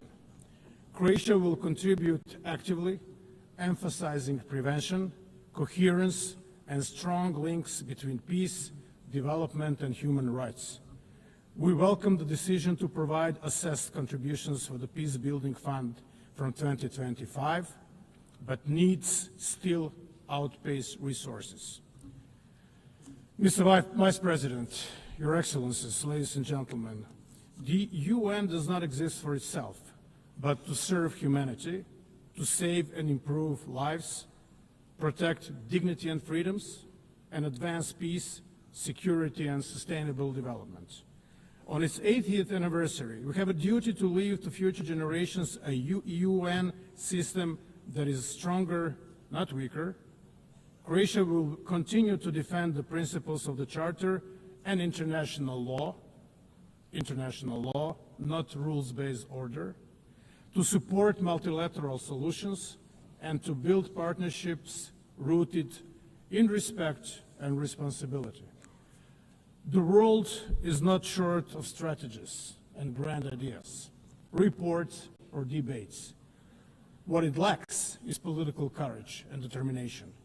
Let us find that courage together and prove that multilateralism can meet this moment and rise to the challenges of our times. Thank you so much.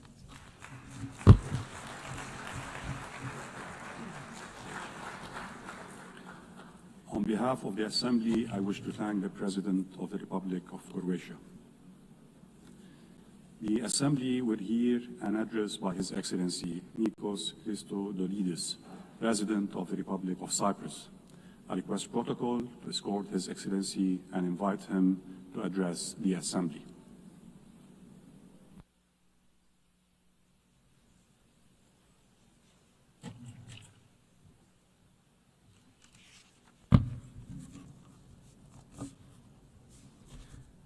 Mr. President, Your Excellencies, we stand at the brink of a precipice. International order, as we noted, is challenged in an unprecedented manner 80 years since the United Nations emerged out of World War II. Today, we stand before drastic, unpredictable geopolitical shifts, instability that appears to spiral, and an uncharted landscape that seems resistant to the international order and norms as we know them. We are witnessing devastating wars, an unimaginable humanitarian catastrophe, and human suffering. Blatant violations of international law and international humanitarian law that bring our system to its knees.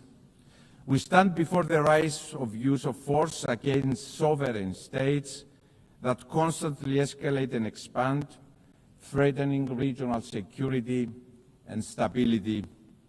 States are sponsoring Malayan actors to destabilize, disrupting critical maritime routes.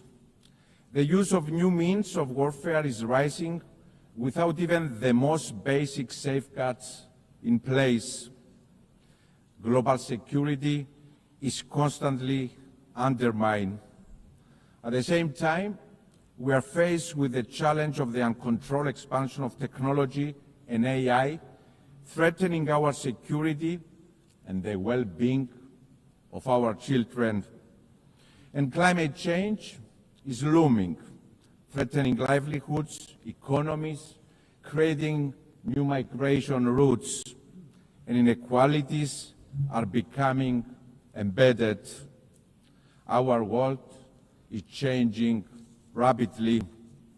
And while there can be no doubt that the United Nations has served a noble cause and that together we have achieved tremendous progress, at this critical moment of inflection, we have a responsibility to recognize the shortcomings, to admit that we have lagged behind, that we have failed along the way. And these admissions need to steer us into action. We must urgently evolve to be fit to effectively address the immense, complex challenges we are faced with. Ladies and gentlemen, this is our moment of responsibility, collective responsibility and individual state responsibility, inextricably linked and mutually reinforcing. The scale and nature of the challenges we face require both. Better together is the theme of this year's Assembly, but beyond better, we are also stronger together, more resilient together. This is the moment to renew our collective commitment and stand firmly and boldly in support of multilateralism and international law. Dialogue and diplomacy are the sole path to lasting stability and security. Dialogue and diplomacy over violence, each and every time. And most importantly, this is the moment to transform pledges into bold action, into change. Ladies and gentlemen, history will look back to this moment in time, and it will be unforgiving. It will judge us all, not by the declaratory statements we pronounce, but by the change we enable. We will be judged by the change we become as states, as governments, as leaders that have been elected by our citizens to deliver. Your Excellencies, my country, Cyprus, walks this path of responsibility, and it stands ready to step up further, to assume even more its role as an enabler of security and stability in the Eastern Mediterranean and the greater Middle East, as a driver of cooperation underpinned by a vision of strength through partnership with like-minded countries and a safe harbor in turbulent waters, determined to transform our geography in a complex region into a blessing by building on our long-standing historical ties with our neighbors that are anchored on trust, mutual respect, and cooperation, always part of the solution to the region's challenges as a credible, reliable, responsible partner. We have proven this time and time again. Cyprus will always be a stable, trustworthy, safe harbor. And let me be clear, this is not theoretical. It takes shape and form through concrete initiatives that build on Cyprus' role as a hub of stability and cooperation in a challenging part of the world. Cyprus has consistently provided the necessary infrastructure and support for the evacuation of foreign nationals from areas of danger or conflict, from Sudan, from Lebanon, from Israel, from Iran. Following the barbaric Hamas terrorist attack of October 7 and the subsequent war that has led to a humanitarian tragedy in Gaza, Cyprus assumed yet again its moral responsibility to its region. We did so through the development of the Amalthea Maritime Corridor for the delivery of humanitarian assistance to the civilian population in Gaza. The route was reactivated as recently as this past week. We worked with like-minded partners, the United Arab Emirates, the United States, the European Union, the UK and others, and yes, we deliver. Furthermore, in the face of persecutions in the region towards religious and other minorities, Cyprus couldn't remain idle, proving our long-standing commitment to upholding fundamental rights and freedoms, demonstrating once again responsibility. We appointed a special envoy on the protection of religious freedom and the protection of minorities in the Middle East. At the same time, my country has responded to the calls of our neighbors for assistance in the face of fires, sending our brave firefighters as reinforcement, and our neighbors have reciprocated. Also, as a part of our regional responsibility in addressing climate change, Cyprus and Jordan's proposed initiative for a European firefighting hub in Cyprus, covering our region, is now in the path of implementation by the European Union. And the aforementioned example, dear friends, are only a snapshot of Cyprus's active, tangible responsibility. And I'm very proud that my country walks this path of responsibility, and we are determined to expand it, always part of the solution and never part of the problem. Your Excellencies, Cyprus stands ready to assume its regional responsibility also in the context of bringing an end to the war in Gaza, and given our proximity, to play a role in its reconstruction. Let me be clear, there are no substitutes for peace. This war must end. A first necessary step is the immediate ceasefire in Gaza, and I really hope that President Trump's initiative has a positive outcome. At the same time, the humanitarian catastrophe must be alleviated. This means unhindered flow of aid in Gaza. The displacement must also end. International humanitarian law must be respected. We also call with the same fervor for the immediate release of all hostages. And, dear friends, as unreachable as it may seem at this moment, we must not lose sight of the path for peace, for a two-state solution in line with the United Nations Security Council resolutions. We have a responsibility to continue our work for a future in which Israel and Palestine live side by side in conditions of lasting security and peace. And we must be clear and unequivocal that Hamas, a terrorist organization, has no place in such a future. Your Excellencies, as part of our responsibility, my country will assume the rotating presidency of the Council of the European Union in January of 2026. The European Union that has evolved into an unprecedented political union embodying the essence of multilateralism anchored on respect for the UN Charter. It is a project of collective responsibility that delivers a unifying force of stability, security, and prosperity. And the European Union presidency is yet another moment of responsibility for Cyprus. Europe's heart will beat for 6 months from the Union's last divided member state under occupation since the 1974 Turkish invasion. We will exercise our responsibility fully aware of what is at stake.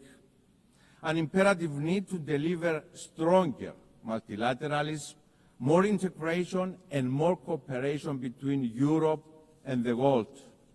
To deliver a stronger, more secure, more autonomous European Union, committed to supporting partners focusing also on the Eastern Mediterranean and the greater Middle East, supporting and investing in strategic partners that are pillars of stability in the region, such as Egypt and Jordan, working together with our Lebanese partners to ensure long-lasting stability in the country, working to ensure stability in Syria, inclusivity, respect to religious freedoms, and of course protection of minorities, assuming more responsibility as a union for our security, but also for our neighborhood.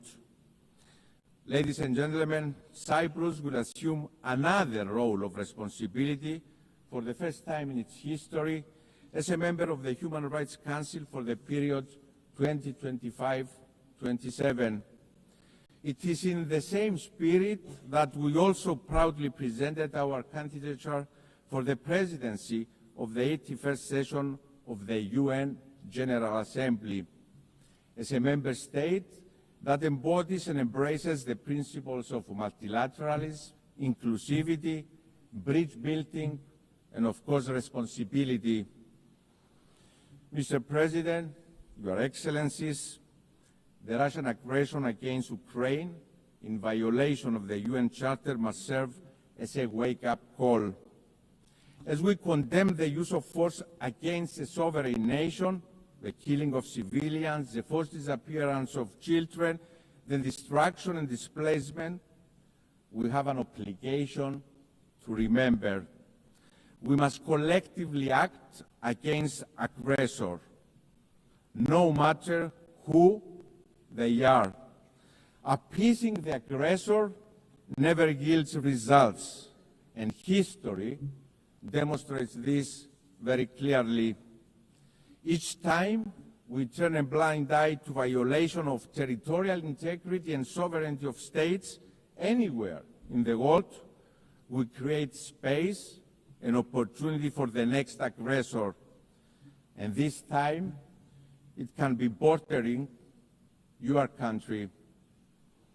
In 2022, Russia invaded a sovereign nation, Ukraine, violating the UN Charter. In 1974, Turkey invaded a sovereign nation, Cyprus, violating the UN Charter. The violation is equal: the suffering, the invasion, and the occupation. My country, Cyprus, is under Turkish occupation for 51 years. Tens of thousands displaced, women raped, destruction of cultural and religious heritage, the fenced town of Varosha held hostage by Turkey, awaiting for its lawful inhabitants to return as the relevant UN Security Council resolutions have prescribed for Turkey to allow. A policy of illegal settlements to change the demographic character of the country. Families, 51 years later, waiting for the fate of their loved ones. As a young boy in those early years after the invasion, the images of mothers and children weeping for their loved ones have been engraved in my memory. Dear friends, the playbook of occupiers is always the same. Your Excellencies, from this very podium yesterday, Mr. Erdogan preached the word on peace and accountability. He pointed the finger to others for crimes Turkey itself commits every single day. That is selective sensitivity and hypocrisy of the highest form. Illegality cannot yield legality. Illegality stemming from use of force cannot be recognized, no matter who the perpetrator is, no matter who the victim is. Ladies and gentlemen, politicians are judged not by their words, but by their actions. It is what distinguishes politicians from leaders. Cyprus has proven time and again that it is a reliable, responsible actor. A country that not only talks the talk, but also walks the walk of responsibility. And my call to Mr. Erdogan is to join that path of responsibility, to end the occupation through negotiations for a comprehensive settlement that will reunify Cyprus in a bizonal, bicommunal federation with political equality, always in line with UN Security Council resolutions, European Union law, values, and principles. This is the only way. Therefore, let me repeat, the call for responsibility is the loudest for my own country. I'm ready for this moment of responsibility, ready to deliver on the call of history to reunify Cyprus, to reunify my people, Greek Cypriots, Turkish Cypriots, Maronites, Armenians, and Latins. Mr. President, Your Excellencies, we stand at the brink of a precipice.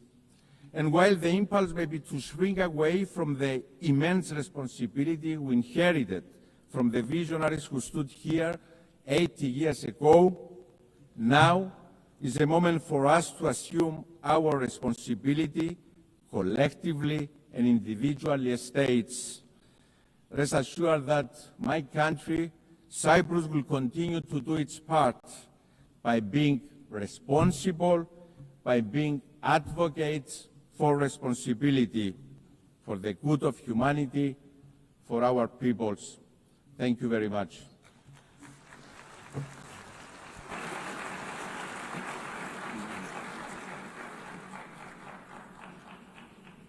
On behalf of the Assembly, I wish to thank the President of the Republic of Cyprus. The Assembly will hear an address by His Excellency Alexander Stubb, President of the Republic of Finland.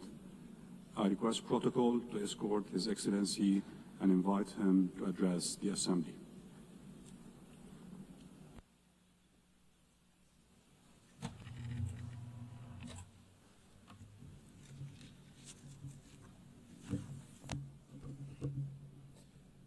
Mr. President, Excellencies, ladies and gentlemen, in its simplest form, foreign policy is really about three things: about values, interests, and power. I come from a relatively small country, Finland, and our toolkit is mainly about two of those three things. It's about values and interests. Power, hard or soft, is usually the luxury of bigger players. The power of a smaller country arises from its capacity to cooperate with others. Smart diplomacy gives smaller player at least relative influence.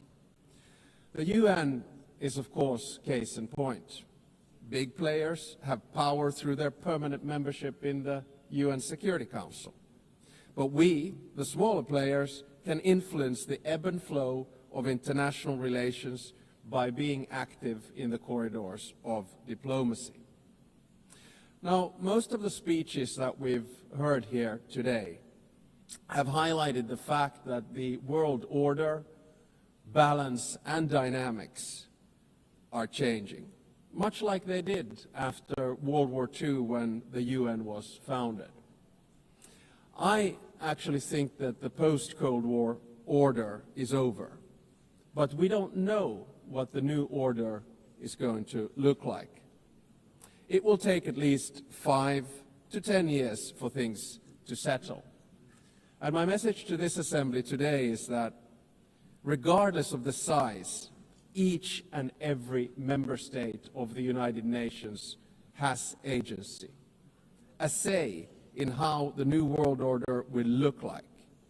It is important that we all use this power wisely and responsibly. Now, I fully appreciate that our interests differ, depending on our geographical location, history, state of development, or culture. But fundamental values are something we should all share. We have commonly defined some of the most essential of them in the UN Charter. Today, I want to do two things.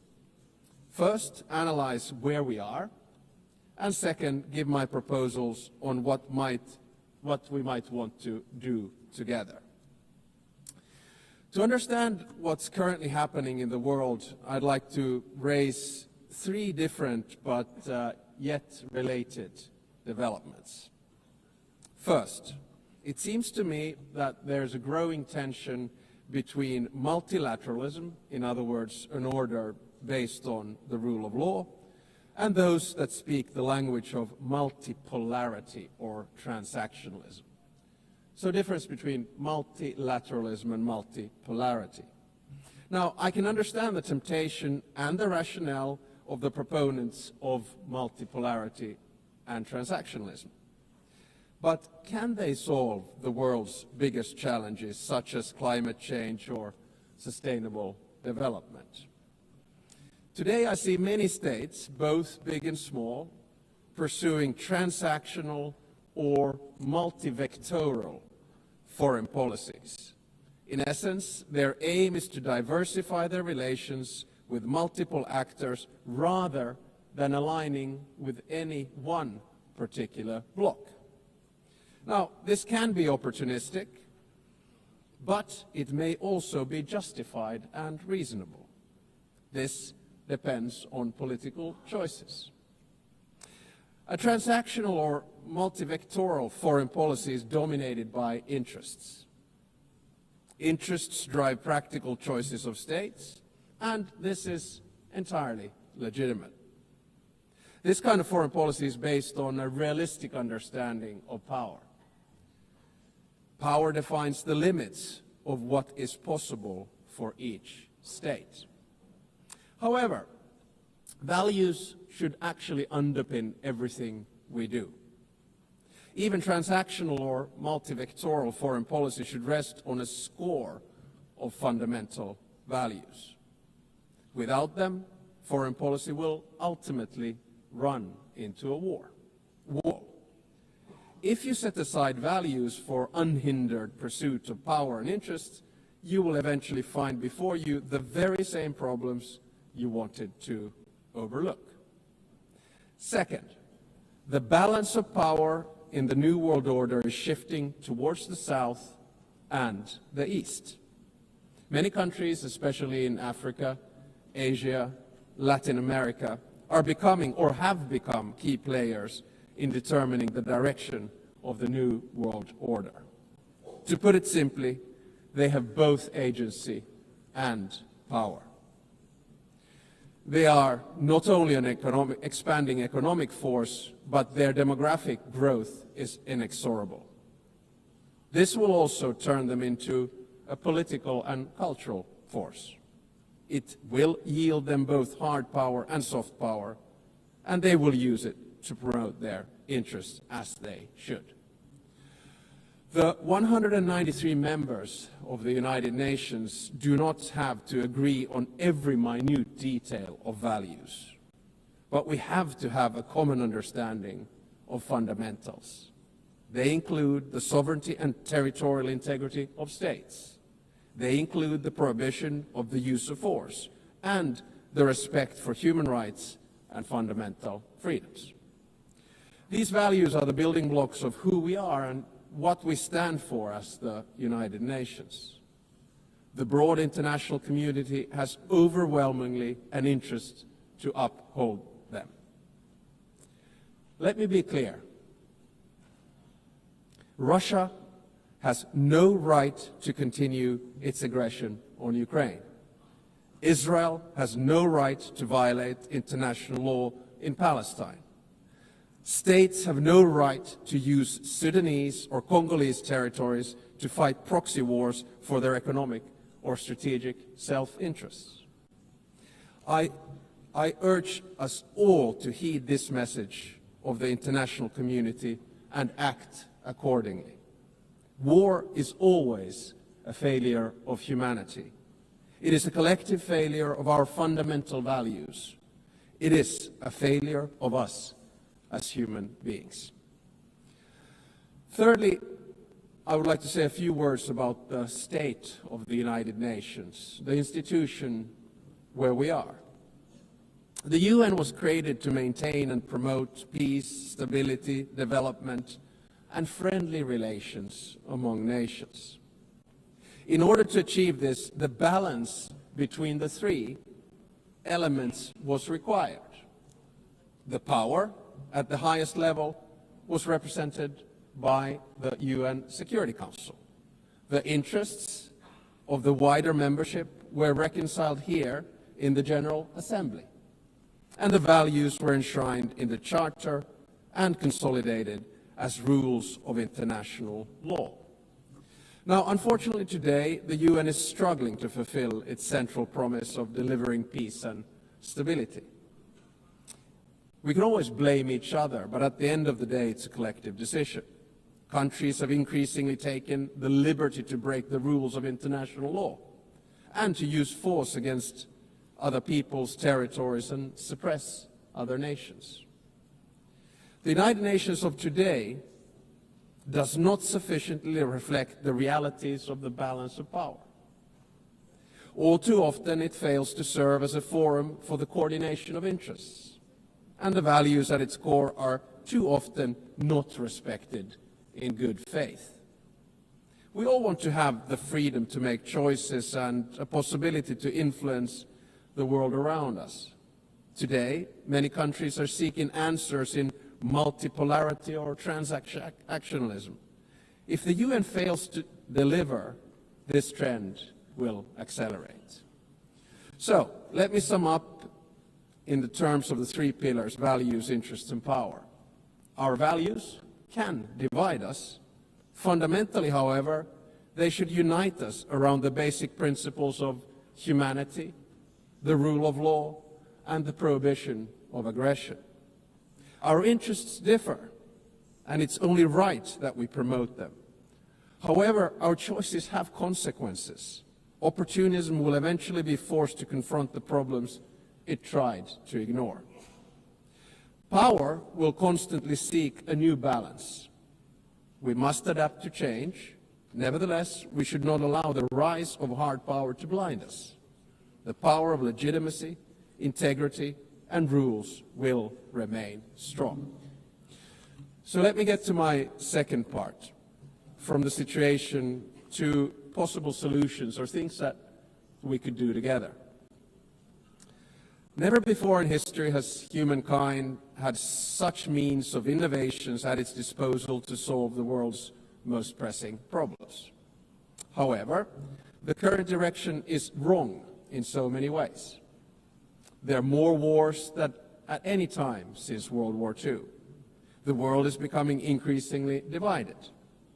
And so are our societies, and the measures to deal with climate change and sustainable development are lagging behind. In different parts of the world, we're witnessing immense civilian suffering and blatant disrespect for humanitarian principles. For me as a Finn, Russia's war of aggression in Ukraine not only reminds me of our past, but is directly linked to the security of the part of the world where I live. On the other hand, there is aggression and total disregard for civilian life, and an attempt to undermine the fundamental principles on which the international order is based. On the other hand, there's a bastion of freedom that is defending its right to exist and to make its own choices.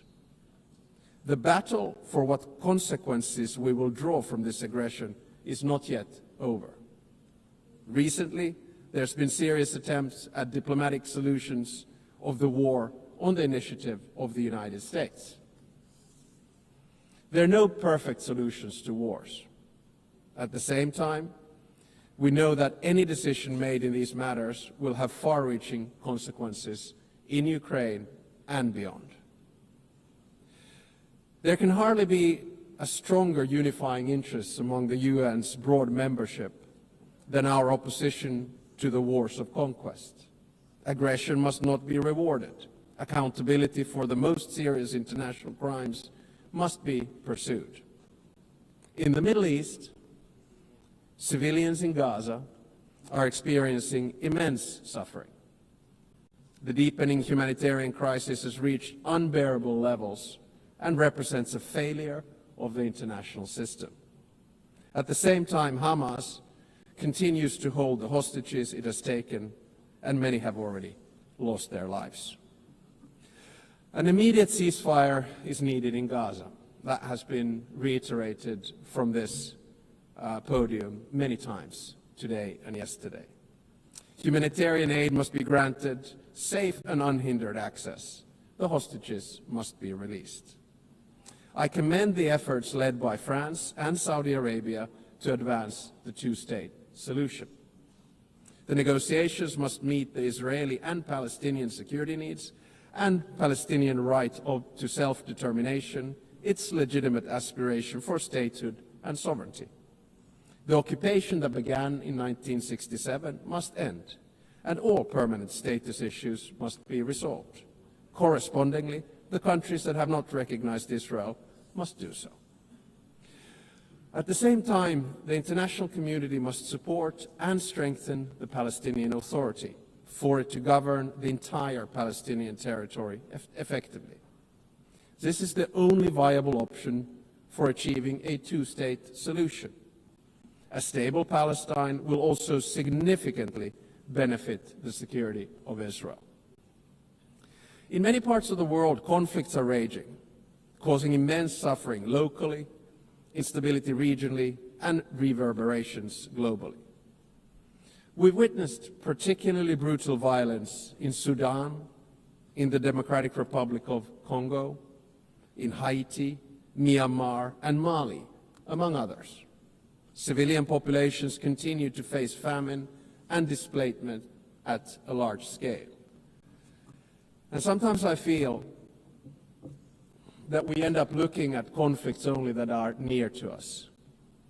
But I think the job of the UN is to look at all of them with equal determination. I praise all those who, in good faith, continue to work for peace despite the daunting task. In June, a peace agreement was reached for the conflict in the Eastern Democratic Republic of Congo. The true test, like with all peace agreements, lies in its implementation. Does it stick? There's a humanitarian crisis of alarming proportions that compels us, all of us, to respond.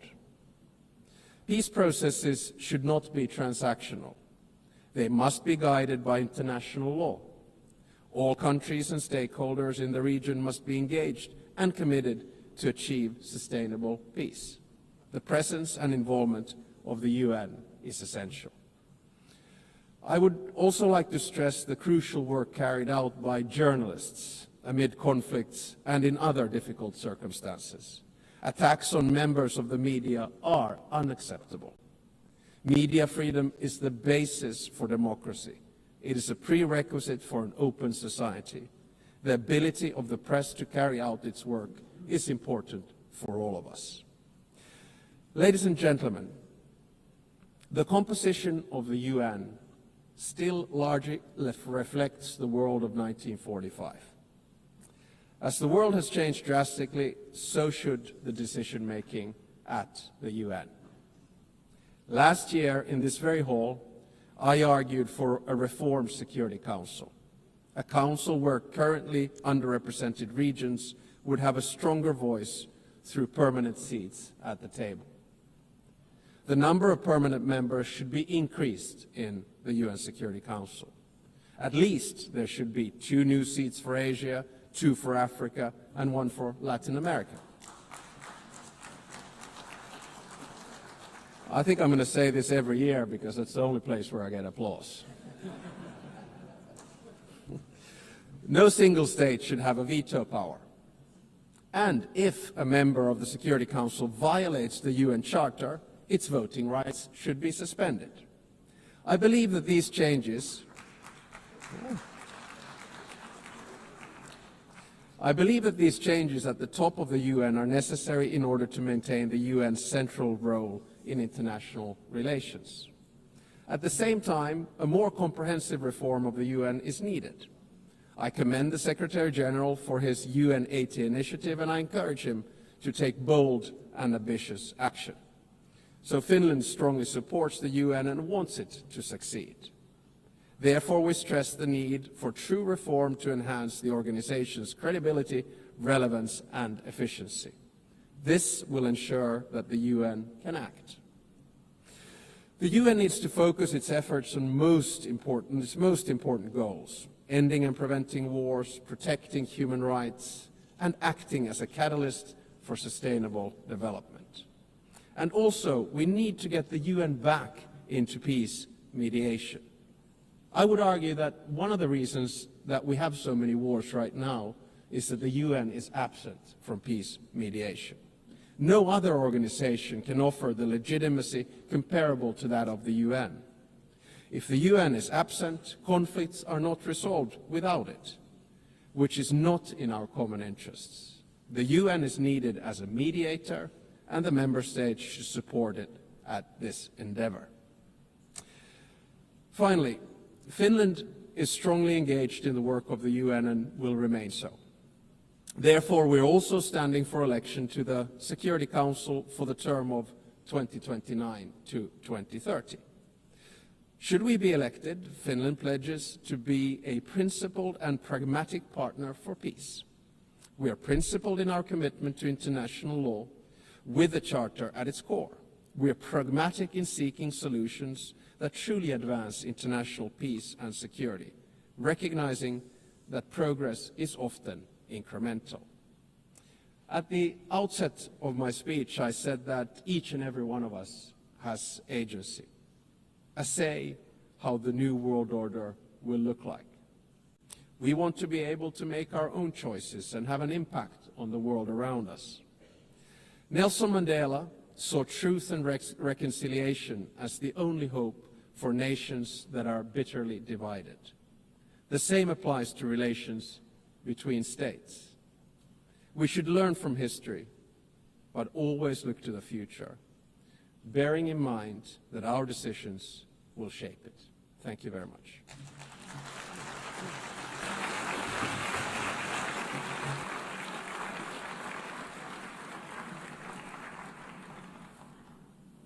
On behalf of the Assembly, I wish to thank the President of the Republic of Finland.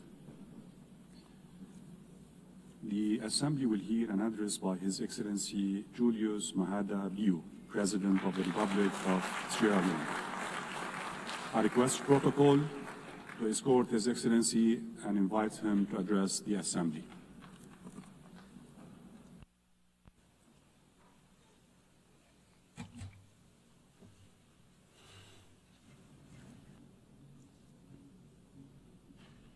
President of the General Assembly,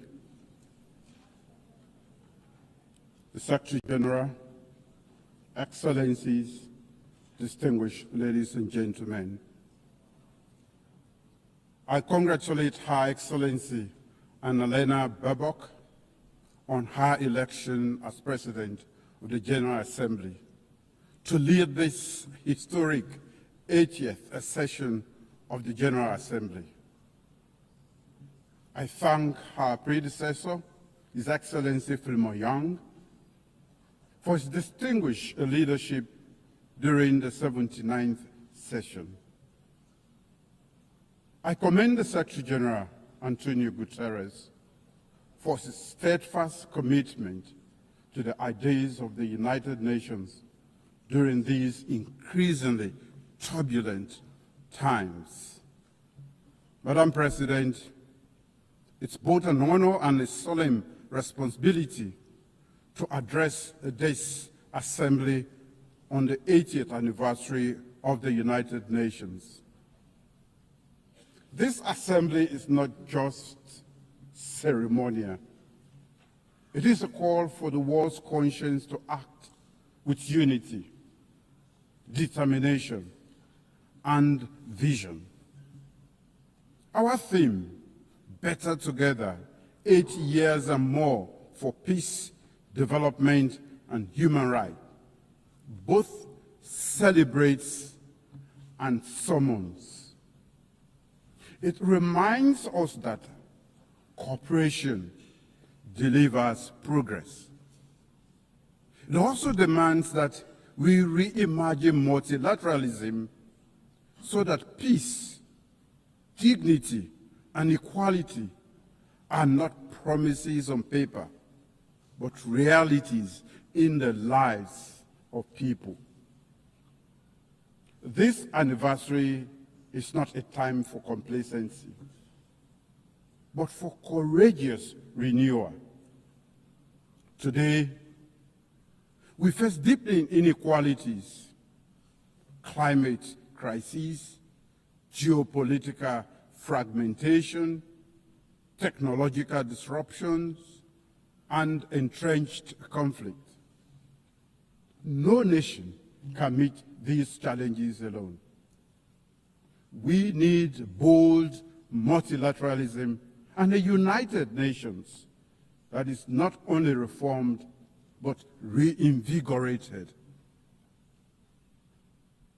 The UN must be more than a meeting place.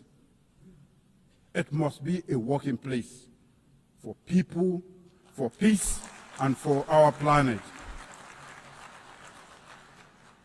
Madam President, Sierra Leone is a small state that has relied heavily on the United Nations Charter and our helps to uphold it.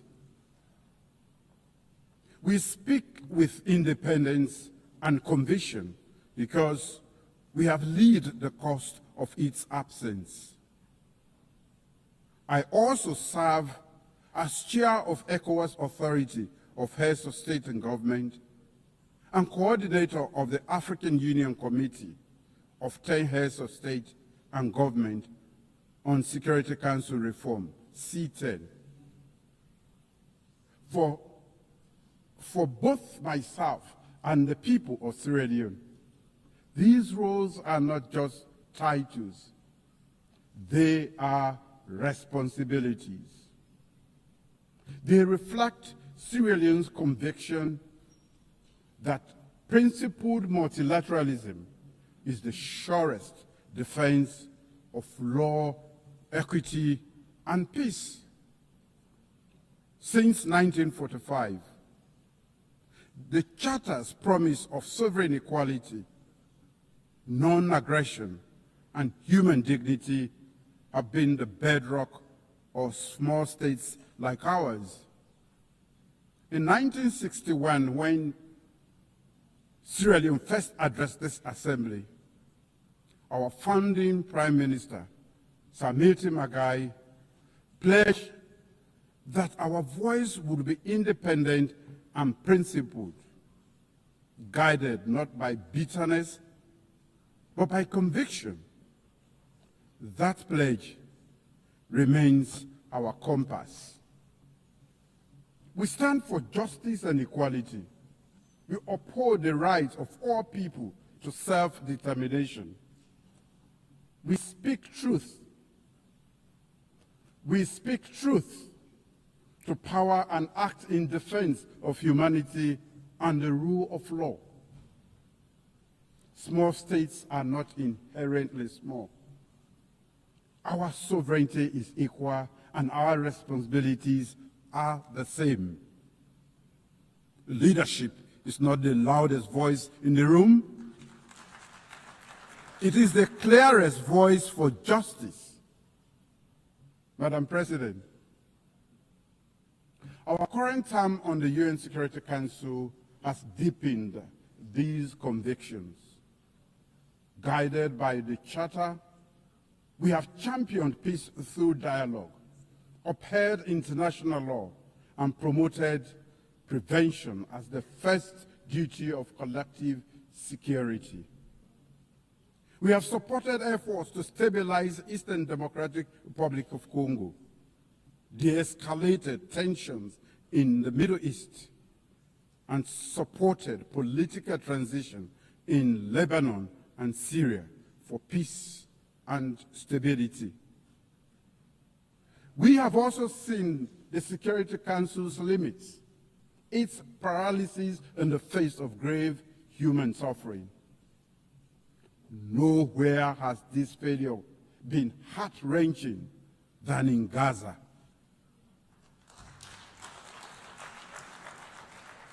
A preventable genocide was not prevented. Mass starvation that could have been avoided was not avoided. A broadly supported two-state solution has been obstructed by division and inaction.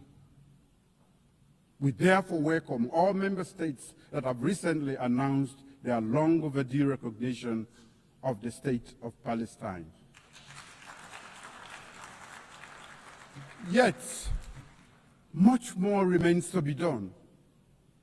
We must bring an end to the war and ensure the release of all hostages and prisoners. Sierra Leone has not wavered. We have spoken with independence, voted with principle, and pressed for urgent action to end atrocities and revive hope. We say again, cease fire now in Gaza. Cease fire now in Sudan. cease fire now in Ukraine. These are not just slogans. They are calls to conscience, calls to action. In fact, they are echoes of the UN's founding pledge to save succeeding generations from the scourge of war. A veto should never be a verdict against humanity. Madam President, across the world, the UN's authority and legitimacy are being tested. Selective adherence to international law, disregard for Security Council and General Assembly resolutions, deprivation of funding, attacks on peacekeepers and humanitarian workers, disinformation that corrodes trust, and over-reliance on unilateral action. For countries like Sierra Leone, this is not an abstract debate. We know what a working United Nations means. At our darkest hour, during one of the most brutal civil wars in modern history, the UN stood by our side.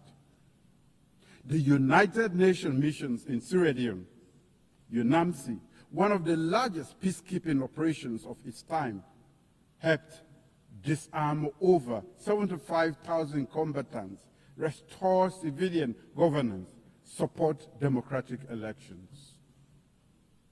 The Special Court for Sierra Leone and the Truth and Reconciliation Commission, both backed by the United Nations, ensured justice and reconciliation. When the United Nations Integrated Peacebuilding Office in Sierra Leone closed in 2014, it signaled something rare in our world: a successful transition from war to peace. We saw blue helmets on our streets. We saw ballot papers returned to citizens' hands. We saw our nation breathe again. When the UN works, lives are saved. When it fails, lives are lost. We must ensure the UN delivers for all. And to do so, we must respect and implement UN decisions. Protect those who serve under the United Nations flag. Invest in prevention and peace building. And reform the Security Council so its authority and legitimacy match today's world. The United Nations cannot protect vulnerable people if it cannot protect its own authority. As a nation, Sierra Leone does its part and contributes troops to peacekeeping missions. We serve as elected Security Council member and offer our experience in peace building to the world. Sierra Leone's story is proof that multilateral solidarity works when it is grounded in trust, mutual respect, and genuine investment in national ownership. Madam President, peace is inseparable from development. In Sierra Leone, our medium-term national development aligned with the SDGs and the African Union's Agenda 2063 prioritizes people-centered growth. We are transforming our agricultural sector to ensure food security. We are investing in a digital economy that fosters inclusion and innovation. We are deepening investment in human capital development through free quality education, and in healthcare, particularly maternal and child health. We are expanding renewable energy to support industrialization and climate resilience.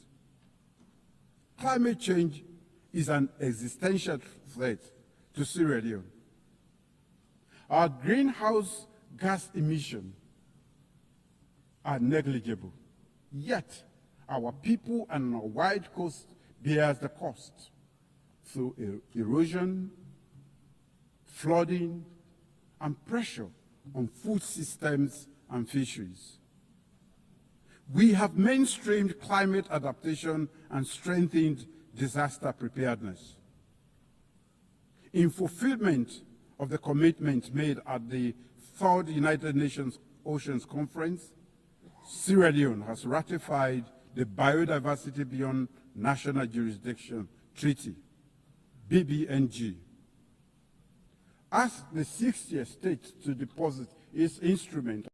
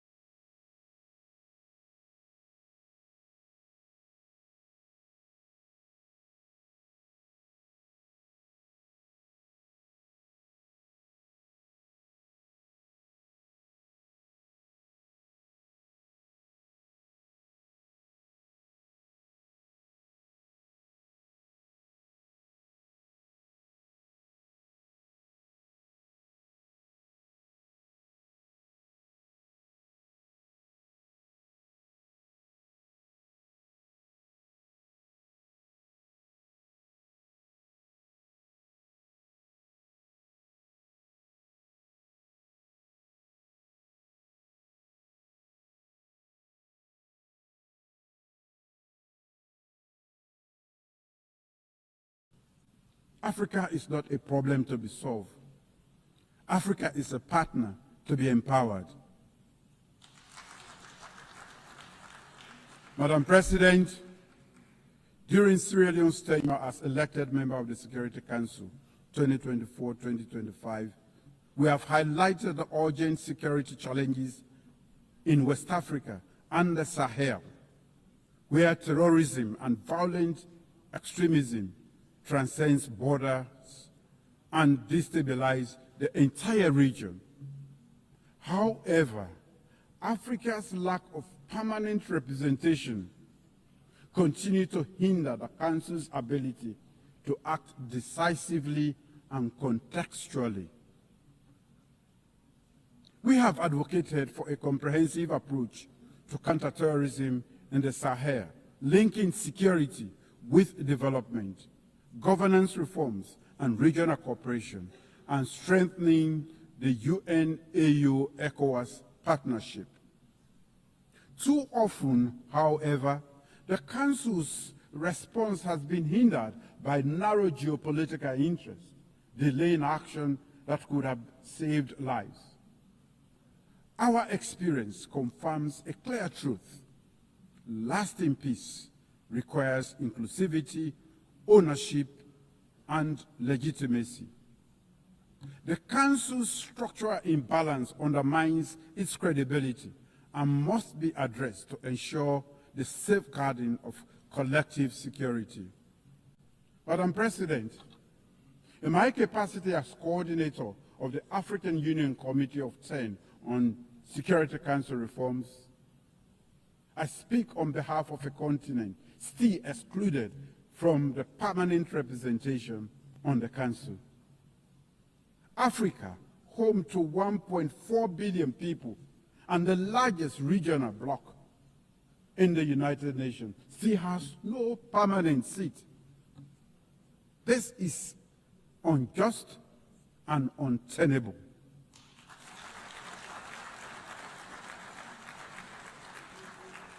It undermines the credibility of the Council and the legitimacy of its decisions.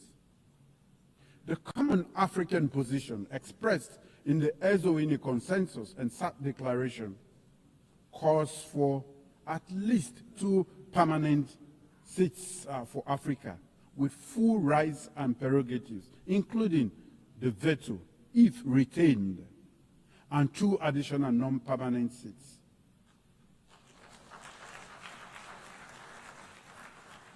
This is not a request. It is a demand for equity.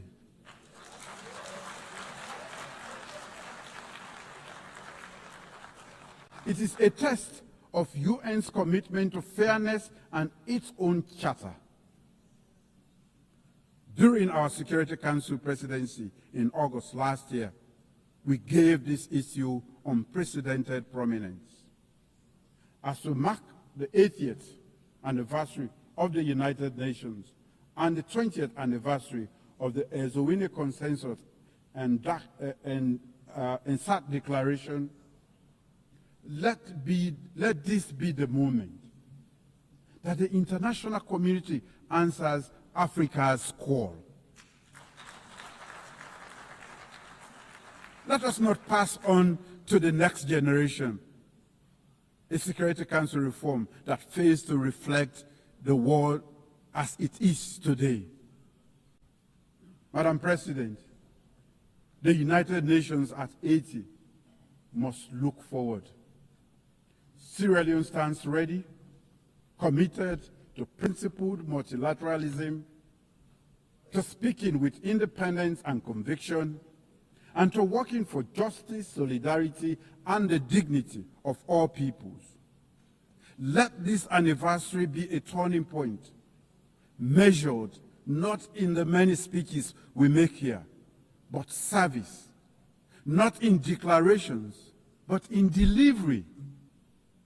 Let us build a United Nations more representative, more responsive, and more resilient. The world does not need a louder United Nations. It requires a braver United Nations. Now is the time to make the United Nations work for all. Together, let us forge a future of peace, shared prosperity, and human dignity. For in unity, we are not only better, we are stronger. Thank you.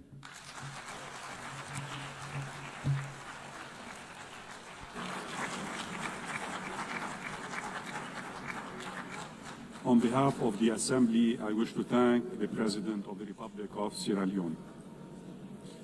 We have heard the last speaker in the general debate for this meeting.